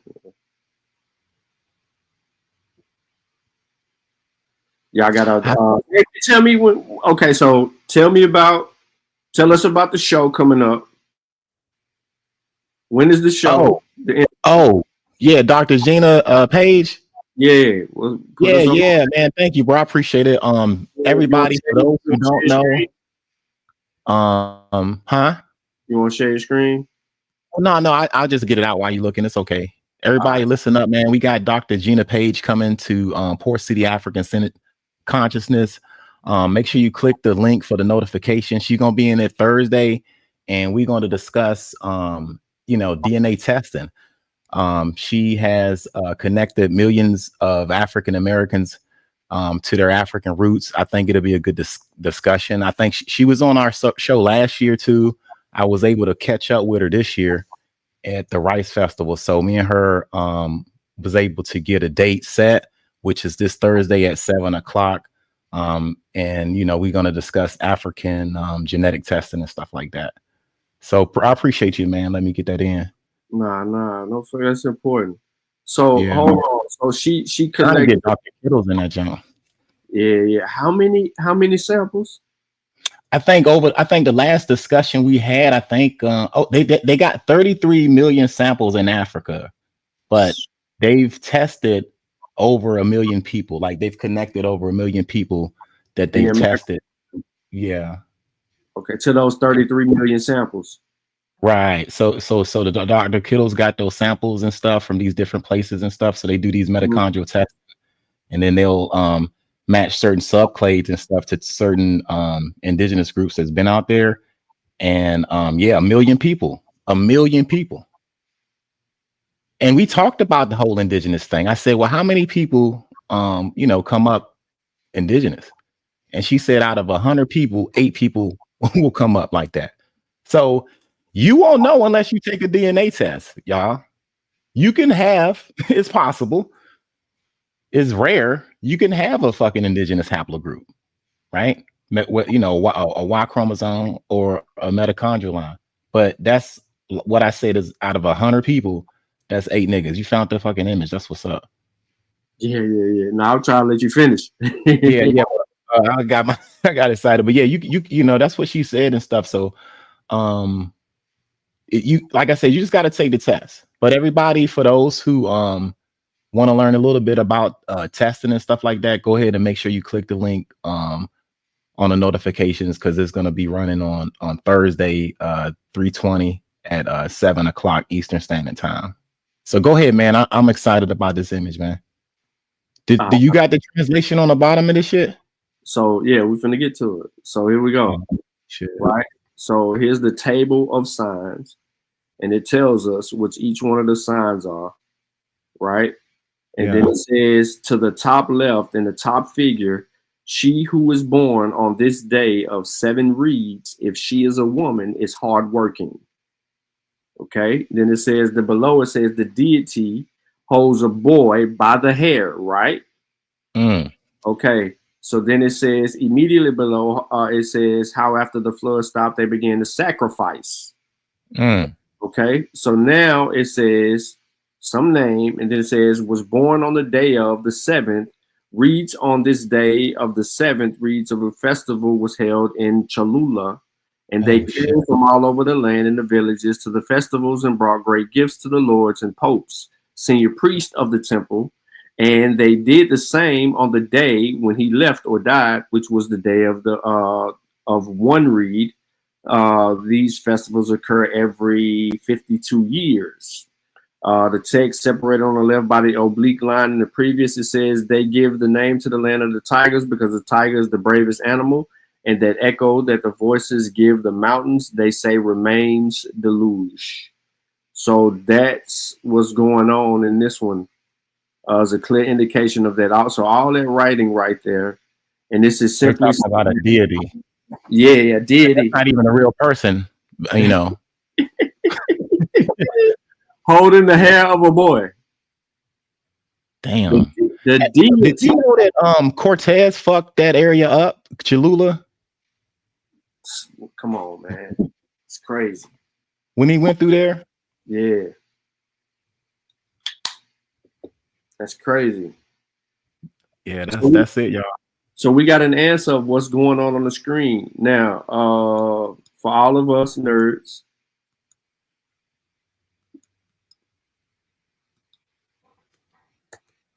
Yeah, that's the source in the description. So basically, the translation of what's going on their page is that, and they go to source in there. I know Port, you on here with me, so let me private. I know you might want to look at that later or something. You might have a TikToker come up and try, already know. Try to play us. But yeah, so that the person that is supposed to be a black man, and the person whose hair the black man is holding, which is supposed to be a white man, is a deity. Right. Now, mind you, they illustrated their deities with black paint. Correct. And we can get to that. We can get to Aztec colors. I mean, we've done that before, but I know it took us a little bit to run that down. I apologize, but we got to get that shit right. No, it was worth it, bro. Sometimes you got to do that. Well, we gotta get it right. I think the audience, you gotta appreciate that shit. All right, so let me go to what's this. We can get into Aztec colors and meanings. Aztec. Now that's a deity, y'all. Now they illustrated their deities in a certain way.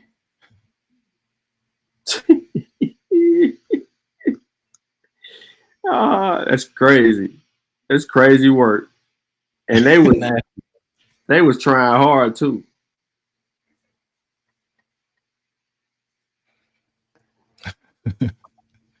They was trying super hard. Yes. Black man. All right, so as far as the Aztec is concerned, black representation of the underworld, night and death. Black was associated with the underworld, night and death. It symbolized the unknown and was used in rituals related to the afterlife and the spiritual world. White, significance of purity, light, and divine. Colors associated with deities in mythology. Here you go.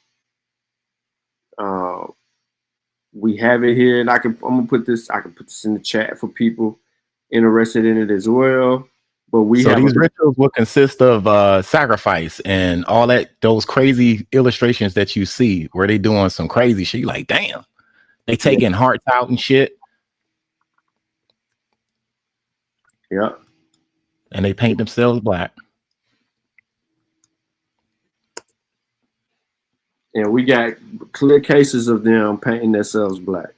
So those are ritualistic paintings that they deal with, and that's from their worldwide mythology of the Aztec.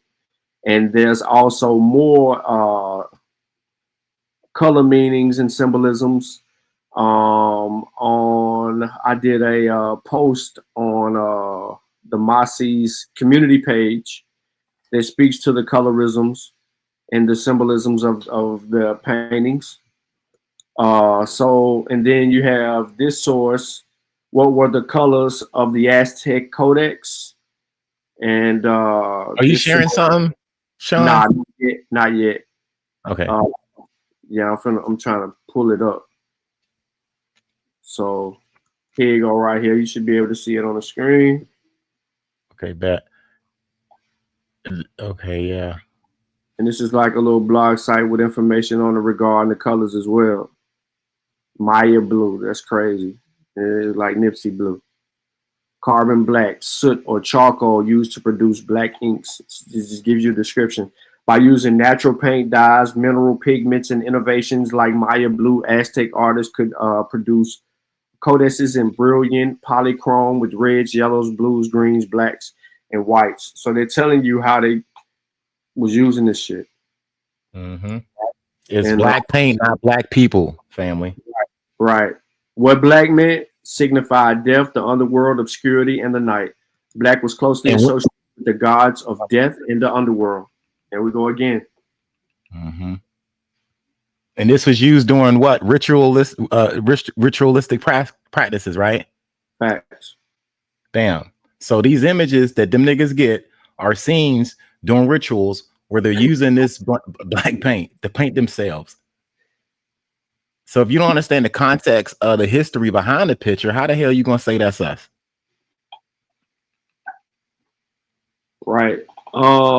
And then for the brother in the chat that keep ducking the smoke, McFact or McWrong, I want to call your ass something else. Trying to be respectful, because I know you gonna run from it. You don't know what you're talking about because the people of the Aztec are still in the area where they've been at. Mm-hmm. Genetically. Genetically. So what's their haplogroup? A, B, C, D, Q,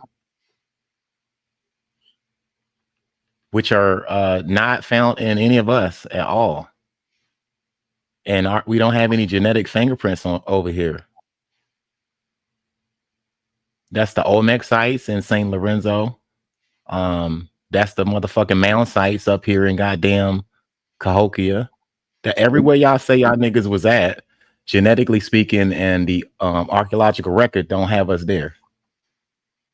But they gonna claim that they hold on.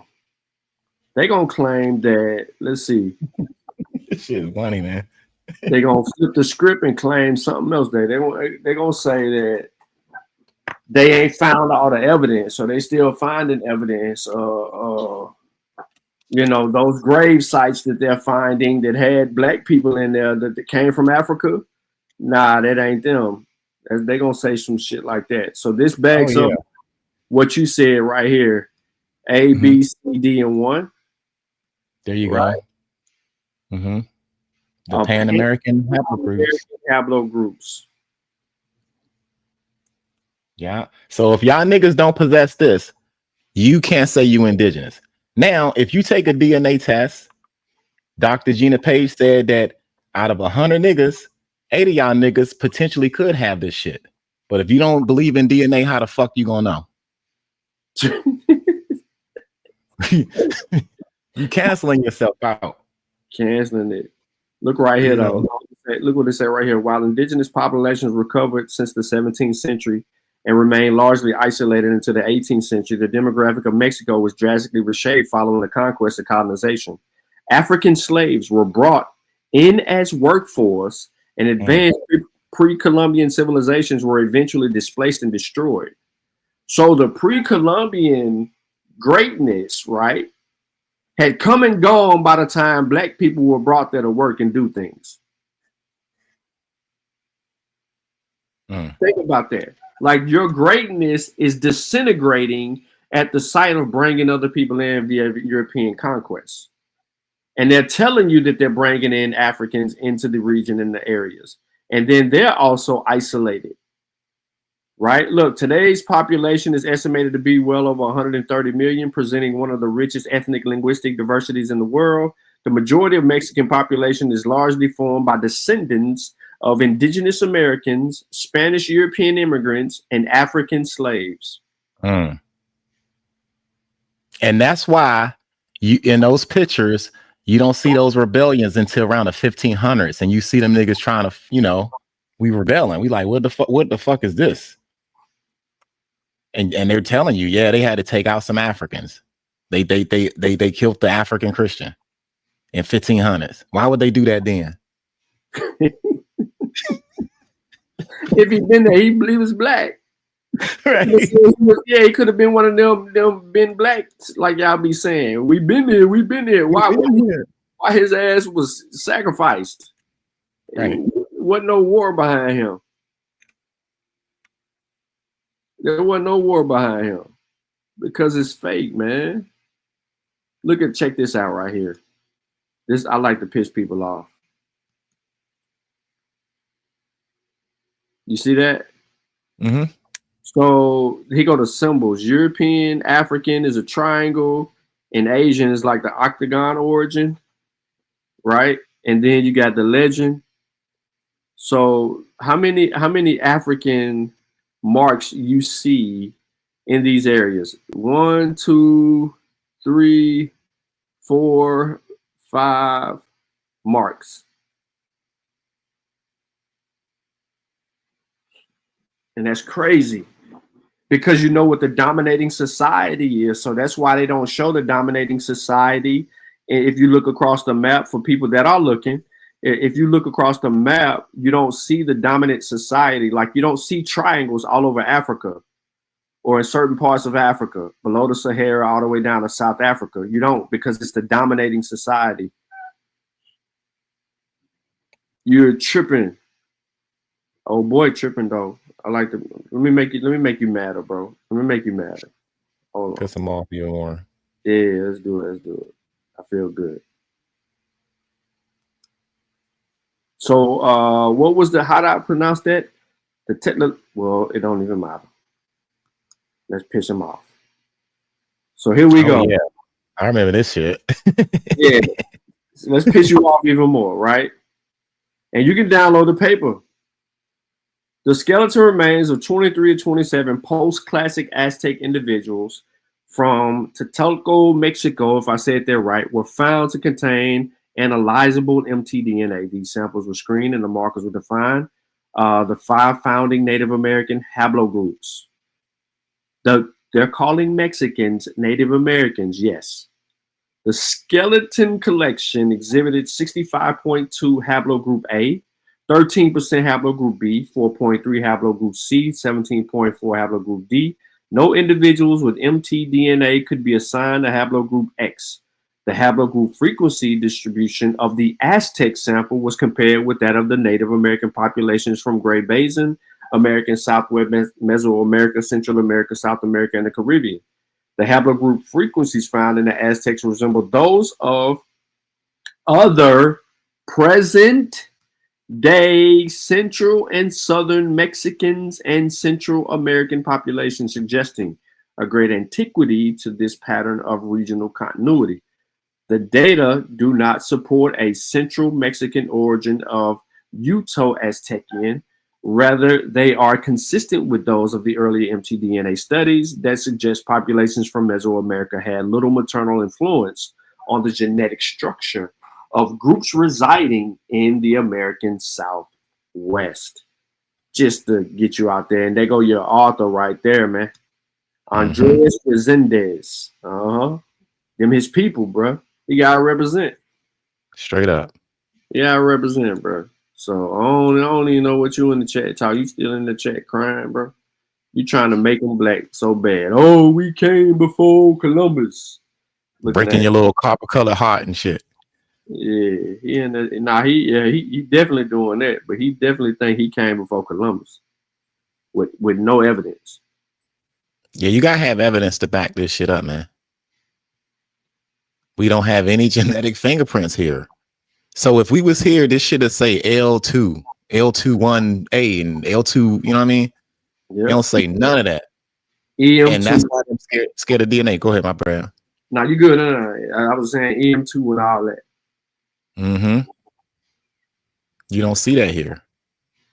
And these are some old sites. These aren't like 200-year-old sites. You got like the Yucatan sites that are like 12, 13,000 years old. The Anzac 1 site. Anzac 2. Anzac 2, Kennewick Man. That's where you get the haplogroup X2A from. Luzia Man. Luzia Man. All old sites. And if you notice, a lot of them are on the west coast side. So that just aligns with the whole migration path through Beringia. Facts. And the Kelp Highway and all of that. Like, come on, man. They stealing other people's shit. It's crazy. Yeah. And then they avoid that conversation, wholeheartedly avoid that conversation as it pertains to trying to get down to the nitty-gritty. Like even in their codexes, they're giving us these encounters and descriptions of what these people are intentionally. Like, they ain't got nothing to hide, bro. What they need to hide something from us for? Who the fuck are we? You know, they ain't looking at us like that. Like, they don't see strangers like that. And the whole time, y'all got somebody thinking that this is a black person with holding a white person's head. Right. Literally try to convince you at the beginning of this video. Look it up. This is our empire. can't give us one black motherfucking king here. They try to say Moctezuma was a goddamn copper colored black king. Like, come on, man. And then Montezuma lived in Iraq. Yo, they try to call apartments and buildings. They said that they already was building apartments and condos and houses and shit before the Europeans got here. No relics of that shit here. But they claim that shit. That's why they showed the bunk bed claim and then try to say they had apartments. Like, bro, at the time you talking about this shit, bro, come on, man. You ain't even giving us a date. Yeah, they just thumb through these images. They'll see something. Ooh, that look good right there. Look at that, yo. He got the sandals on. He look black to me. Shit, I'm gonna use that. Right, dude, talking about he want to use this for keep it for his record. For what? It don't agree with you. I give you this right here. Yeah, I agree. I give you this all day long. It's gonna tell you that this ain't nothing but a god holding a boy's head, and it definitely ain't a black man. And you ain't even finna get this and try to even act like it say that. We ain't playing no games with none of y'all when it comes to this information, man. And you got to understand the context of the history that's there. The Mexica and the Tlaxcalans went to war with each other and shit. So whenever Cortez got there, he rounded up a couple of those indigenous people against the fucking Mexica and stuff. So a lot of that stuff you see is indigenous on indigenous contact with each other, or tribute paying and shit. And or the colonizers fucking them up. Right. And why would they do that?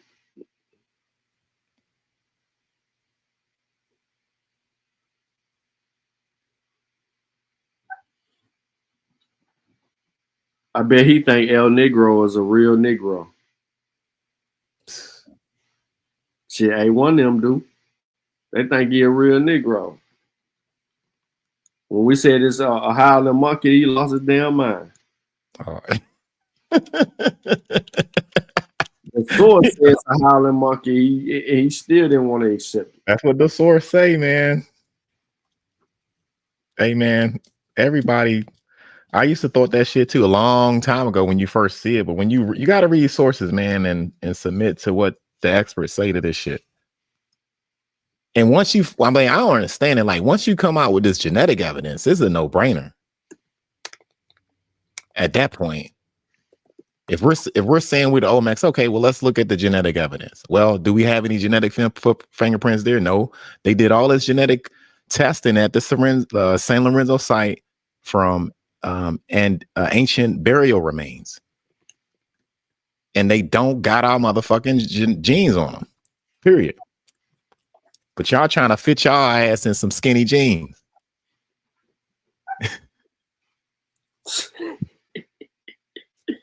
Walking around fucked up. You know how niggas walking around in tight ass jeans? Yeah. You know they don't supposed to have them on. That's how y'all are with this shit. That's not your jeans. Take that shit off. But yeah, I've seen these images a lot. I think they use them a lot on TikTok. Right, they keep using them. So it's like, what do you keep using them for? You don't even know why you're using them. You can't tell me. Hold on. Because the audio went out. Just listen to this shit, Port. Just listen to this shit, bro. It's amazing. And this ain't even a rendition of the actual primary. But it's okay. We ain't tripping on that. Listen to this stuff. Matters. So by the time they came here, they see the people that look like Native Americans, and then you got people that look like niggas, dark-skinned people. What? And so when they came here, there was two particular phenotypes. There was two. They said it was two phenotypes when the Europeans got here, y'all. Two particular phenotypes. Go ahead. Particular phenotypes here in the Americas. Now, a lot of people gave the perspective like Ivan Van Sertima Sheikh Anta Sheikh Anta Diop and Ivan Van Sertima, No. rest in peace to Dr. No. I'm not gonna let you lie on Sheikh Anta. No, he didn't. I'm not even gonna let you lie on Van Sertima. Because that ain't even Van Sertima argument. Van Sertima ain't saying black people been in America. He's saying the motherfuckers came from Africa. Job ain't never had Sheikh Anta don't have a book, an article, or a lecture talking about people from Africa in the Americas. Not one single thing. So why is you bringing up Sheikh Anta, bro? I ain't having it. I ain't having it, bro. But listen to him. Let him go. David Imhotep all understood that. Forget the perspectives. Let's just deal with the raw data, okay? This is where a lot of the confusion come in. The confusion come in with the interpretations or someone's analysis of the actual data. But the data speaks for itself to a certain extent. And what we got is that Negro people have been found on the continent of America. Negro people have been found on the American soil. They are some of the oldest specimens found. I think we have a collection of over 1,100 bones collected over various different parts of the Americas. Most of them coming with the Naya and Luzia findings and collaborated. All of them were singled out and analyzed and analyzed one by one, and the results said that they were all Negro. So this is where the interpretation. All the evidence say that Luzia and Naya was Negro. No. He made it up. Yeah, he made all that shit up. It sounds sweet to a person that ain't never heard of this shit before. It sounds good though, and with the picture showing and him talking and shit like that, it's a good freestyle. Right. And he didn't one time go in and tell you the context of the picture or the date and stuff, or go into the deep dive that you just did as far as like going to find a receipt. Mm-hmm. So everybody can see what it actually says and not his interpretation of what it says. Yeah. Definitely. All right, so let's hear him out. Confusion come in because of Ivan Van Sertima, rest in peace, a Sheikh Anta Diop, a David will look at that information, right? They will look at that information and then they will interpretate it or perceive to give you their theory that they have picked up. Oftentimes the out of Africa theory. So they'll look at Negro specimens in America, and then they'll say, well, these are African. That's a miscategorization. That's a wrong orientation for migration. One thing we know for sure is Negro. This is this nigga trying to rap. He is trying to spit that shit, yo. He's trying to spit that shit. He is cooking that pseudo rock, my nigga. And it's what the fuck this thing. He is cooking that pseudo crack rock. Of the orientation of the migration. Yo, that's funny, man. Yo, where the confusion come in, where we get into these conversations. How do you distinguish and then a non-African black from an African black? Cultural practices, besides the Fizgami, you got. How do you distinguish a non-African black to an African black? Yo, damn. Damn. Yeah, we got to answer that. What does the DNA say? You know what I'm saying? Hold on. So, further analyzing this image, what is this? What is that? Is that his skin? Yeah, that does look like bare skin, and you see paint. They painted them. Yeah, the paint. everywhere else. Mm-hmm. Okay, but right here by the neck ain't no paint because you painted your face, and then around your lips you got some paint. But this is a god, remember? Right. Okay, let's hit A1. I mean AP. Kick that shit, AP. African and a non-African. Yeah, kick that shit. We'll run it back a little bit because you confused the fuck out of both of us. For the confusion come in where we get into these conversations. How do you distinguish a non-African black from an African black?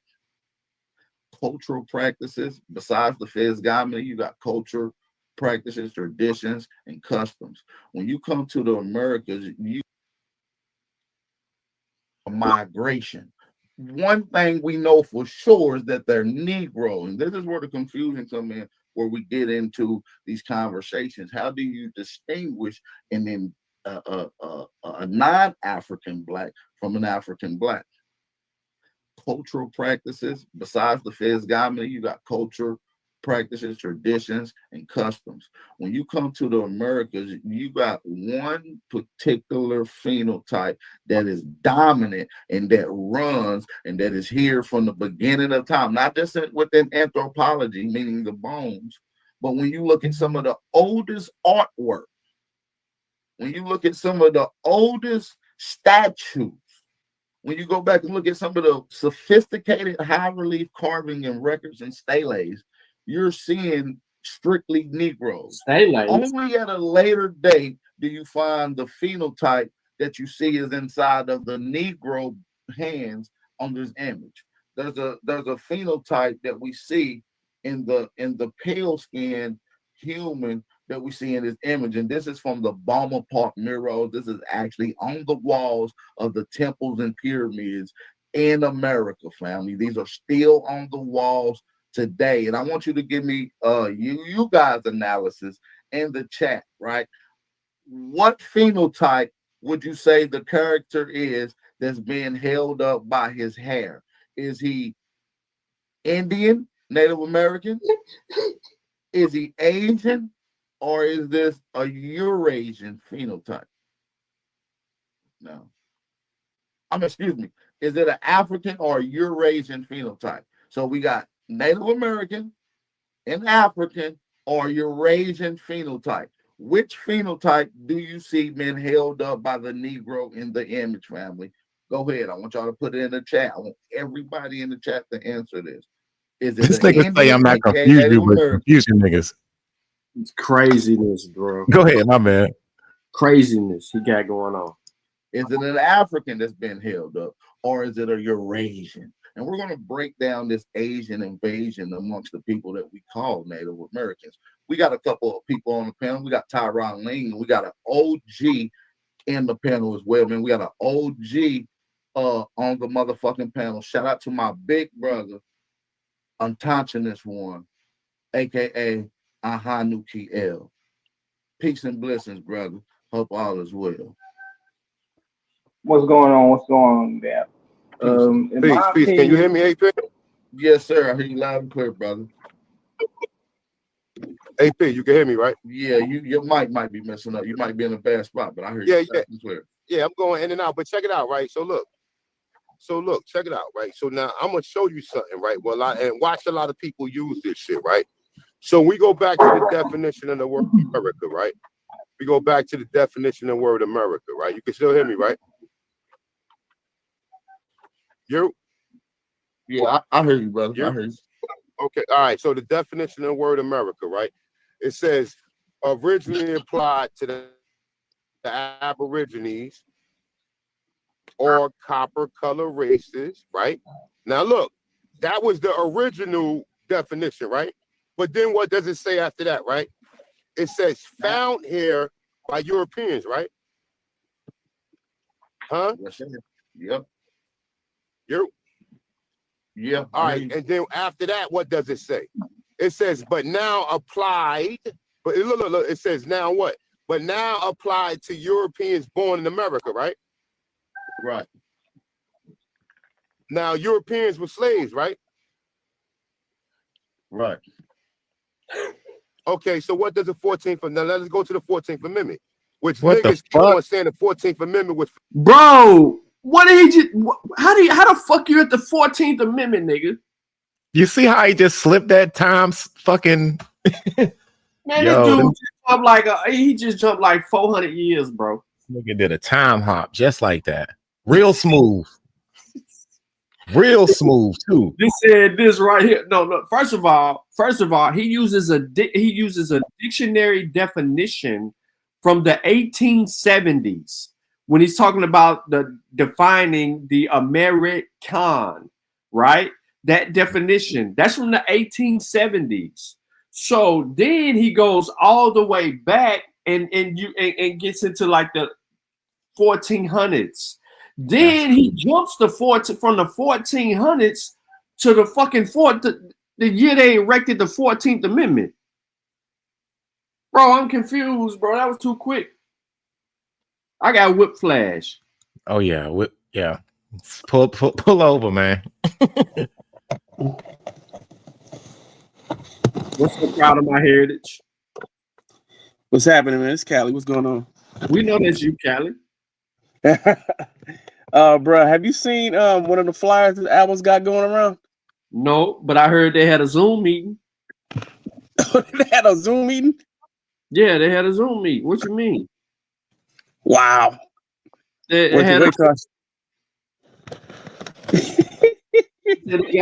said they gotta bang on Pan-Africanism and they gotta get their shit together.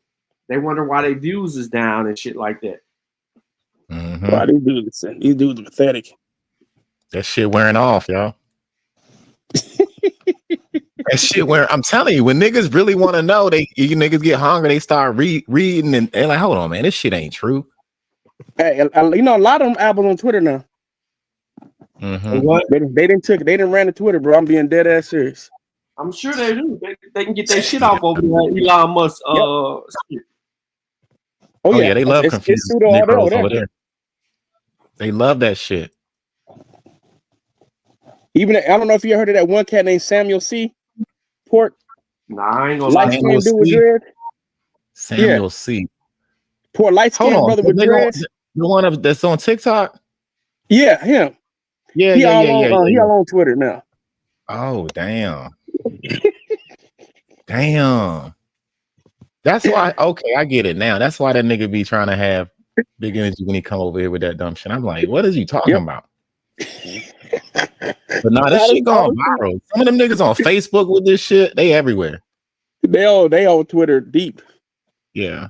Especially because FBA, they claim to be indigenous too. But see, but the next though. Go ahead. Go ahead. My bad. I cut you off, brother. No, I'm saying, yeah, Treat Nasheed is selling Ogun juice while saying that we're Aboriginal to the Americas. What? Ogun juice, bro? You quit lying. Go to the website. Go to ogunjuice.com, bro. Go to who? Ogunjuice.com. Time out, bro. That's crazy, man. It's yo, our nigga stupidity is going viral, bro. That's crazy, man.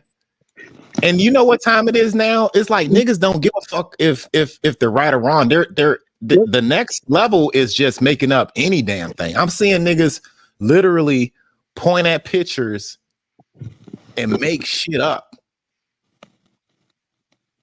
Just pepper spray. You know what I mean? Yeah, you see, sell pepper spray, mask, t-shirts. I'm on here. Oh, that's the juice, nigga. What? Get the fuck out of here, yo. What? Pepper spray. Ogun pepper spray, $19. Yo. No, he didn't. Yo, Ben. Ben, I know you watching, bro. Ogun, bro. What a Ogun juice at, bro? COVID mask, nigga. You don't even think COVID real. How the fuck is you? Damn. Maximum strength, nigga. now you're trying to commercialize my nigga. horrible traditions and practices, bro. You just took it there. You just got real disrespectful. One of the reasons that ancient Kemet is so commercialized is for the simple fact that the rest of the world has got their hands on it and has taken out some of its greatness and commercialized it. The one thing that's so pure about the Yoruba traditions of Ifa or Isheshe is the fact that it hasn't been done the way that the Egyptians shit has been done. This is Ogun juice, bro. This nigga say maximum strength, bro. Like, yeah, he said it. Defend yourself. Come on, bro. Oh, look, Ogun is the god of iron, bro. Why the hell you gonna use a spray? Right. You know what I'm saying? His thing is about that 5, 5, 5, 5, 5. You spoke. Hey, when you pull the trigger, that's Ogun at work. Flocka, nigga. This motherfucker said spray. Defend yourself. Motherfucking Ogun repellent or some shit. Repellent. This is wild. This is the level of ignorance that Black America is on right now. You know what I mean? Shit is crazy, bro. It's like every time Trump get elected, bro. I notice how I said that. Every time Trump get elected, bro, we get some beginning of some new shit. You ain't lying. They love that nigga too. Yeah, and can't find nobody justifying why the fuck they mama don't work no more. But you love them though. You loud and wrong on the internet, nigga. When you at home with your mom, it's some bullshit. They about to get a fucking nigga wake up call here in a minute. Hold on, who's sharing their screen? What is this? That's me. That's what. What's up? You see that? First, families and friends powwow. Ain't none of that shit in the images. Indigenous. That's what I told this new Abo seller. This is what they pushing on Twitter. That's fucking funny. It's sad, yo. I told you, bro. Twitter crazy. I've been on. I said, wow, y'all over here wilding. They retweeting the shit out of that shit too. Man, they got a dude over there by the name of, his name is Aboriginal Kemetic Hebrew Moore. And it's just the wildest shit. And he be on Sarnetta and he be on he came on Garfield before that. He came on Garfield. The Kemetic Hebrew nigga. Yeah, but he a Moore too. He said he a Moore too. Yeah, he is a Moore. I had a conversation with him. I cuss him out. He didn't have with Jawu.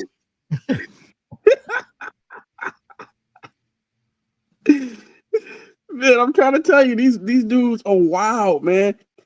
And you know, if you go on TikTok, I used to be real cool with a lot of these indigenous folks, but some of these indigenous folks are racist, man.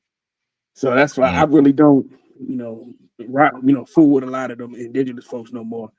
Because a lot of them be saying all kind of anti-black stuff. I'm like, man, we the main ones dealing with the abos, and y'all over here saying out of pocket stuff about Black America when 99% of Black America ain't even on this kind of time. It's just the dumbass people in our community, right? Who go for and it. They generalize all of us to be ignorant like that. But a lot of them got their own little personal racist shit going on with them too. Absolutely. That's why I said. I started dealing with them too. Yeah, me too, man. I noticed that. I think a year and a half ago, I was on TikTok doing my thing, and we got talking about migrations, haplogroups, and the whole East Asia origin of the genetic peopling of America thing. And we're not going to sugarcoat the truth. We're going to talk about it. And man, as soon as I start talking about that, them motherfuckers went ham on me. I mean, them motherfuckers, fuck you, poor city. We always been here. Hold on, what you are sprung out? They say the same shit. We sprung out the ground, same pseudo shit that a Abo would say. And I'm like, hold on. Y'all niggas genetically are from fucking Asia. A lot of those indigenous folks don't even know history and none of this shit. They be getting tore up told the fuck up by the Mabos. They don't know how to deal with them because a lot of them don't know history. They don't deal with science, right? So they really but pretty much be in the same boat. So they rely on us, and they rely on us in order to to go after them. Yeah, I see that a lot. I definitely do. But yeah, they deep fry my ass, bro. I want to go back to an article that I brought up earlier. I want to just a piece of it because I really want to inspire people to actually read it. It's beautifully written, but I want to go down to this part right here. Capitalizing Negro. Then watch this. I'm gonna go down until I get to. Do I want to do that one? I'm gonna give you a piece of this. So listen to this shit. From Negro to Black. Started in the 60s, civil rights activists such as Stokely Carmichael made a push to shift away from Negro and towards Black as a more powerful ethnonym, one that intentionally engaged the history of racist devaluation of Black life and intended to reverse it. Carmichael's first articulated the case for this in a book, Black Power speech at UC Berkeley in 1966. If we had said Negro power, nobody would get scared. Everybody would support it. If we said power for colored people, everybody'd be for that. But it is the word Black that bothers people in this country.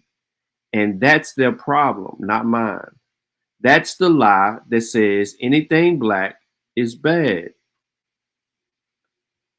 I want y'all to process that because this article goes through those phases of what we were called or what we demarcated ourselves from colored versus Negro, then Negro versus Afro-American, which is significant in the Black community as we always have these Aboriginals playing these word games and using these different emphases to try to separate or call to the conversation linguistic gymnastics and misrepresent information.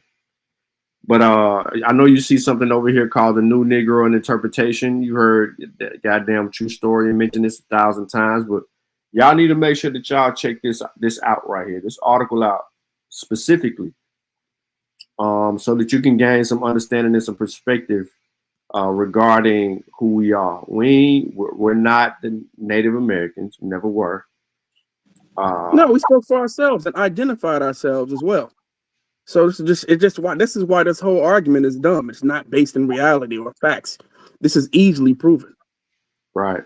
There would be no confusion about the proper race designation of the people of African origin in the United States if the rule of governing is the case of others similarly situated had been applied to them. I'm telling you. Look what it says. Look what it says. No such confusion exists in the case of any other racial elements that constitute our citizenship. Despite the arbitrary classification of all Europeans as racially homogeneous, there is as much dissimilarity in their race traits and tendencies as there is in the people of Africa, who are divided for most part into tribes instead of nationalities, and as in the case of European peoples. Tribal government is, however, the infant stage of national government. Europeans who have become Americanized are known and proud to be known, however remote the relationship in time and origin, British, French, German, and the like. Ask a continental where he came from, and he will answer unhesitatingly, Europe. Ask him further from what country in Europe, and he will name the country of his birth. Ask an African newly arrived in the United States where he came from, and he will unhesitatingly answer Africa. Ask him further what part of Africa, and he will name one of its geographical subdivisions. If you are still unsatisfied and want to know what race he belongs to, he will tell you to one of the tribal subdivisions, as he has and knows no political subdivision, a V, a Zulu, a Dahomey race. In short, he will tell you that he is an African from this or that tribe. It is the same way the European, the Asiatic, and the American as with the African. They all have geographical and apolitical relation to the country of their origin. And outside of their country, they are referred to by their geographical rather than their political relation. This rule is universally applied to the inhabitants of all the continents except that of Africa. My contention is that it should also apply to them when they are racially classified, because there is no reason I have seen advanced why that should not be. This is the second part of this article right here. How did I get to that? If you go into the first article, who are we? You can click on who are we and it'll take you there. You also can click on any highlighted blue area and it's going to provide you with additional information as pertain to other articles that are inside and outside of this article. But you must read The Evolution of Our Identity Crisis in America. And this is partly because of our own ignorance and why we're in the situation we're in today, as it pertains to all of these mystery motherfuckers want to be something other than their African selves. I just want to add that. Nah, that's some real heat right there. Yeah, that was fire, bro. Them Negroes is out there, African minds. They done lost their goddamn African minds, yo. Oh yeah, Port, man. Shout out to you with your interview coming up to you, man. Appreciate that. Hey, bro. thank y'all, man. I appreciate y'all, man. We all gonna get tuned in on 7 o'clock Thursday. Dr. Gina Page of AfricanAncestry.com. She's gonna be in. I'm gonna just kind of run down a couple of questions for her. She's a real nice lady. I talked to her, man. When I first met her, it was at a rice festival and stuff, and she did these DNA reveals. So she takes people all the time. She goes around the country and have these genetic DNA test events, and people take the test, and then she'll come up with like the whole envelope and say, "Bam, you are from Nigeria," or you might be, depending on where your mitochondrial line might be. So, there's certain percentages of us that may have a European haplogroup. It's just how the role of the genetic dice might be. But to have her in, excuse me, to discuss it, I think that's a great conversation. We talk about DNA all the time. DNA are these niggas kryptonite. So family, if you want to talk to some real experts, make sure you stay tuned to Sean's show. Stay tuned to everybody that has been talking in the styles of the conversations that we see about this information, because we ain't gonna lead you into no burning house. You know what I'm saying? These are real expert people. So thank you guys for tuning in. Hopefully it'll be a good show for everybody about DNA testing. There's some good stuff coming with them African ancestry tests too.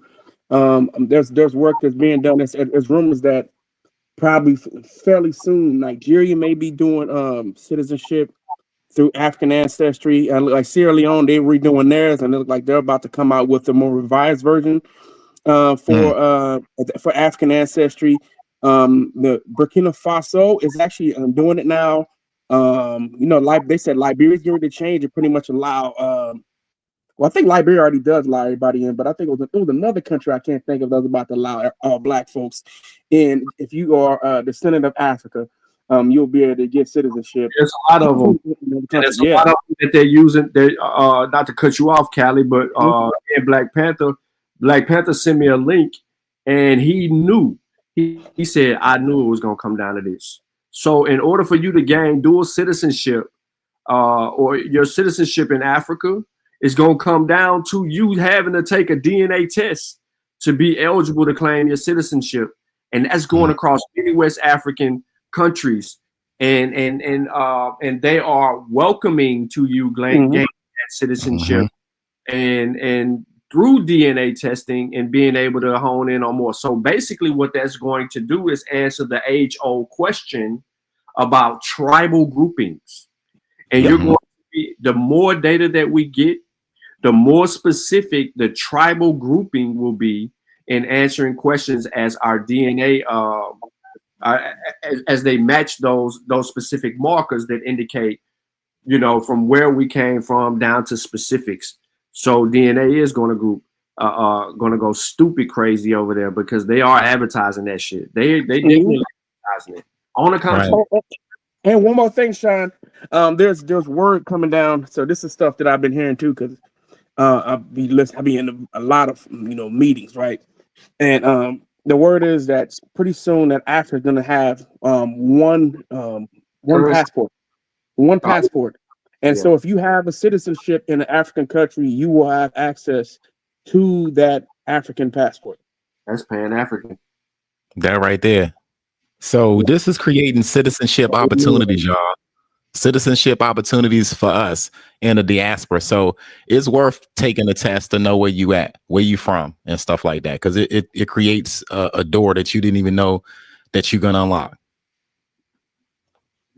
And I've done both. So I've done my mitochondrial and my Y marker. So mine go back to Nigeria, right? To the Yoruba of Nigeria and the Mafa of Cameroon.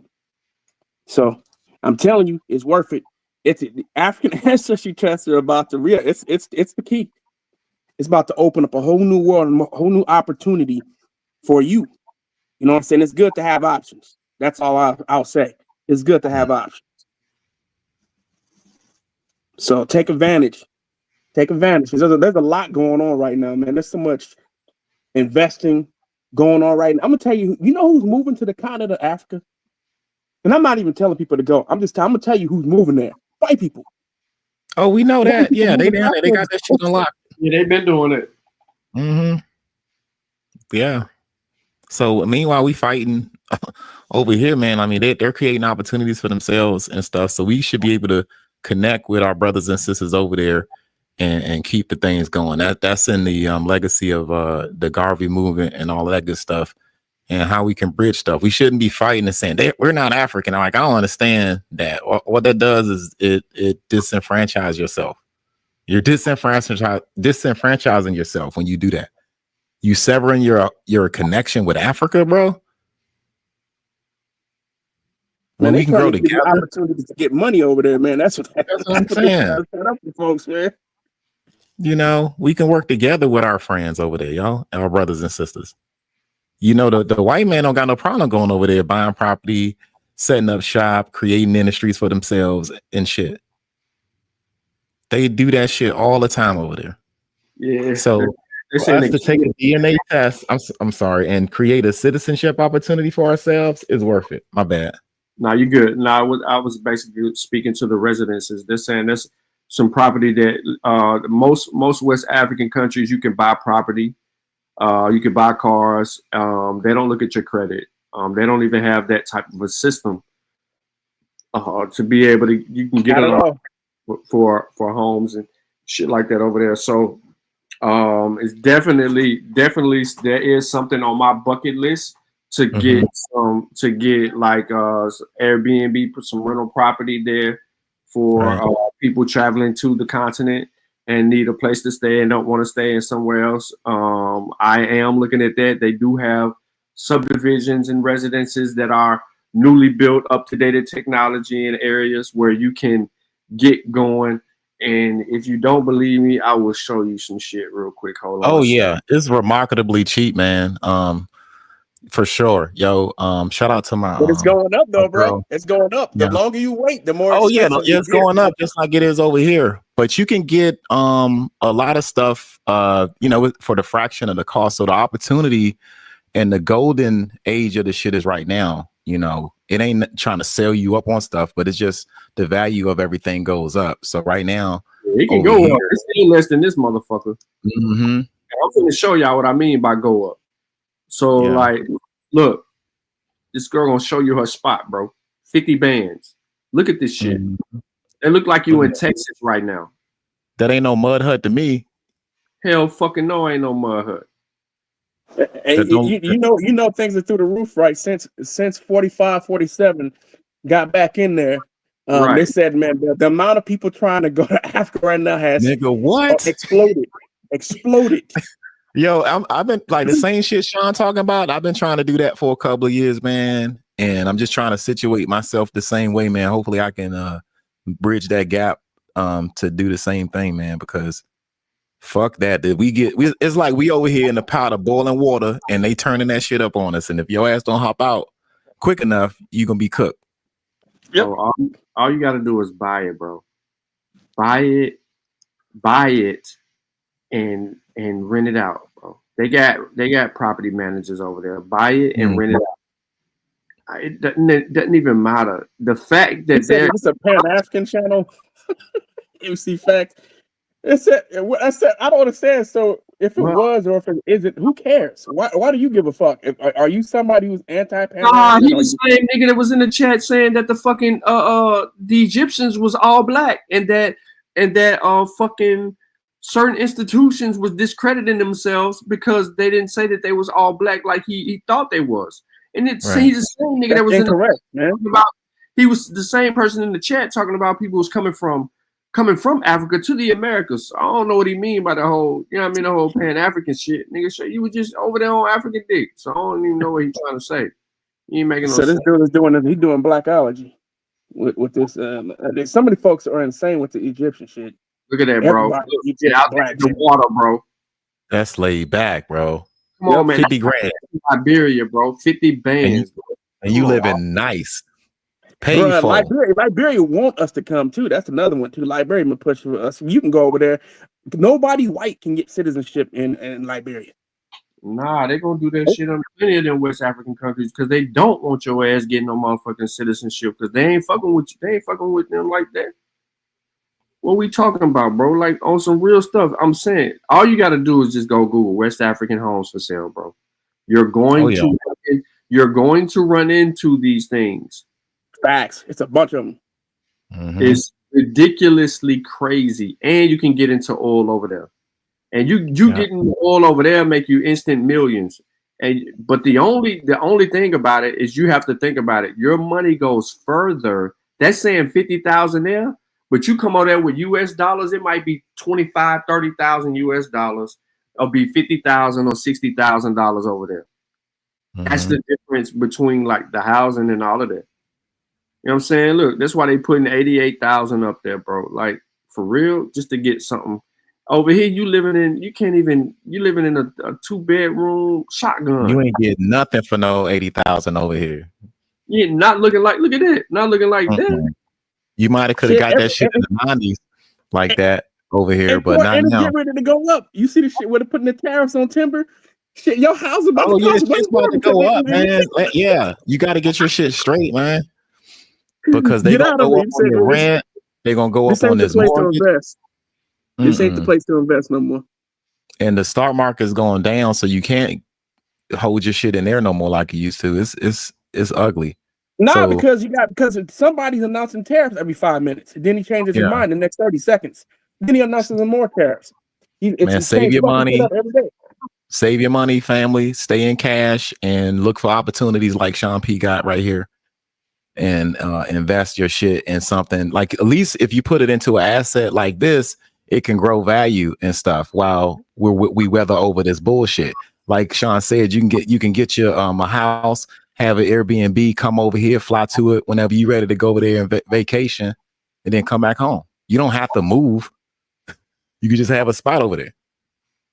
You don't have to move over at all. No, that's why I said I'm not even telling you to do that. I'm just telling you got investment opportunities. That's what I'm. As long as you got your fucking shit filled, as long as your shit filled up, man, you good. This shit look like a fucking hotel, bro. Lay out like a fucking hotel. I'm gone, damn, y'all. Man, my homie live in the Gambia right now. Yeah. That dude got a whole compound and everything, living life. I'm talking about living lavish. In the Gambia, he got married to a girl talking about that shit right now. he got married to a Wolof woman, living lavish life. 10,000 square foot mansion. Yeah, it's out there if you get it. Listen, this is why them white people that Elon Musk is trying to create a corridor to a bridge, because they running them out. Bro, this is right here is for white people only.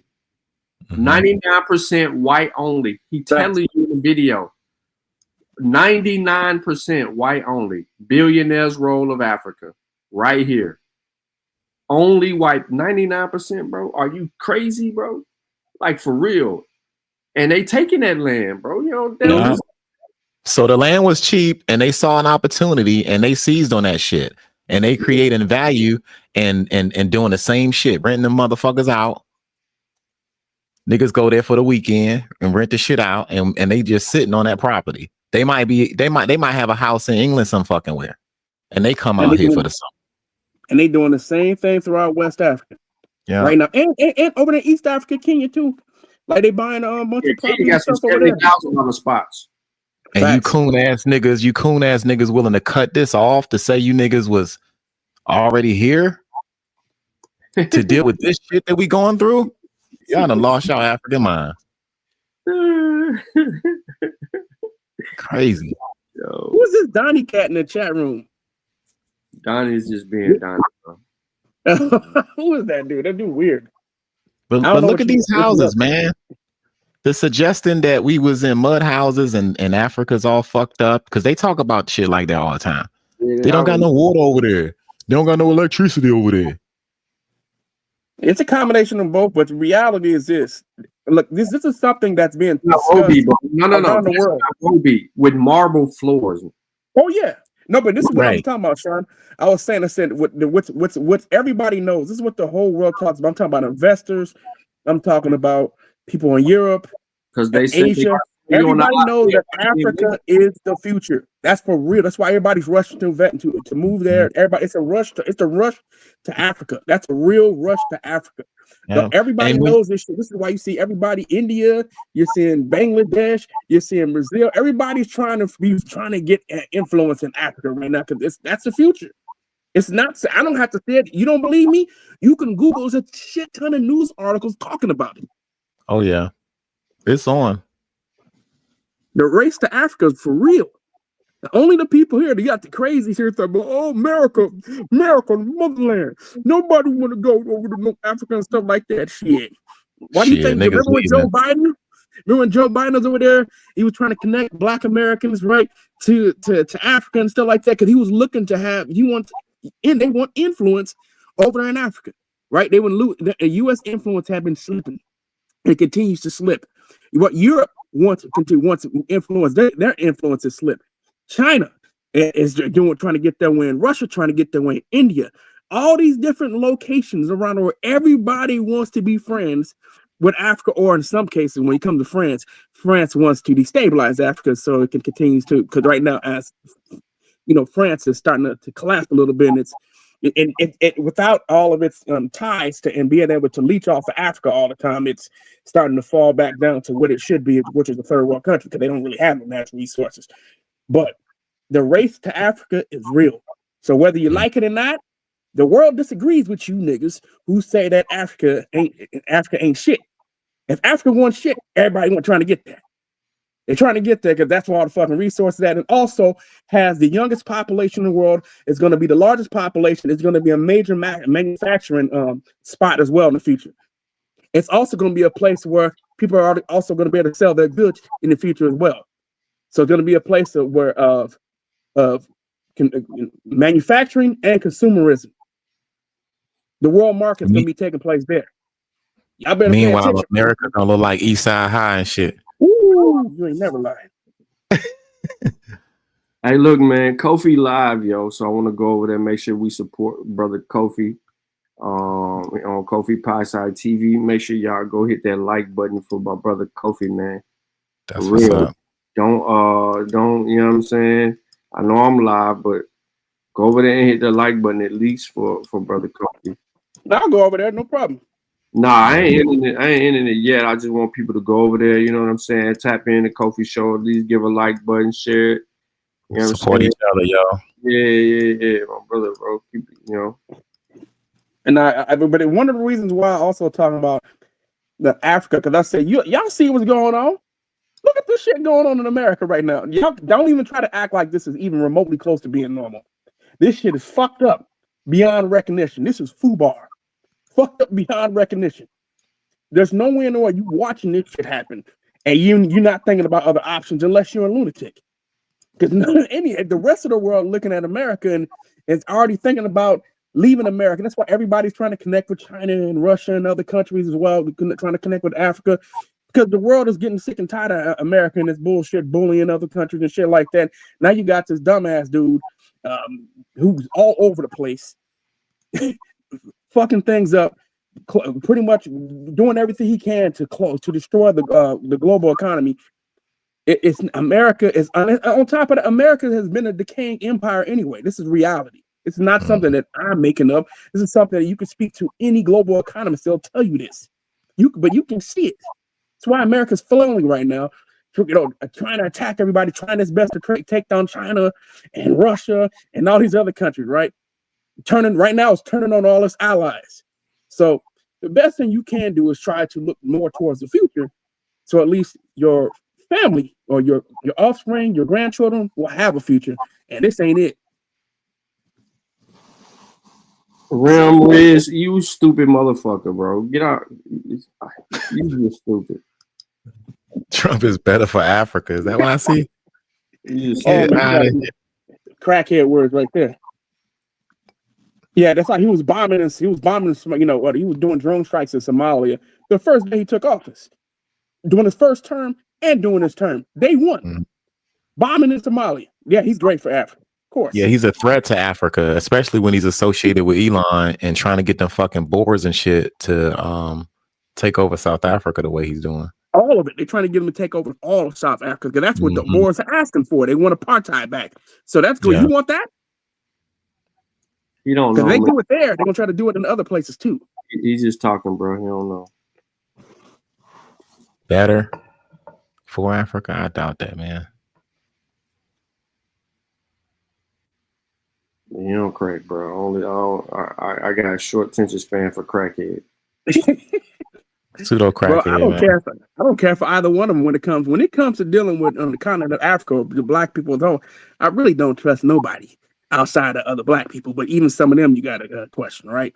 But when it comes to outsiders, I really don't. I always say you got to keep the eyes wide open when it comes to dealing with anybody outside. Really, the only group of people that I'm really fucking with heavy is the AES, and then I do like Malema.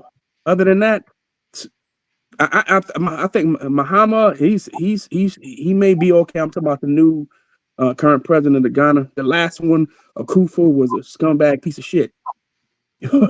but and the current president of Nigeria ain't shit either.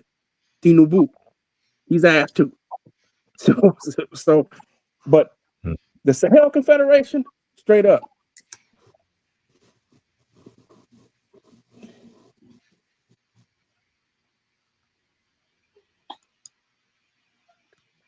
Yeah, they still worried about Jamaica. What are you worried about Jamaica for? You do know that African American Jamaicans have pretty much a close affinity when it comes to genetics, right? There's differences, but it's very close.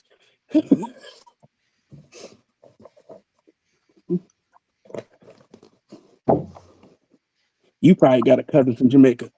If you look at them DNA tests, we all related to each other. Malaria, yeah, this is the death knell right now. Malaria is the death knell in this whole abo shit, but they always stay away from malaria when it comes to that because it just destroys them. So let me just give y'all this quick game. Malaria derives its name from an Italian mal area, meaning bad air. It is actually a protozoal disease that is spread by the anopheles of mosquitoes. Centuries ago, it was common in the marshy areas of Rome, hence the Italian origins of the name, and because of this connection, malaria was also called Roman fever. The minuscule protozoa, the cause of the disease is a parasitic variety known as the Plasmodium, and alternatively affects both human and insect hosts.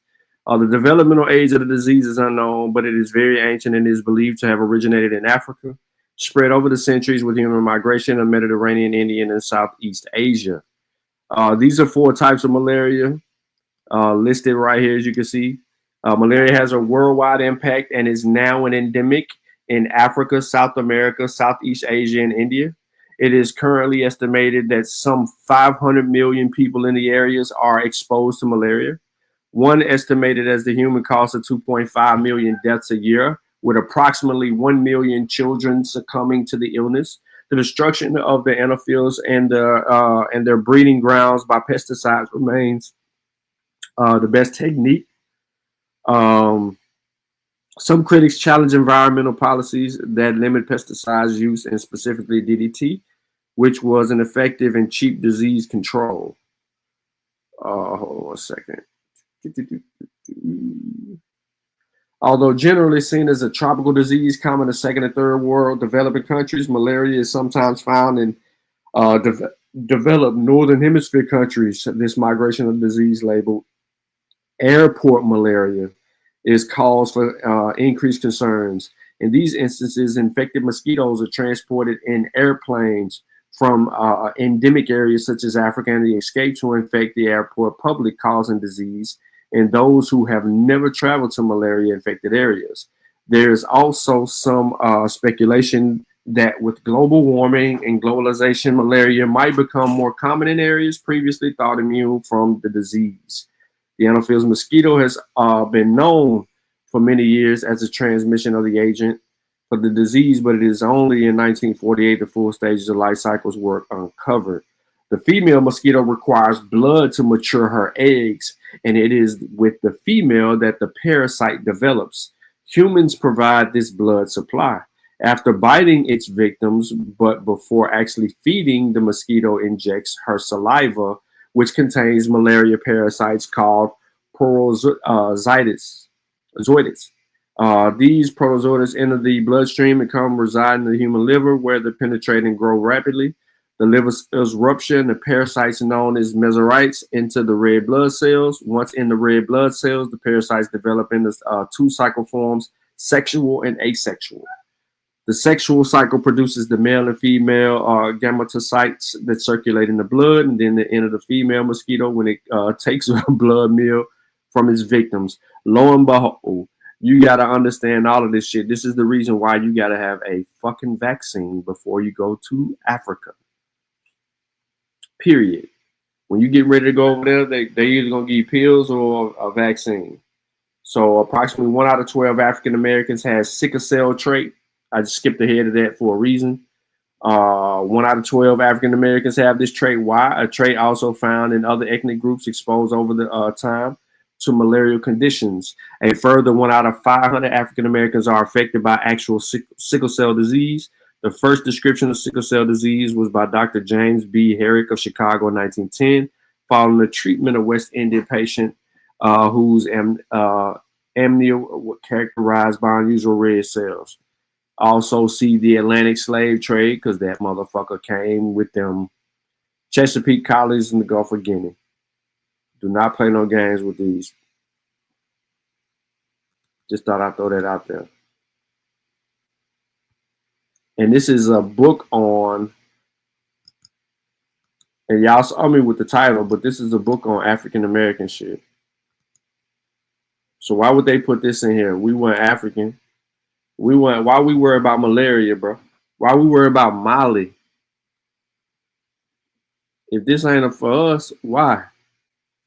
Why we worry about it, bro? Alfonso the First. Yeah. Why we worried about these people? This is African American history and shit. Facts. Big time. These new age dudes is just out their mind ready. No, but you know what I mean? Outside of that, malaria and sickle cell really is a death knell to the whole ABBA movement. In reality, it really is. You really can't get past it. A lot of them niggas just don't care about the truth, man. That's what I see. No, they lie. Most of these dudes. So you got some people who are just stupid. You know, I was on OHF Live on Friday night, and you know, just some of these people just can't read. I mean, that's one of the guys who came up. He was illiterate, and I noticed that a lot of these people are illiterate. I'm not being funny either. I'm not trying to make fun of them. A lot of these folks literally cannot read, and this is why they're susceptible to the BS, because a lot of them are illiterate. And then you got the scam originals, the one who teach it, right? All these dudes who are flat out liars, like the ones that are listed. that Sean put in the title. Those are the scam originals. Scammers. So you got the scammers, and then you got the people who are just stupid because they're ignorant. They have a lack of education. And I'm being dead ass serious. It's the truth. A lot of these people, they have, if they can, they may be able to read the words, but they can't comprehend. And Sean, you know, do you see that with V-Note? V-Note has a comprehension issue. He can't comprehend what the fuck he's reading. He don't know he can't read a whole page and put 2 and 2 together. He can't do that. It doesn't compute in his brain. He has, that's why he gets upset and he reacts the way he reacts, because he can't comprehend. He thinks he understands, but he doesn't. And it's sad to see.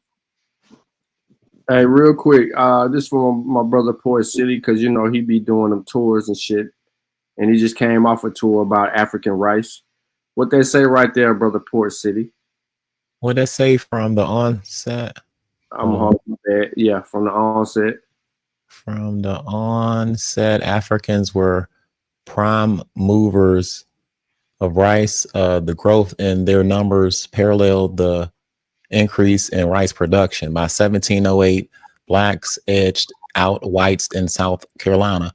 4,100 to 3,500 by 1720. The planters of South Carolina were imported 600 slaves per year, and by 1725, 1,000 by 1730.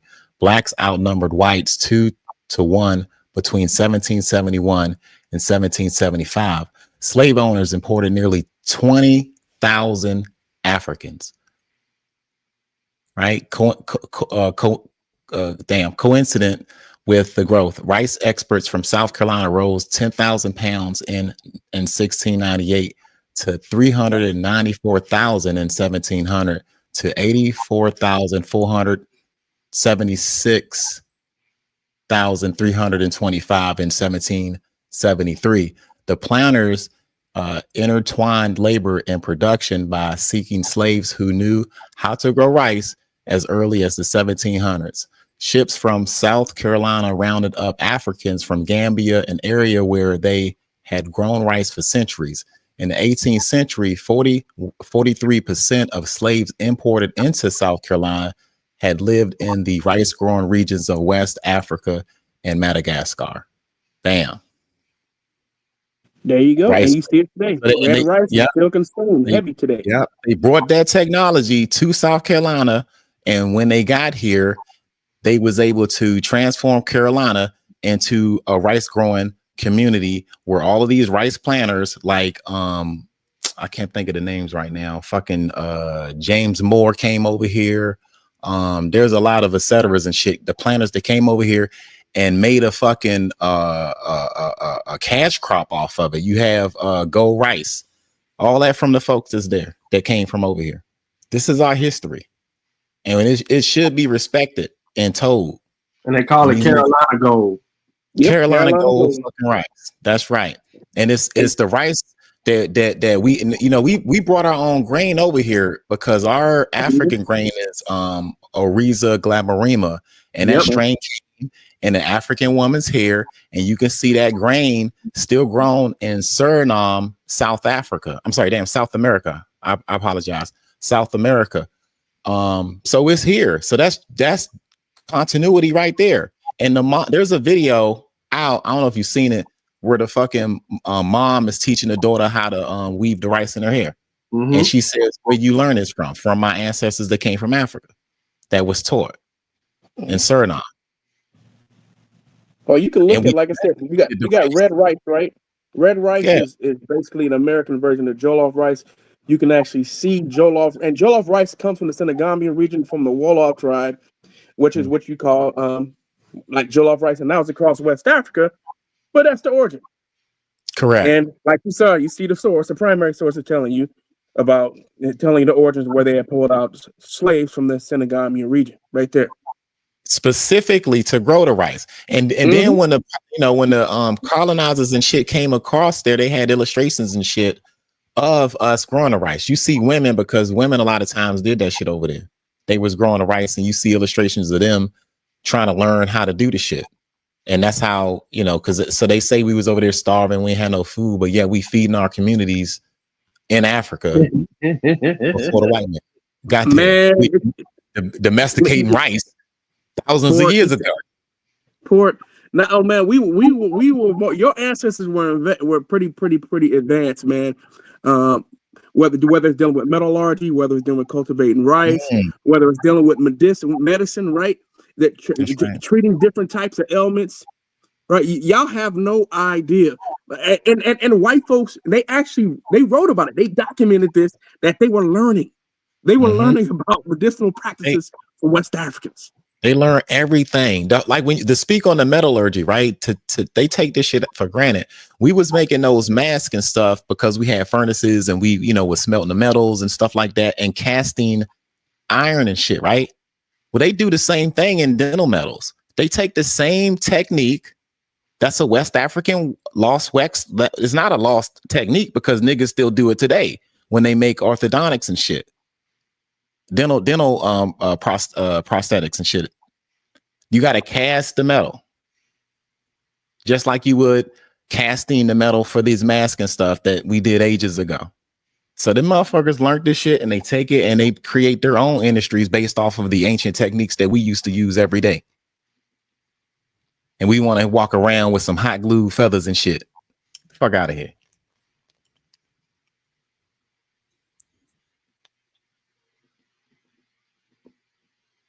Yep. So anyway, so people always talk about black folk culture.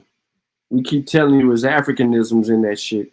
No one wants to sit here and listen. So I'm gonna give y'all a little piece of game real quick.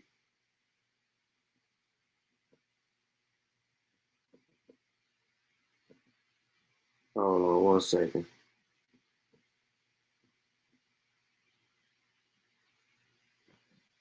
While blacks in America long struggle against white society's efforts to keep them powerless, black folk culture from the days of slavery through the Jim Crow and civil rights eras offer blacks a vehicle by which to confront the white power structure. For instance, African-American ballads and tales portrayed human heroes. Y'all remember John Henry or Shine, who challenged and resisted, and the anti-heroes such as the slave John and the John and the Master story, who outsmarted white authority, modeling themselves on those folks' characters. Blacks depend their sense of expectation that they might eventually surmount their social marginalization. Historically, white scholars acknowledge the British and Anglo-American influences on African-American culture, and yet ignore the enduring power of African and Caribbean culture on African-Americans. In 1941, the scholar Melville Herskovich asserted that this overnight, which termed the theme, the myth of the Negro past, was a major factor in the continuation of racial prejudice. To counter that perspective, Herskovich identified a significant number of Africanisms, African cultural survivals, in American culture. Subsequent scholar studies and advance in general understanding and the considerable extent to which black folk culture has influenced mainstream American culture. African American culture can be divided into three main categories: oral, verbal folklore, customary, behavioral folklore, and material, physical folklore. The most renowned aspect of black folk culture is the African American oral tradition, particularly folk tales and songs. Blacks have told sacred and supernatural tales, creations, legends, ghost stories, folk sermons, testimonials, and preacher tales, and circular tales, morality tales, trickster tales, and jokes. Rural as well as urban blacks have favored two types of tales: trickster tales and jokes. The trickster figure long held a crucial, if ambivalent role in the African American oral tradition, borrowing from the trickster traditions of Africa, where tricksters took on human, divine, or animal form. Blacks especially value the tales of involving animal trickster figures. The ultimate goal of the tricksters was to subvert the corrupt and divisive moral conventions and establish order in the originally enforced those morals. Fearing reprisal if they freely conveyed their grievances, slaves told tales that employed animal characters in substitution for human characters. Trickster animals such as rabbit, which is on our channel, symbolizes blacks ultimately prevailed in the interactions with more powerful animal characters, which of course represent whites. A cycle of related non-animal trickster tales told in the years of the Civil War concerned the ambivalent relationship between the fictional slave named John and his masters. In these stories, John struggles to overcome his subservient position in racist plantation society by covertly subverting the stereotypes thrust on him by his white masters. African American jokes often took the form of competitive verbal games, which tested an individual's verbal. Look at there. His what? His verbal. Oh man, my bad. I'm on the wrong page. There we go. Verbal dexterity. In these games, play level sounds, direct insults. Y'all already know when we be joking on each other, talking shit to each other, the whole 9 yards. That's Africanisms. What we keep trying to tell you, fuckers. Wolfing, signifying, and sound were various names of the game in which player humorously teased his opponent. The dozens refer to a game in which a player creatively poked fun at his opponent's mother. The loser of these strictly structured verbal contests as persons who allow his verbal responses to stray from the ritualized and personnel insult expected of all players into mere personal insult. Just to give you a piece of game, bro. We know this shit been going on for quite some time and y'all can't even fathom it. So this whole thing about getting into all of that is just too much for y'all. Another Africanism was the African American belief in Haint's ghost. God damn. According to many West African cultures, Haints were spirits on the stage of their beings. Haints could be beneficent, such as the spirits of loved ones returning from the dead to help protect and counsel the living. Think about that. Think about that. How African is that? That's the whole reason of honoring your ancestors, commemorating them, and feeding your altars. Because these African teaching or these lessons tell us that they're the go-between between us and the other world. Behold, who am I talking to? Haints could also be evil, such as spirits in the masses return to renew their abuse of slaves. To protect themselves from such evil spirits, slaves practice various rituals, including putting heavy rocks on the top of their masters' coffins to keep them weighed down, placing the Bible by a door to prevent spirits from entering the house, and chanting magical charms to keep evil spirits away, believing that they were not safe from their masters even in death. Slaves requested for their burial to be as far as possible from their masters. Let me hold on real quick. Let me say this real quick for a lot of people, right? So when they say Haints could also be evil, such as spirits of the masters who return to renew their abuse of slaves, there are other people that flip that on us and say that we name what these hurricanes, tornadoes, all of these things. What we say that shit come from? For hurricanes, spirits and shit, right? Right, of our ancestors pissed off at white people. That used to be a thing that went around when it was a real bad tornado or a hurricane that would come on the land and do a fool with these people, and was always in the paths, right, of these what we call today MAGA Republicans, staunch racists, and those are Africanisms. That ideology of that is coming from that. So y'all gotta be on your game. I ain't even got to get into nothing else, just giving you a piece of game. Because there's people out there that act like Africanisms are not in America, and I'm showing in American culture. And there's people that argue with me on Facebook saying that, nah, this is our culture. No, it's not our culture thing. This shit's not us. You can't separate that. It's got Africa all in it. The fuck are you talking about? You know, your homie pass away, you do libation, pouring out a little liquor. We talked about this. Yep.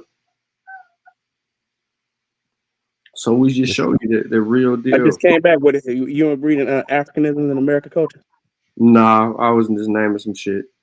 Oh, okay. Hey, he go to one for V Note. Now I will admit, V Note ain't showed up today, and shout out to him for not showing the fuck up today. Oh, you talking about for the Black Seminoles? That he keeps saying he related to everybody. Listen to me. I appreciate V Note not showing up today. The mere fact that this motherfucker did not come in the chat, did not hit the link, probably was listening, but it wasn't bold enough to comment in the chat or come into the shit. I appreciate you for not fucking to show up today. Remember, isn't he's the same one who said that? He said Cujo he's related to Cujo, John Horse, and Negro Abraham. Yeah. And all them are Indians. Yep. He would take get descent from all them people. He would get fucked up today. Yeah, he's a special one, Port. He said he's the descendant of all of those people that I just named. Trifecta, huh? Yeah. And Bowlegs. Don't forget Bowlegs. Oh, yeah, I forgot about Bowlegs. Let me not forget him. Him too. The big Abo trifecta. Damn. Yeah. These the whole time not understanding when you denote Black and Seminole, you're saying Africans. Mm-hmm. Whether enslaved or free, who fled into Florida. They don't believe in admixtures. Yeah, I tell you, you can tell them. I said they fled from South Carolina. A bunch of the early ones were escaped Angolans. I mean, I don't understand. They could speak Portuguese. You don't agree with that. Nah, you don't agree with that. That's what made it easier for them to pick up Spanish, because of the fact that they can speak Portuguese. Yeah, he don't agree with that shit at all. That motherfucker's stupid. Dumb as fuck. And they happy about being that stupid and historically illiterate about it.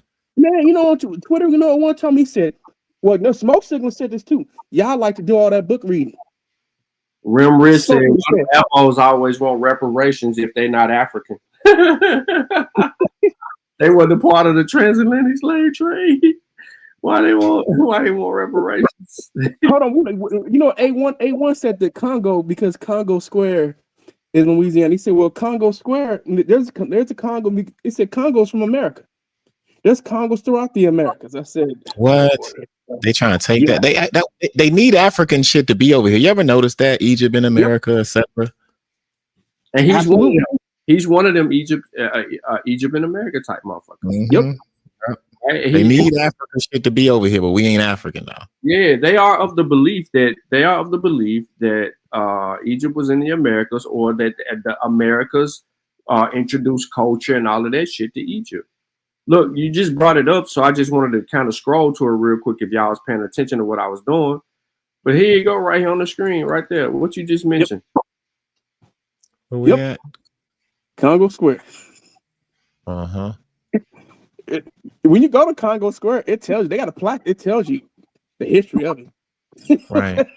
I don't get it. They be denying this shit, man. What is it?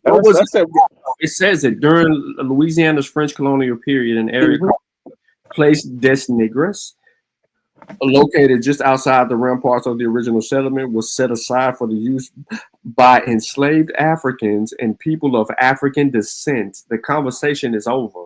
How the fuck is he claiming Congo Square? It's over. It was a place of socialization, marketing, and so forth. We all know this. Music and all of that could be played. Hence the word you get the juju from down there in that hole. Mm-hmm. And this even says it in here in the text. Like, we ain't even playing, bro. We know. Other commonly used names for conjure are hoodoo and root work. It has been speculated that the term hoodoo is a derivation of the African terms voodoo and juju.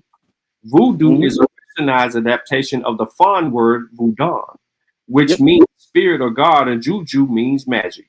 Voodoo is a West African religion that was transplanted to Haiti, eventually surfaced in Louisiana around the 19th century.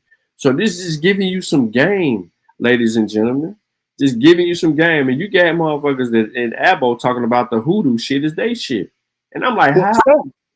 Sean, you can see Africanism still practiced down there in Louisiana today. The funeral processions, which come from Benin, it's still right there. In the Benin, they still practice the funeral processions the same way. That's cultural continuity. We see the cultural continuity in Louisiana.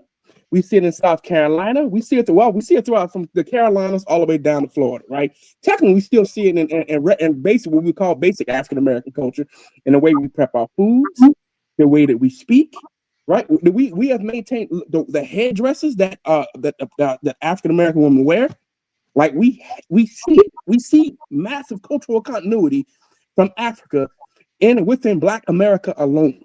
So I mean, it's really stupid at this point. You have no evidence of us being indigenous to the Americas.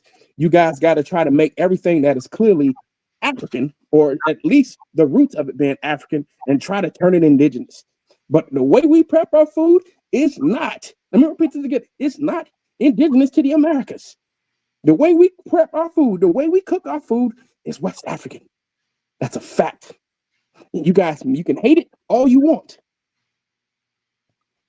And you can see the cultural continuity from the Caribbean, from Latin America to here in America proper, and connected to West Africa. You can see it.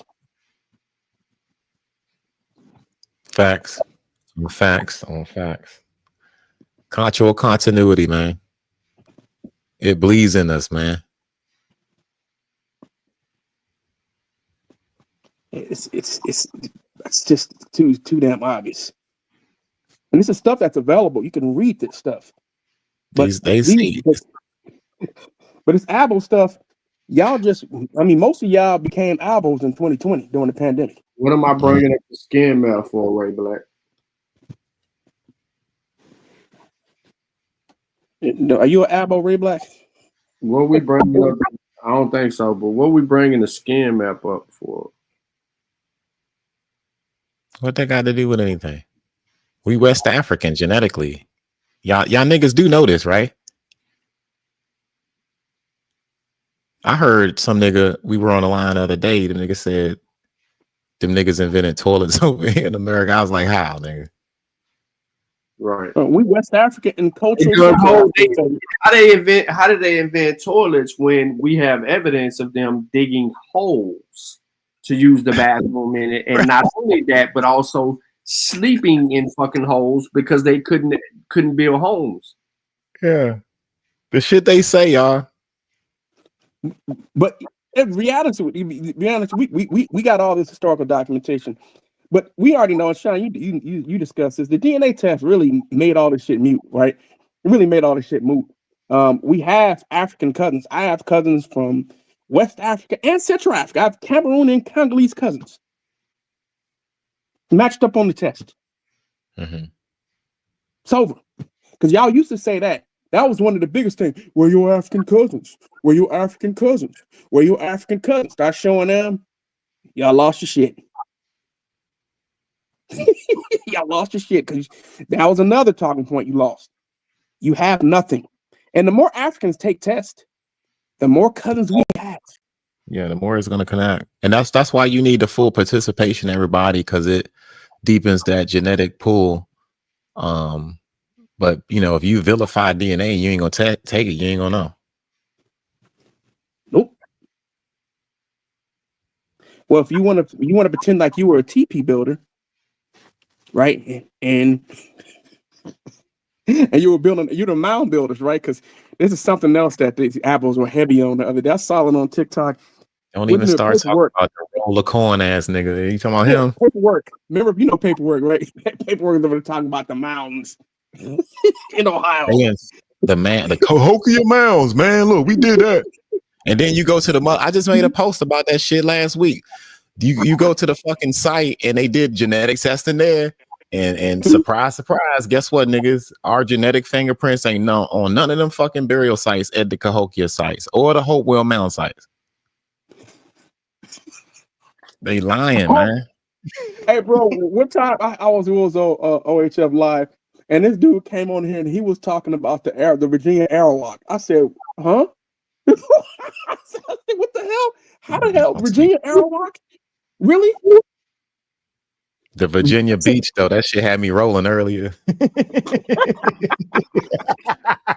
Hey, remember Alan? You had Alan. I was listening to your live on YouTube when you was talking to Alan, and Alan was talking about how we were living like the Flintstones.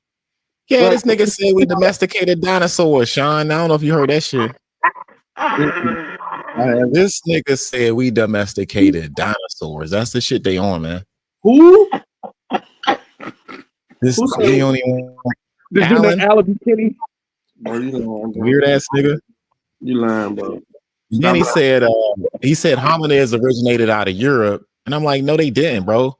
You got hominids going back 25 million years ago. You know, we are of the ape species. People need to get over it. We primates, nigga. Get over it, nigga. We split 7 million years ago from fucking chimpanzees. Get over it, nigga. Our genetics is 99.9% of comparative. So I niggas need to get over it. 0.01%, 0.001% difference. Right. So he's what you say, brother? That difference defines a lot because it could do with your phenotype and a whole lot of other shit. Mm-hmm. So this nigga trying to make it sound like we're not. He said we're not human. No, he said we're not Homo sapiens like you are. He made this whole like he weird, and me and him had this little weird ass. Ray Black is no. My bad, bro. Go ahead. You good? No, you good. I was saying Ray Black is sounding like Vino in the chat, just stupid saying shit. Just dumb shit, man. And they had these little lives. Is what? Alan said his haplogroup was Q. Yeah, right. Yeah, I said, nigga, let me see that. Hold on. Who said that? Alan. Alan, the same one who said here that they domesticated dinosaurs. He ain't took no DNA. No, his shit is probably L.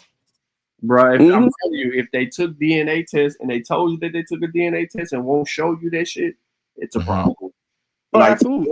Did not want to show this shit, right? Because it was gonna be totally different than him trying to get away with shit.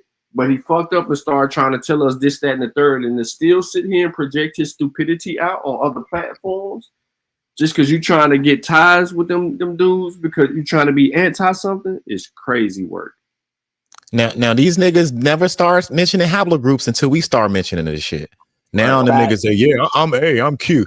I bet you if you ask that nigga where you get your Q haplogroup from, you get it from your mother, he'll say, yeah. Well, no, nigga, you don't get that from your mother. You get that's a fucking Y chromosome. So you can trick them niggas out. Just ask them a couple of questions about the shit. Oh, they don't know. Every time they fail every time. Don't study it. And they won't show you. Like if I was haplogroup A, B, and C, and if I was one of them niggas, I'd be like, damn. Yeah. I'll be on every YouTube. Yeah. I ain't even capping. I'm on everybody's show. And I don't want to talk about nothing but this DNA test showing that I'm A, B, C, D, or Q. That's it. We would have to concede to it. We'd be like, well, damn, this nigga shit is lining up. Exactly. And because I would be the spokesperson for more people to go get that shit and say, yeah, we really need to find out who the fuck we are. Mm-hmm. Yeah, we need to go claim. Look, I'm gonna keep it a buck. I was at the motherfucking genetic reveal. And in that table, you had one or two niggas come up with the indigenous haplogroup. Does that mean all of us niggas are like that? No. But if they wouldn't have taken the test, they wouldn't have known. Most of us have these L haplogroups. But once, out of every 100 niggas, 8 of us could have that shit. But if you're too lazy and if you're too pseudo to take the fucking test, you'll never know any goddamn way. Yep. You're just gonna be living in your life instead of trying to prove the truth. Because just think about what you ain't getting.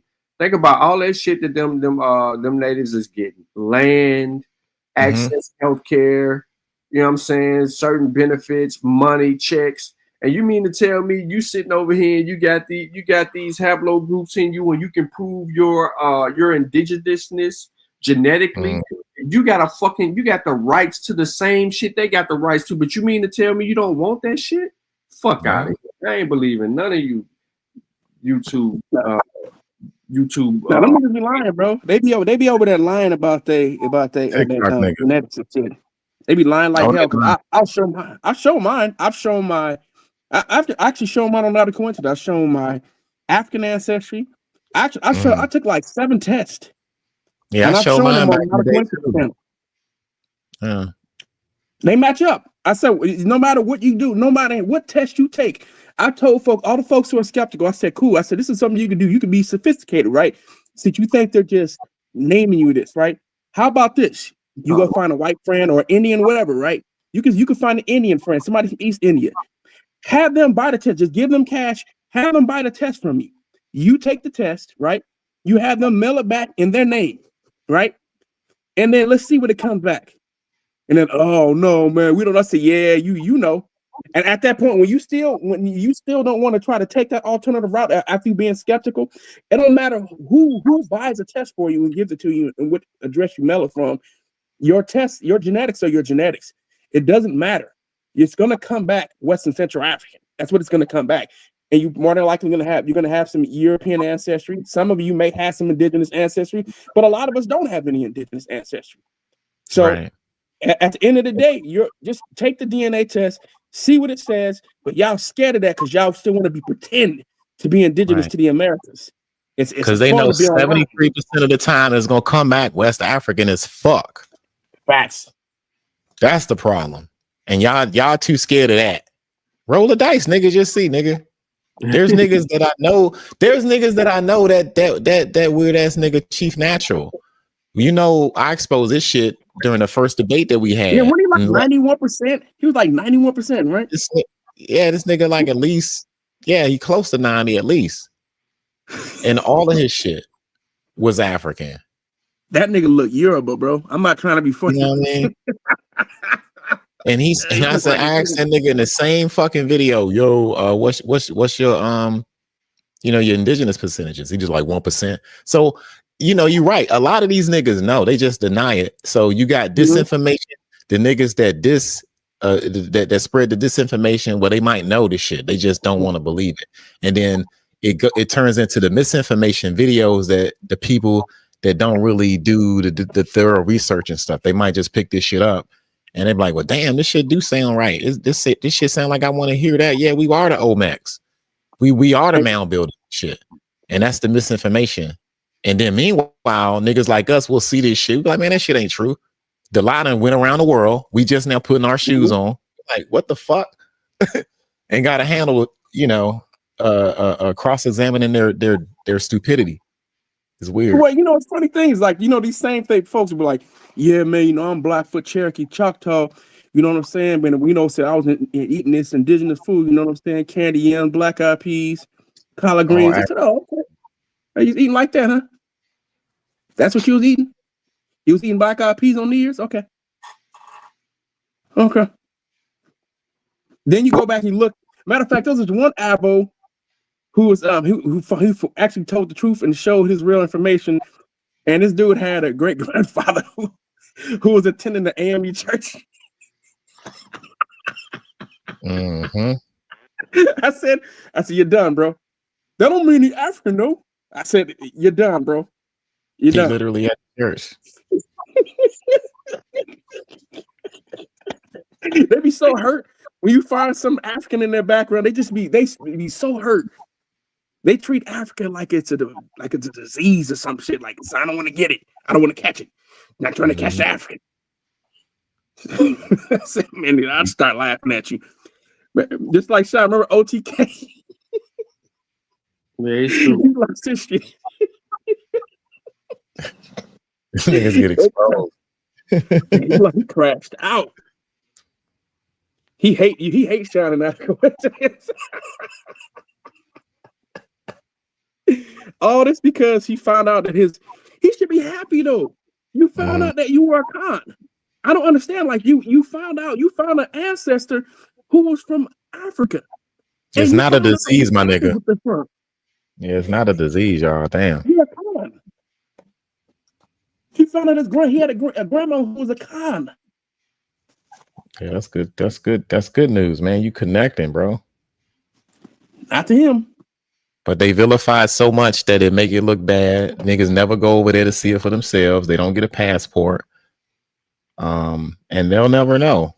And they'll have this false belief of what Africa is. And they listen to the white man lie, and they'll use the same white man talking points. But they don't sound like a white man when they say it. They sound like coons when they say it. Oh, Ray Black. Ray Black, one of them Egyptian pseudos. Okay, he created one of them crazy stuff. Yeah, I asked some dude I was arguing with on Twitter the other day, and this dude was talking about. He said, "Yeah, bro, I just got to tell you, I mean, you got Pause, real quick.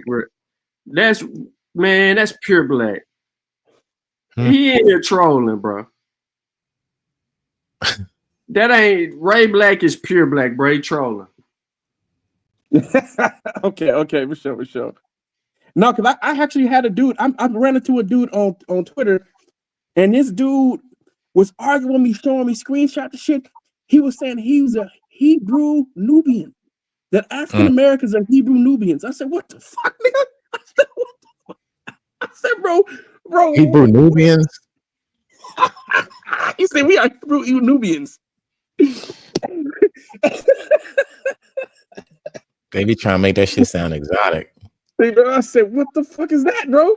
What you smoked last week was nothing, son. Nothing.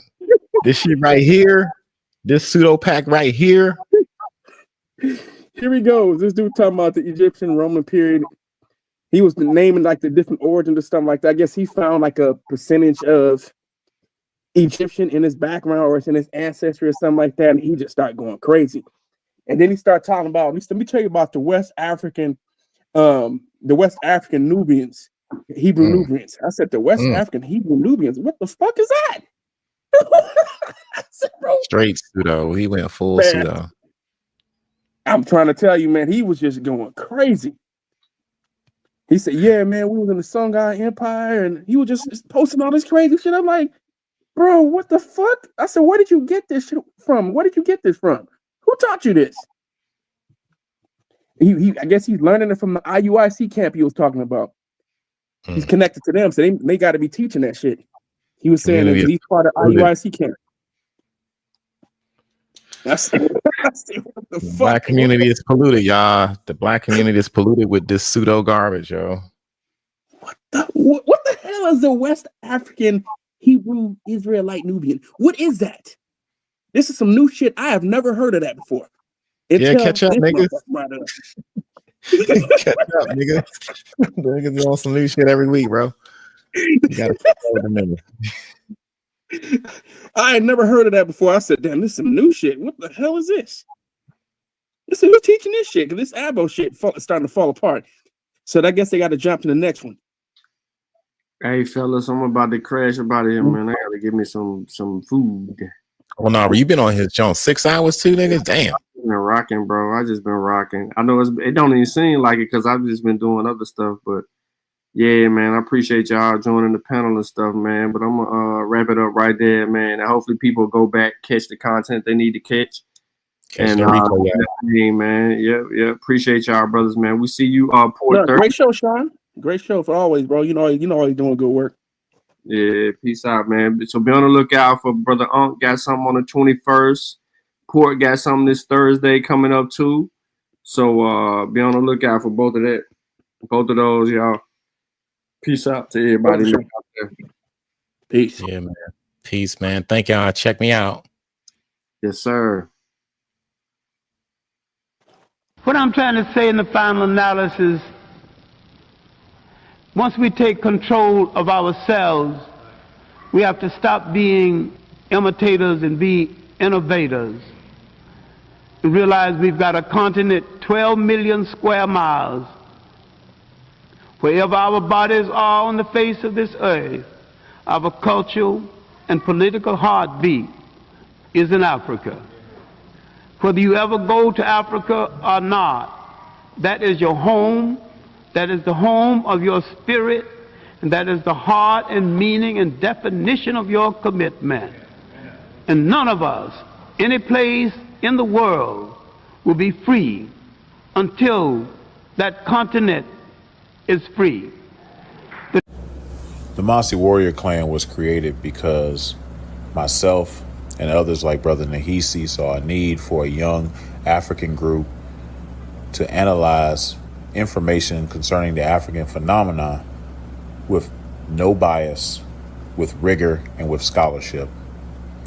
We created the Mossi warrior clan for the purpose of being an expert research team, of being a team that produced products, a team that was capable of producing products for African people globally to dispel myths, rumors, and provide them with accurate scholarship.